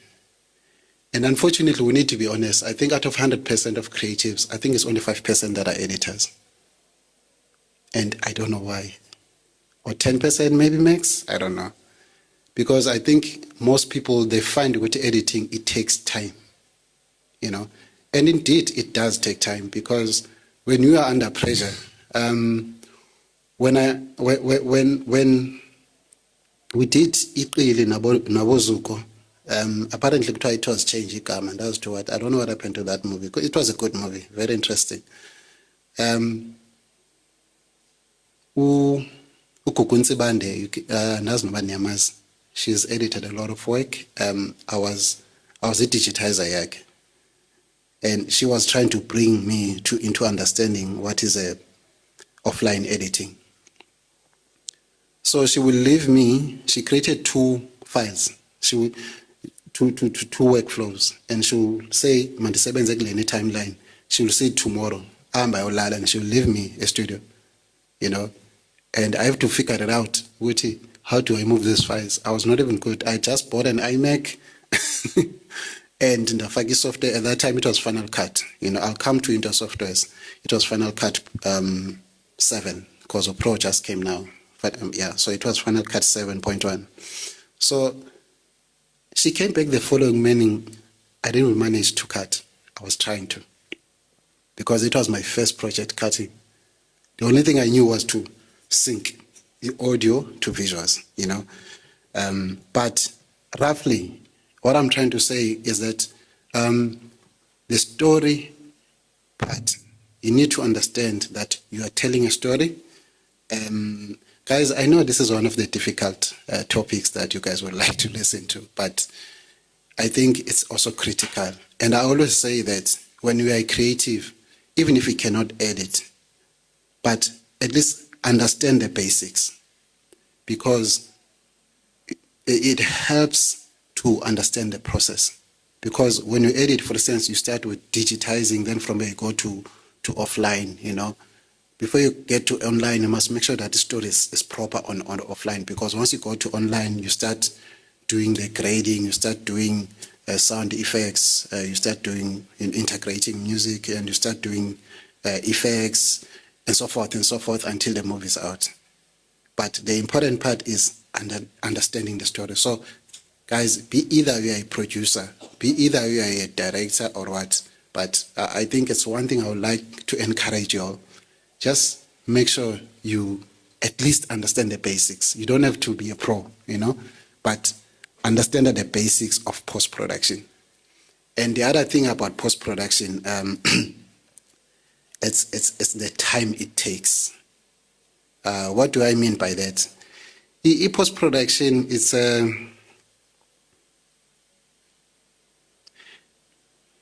okay. In your pre-production, maybe you can, depending, do everything weekly, and then you guys shoot maybe for 4 weeks. I'll come back to what Uzuko said. When you set time frames, you have to be realistic. And number 2, remember, in post-production, it's different people, and those people are the one who determines the time frame of your project. For instance, if a project is digitizing, then we go offline edit, and then you go online, and then the rest.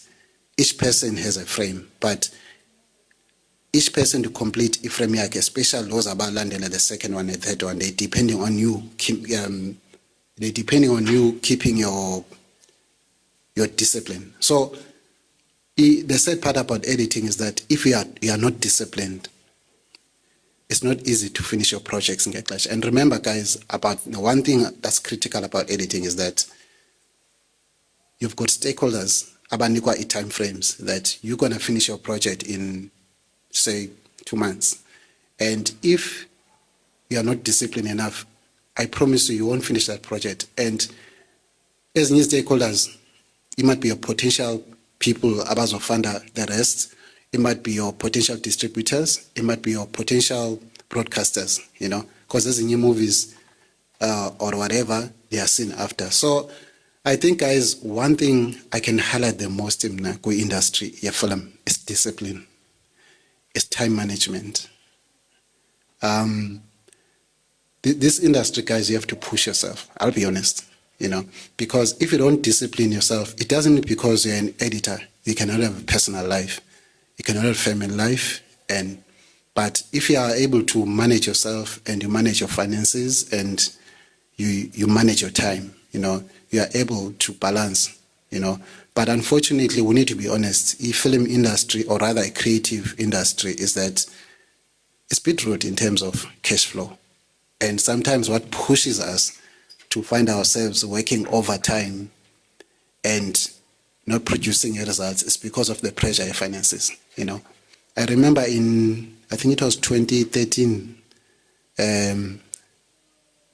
if later I'm hanging up, and I'm job hanging up bars, I don't think I would have made it because umzimba wam gave up. We edited a project and we didn't get a rest. And I found myself, I found myself not being able ukusuka kwisofa ndiyocofa ibhaza egating ukuthi i-security izonceda because umzimba wami awukhathele, yabo.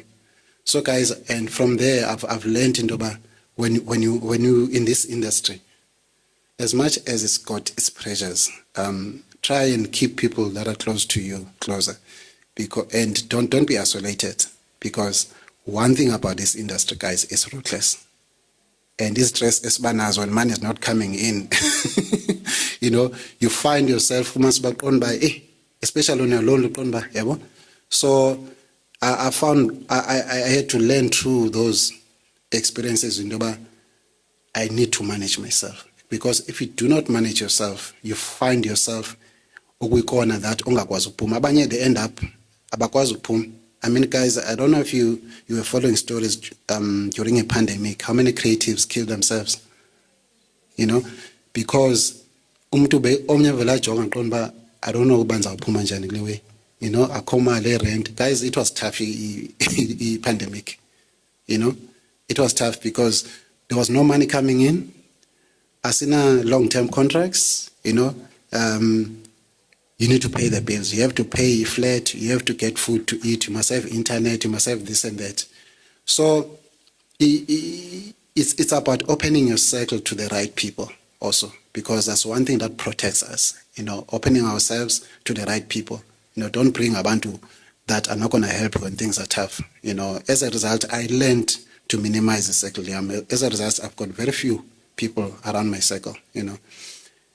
Because the pressures is nazo, guys, but I think they understand if you're creatives, So just go create preparation notes. You don't know what exactly to touch, but I think I've tried just to give an idea what is post-production, and I'm open. This Monty, I'm open. You can have my number if you want me. I'm currently doing. Last year we did a training around the province at no cost. I've started a foundation, so we've gone around the province.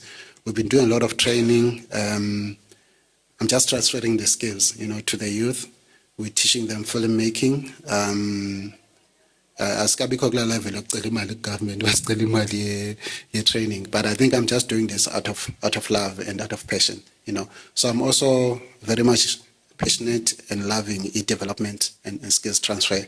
So I'm also flexible if you are working on your project and you'd like us to help, just talk to me. I'll see how can I assist. We do have equipment, so I'm able to see how can I assist.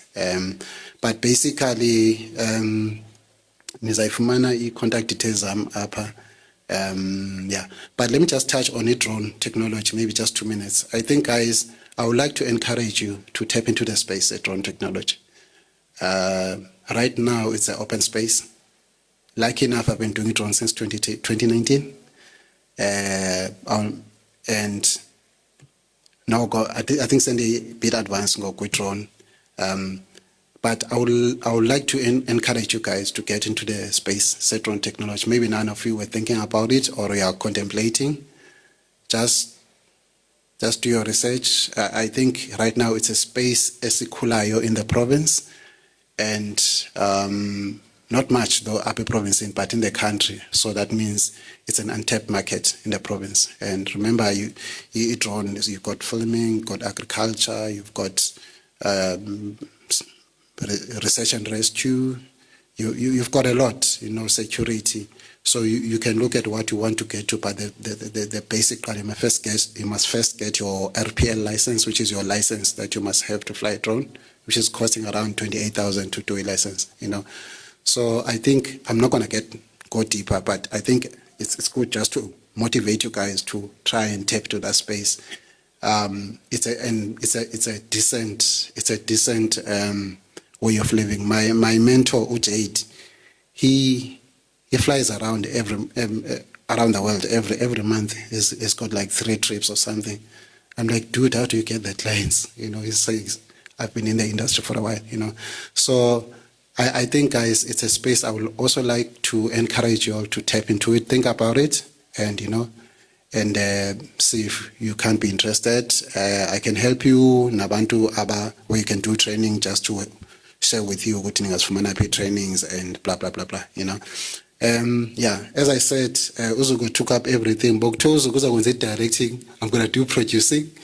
So I'm like, okay, you know what, and if we go diluting on the because and that you cannot keep talking about the same topic, But I hope I've managed to just give you a jinx of post-production. I didn't go deep much, I feel like it's too late, to keep you guys. But I'm open, get my number, if in Funuk Theatre, let's talk. And I can share as much as I can. So I think it is our apple without going further, ne? Okay, thank you very much.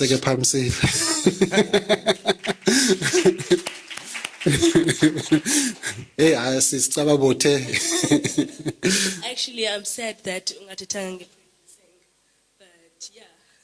Okay, I think your mic is off. I don't know if it's still someone at the back. Okay, yeah. There you go. It's on? Yeah. Oh, okay. Igama ndingasamkela Chando.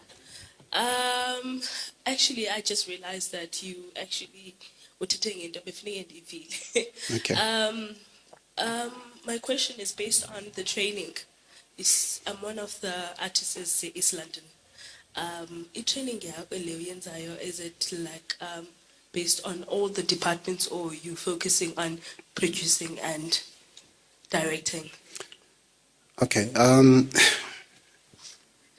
I think there's this part I need to add. I'm very passionate about post-production, and training yam is focusing on 2 things: on the making of the content, and also on the post-production. So it's focusing on those 2 things, Yeah. So hopefully maybe because I can't be accredited, so I can't be asking for the medical government, but I try and find space now and then, maybe have I remember Beskesa Seven Sana with there's something a big I think ECTC last year. I don't know. I was part of that, where we worked with a 1-week camp, I think, with the kids from high school. You remember that project? Yes.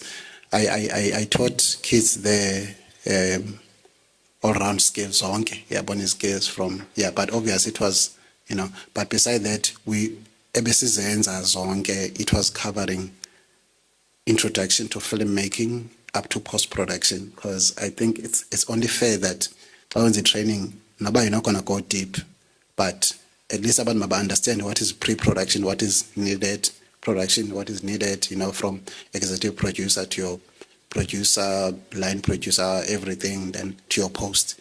So depending on CP, because class amount is easy because at least there's no expenses, If you have to go out of East London, then there's going to be expenses, then you can only spend maybe a day or two, So I depend by CP, so we see how much we can do, yeah.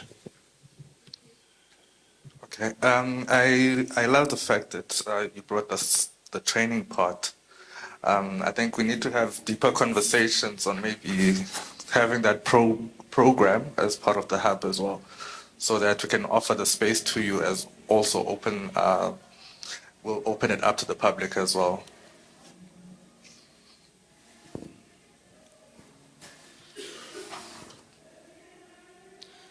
JJ, thank you so much for the presentation.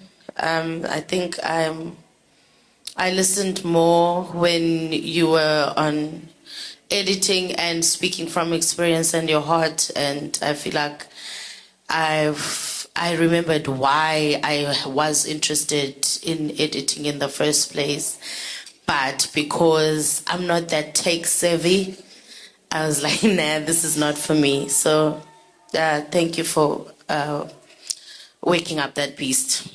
I'm also interested in finding out what your criteria is for the trainings that you provide and where you advertise when you are taking in students. Hey, seriously. Listen, guys, what I usually do is I don't like to advertise. I'll tell you why, because if I advertise it, I get a lot of influx, in terms of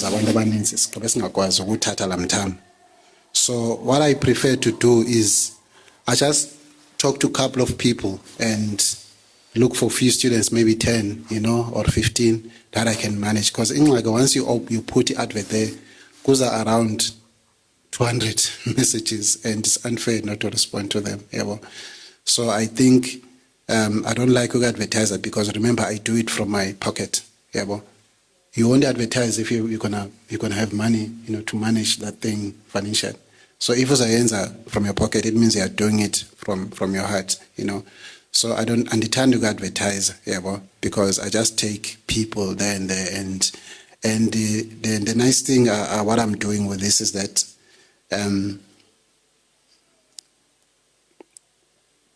I some of the guys that I've trained, okay. The guy who's currently directing news at e-production, ETV, I trained that guy. The DOP as Uzalo is one of the guys I've trained. So e-training I've been doing for a while. I can give you the list. So I've been doing a lot of training, but I think now I want to go professional because when I started the training, even years back, I didn't take it serious until now. I'm realizing, good, maybe I can give back the skills, but maybe next year I'm going to start looking for partners, because guys, we need to be honest. Training, it's money. It's time costing, you need to have imali pokotweni because remember abantu, with my experience in training is that abantu basuke emakhaya abanye bengatyanga, but that's my experience. And I was with abantu up from 9 in the morning until 4.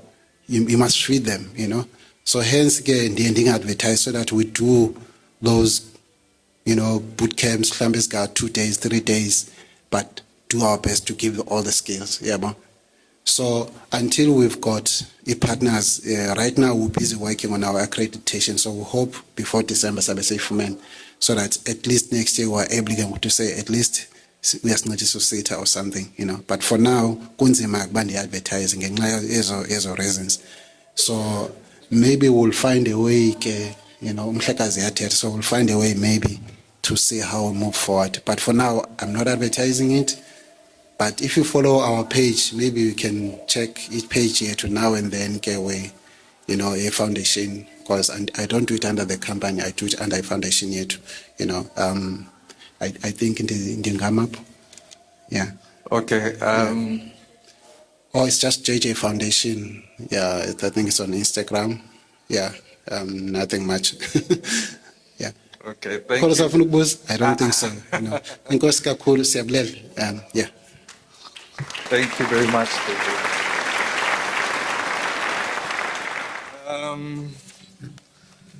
Okay, so I'm going to call it time. I think, thank you very much to the speakers that gave us such good presentation. Again, thank you again, JJ, for also making time to come through. So next up on the program, we'll be having screenings of 3 locally produced productions. We're going to start with, what is it? Lobola, A Bride's True Price. Then that will be followed by The Rise of Unguni, and then we'll end off with Umi Lisukani.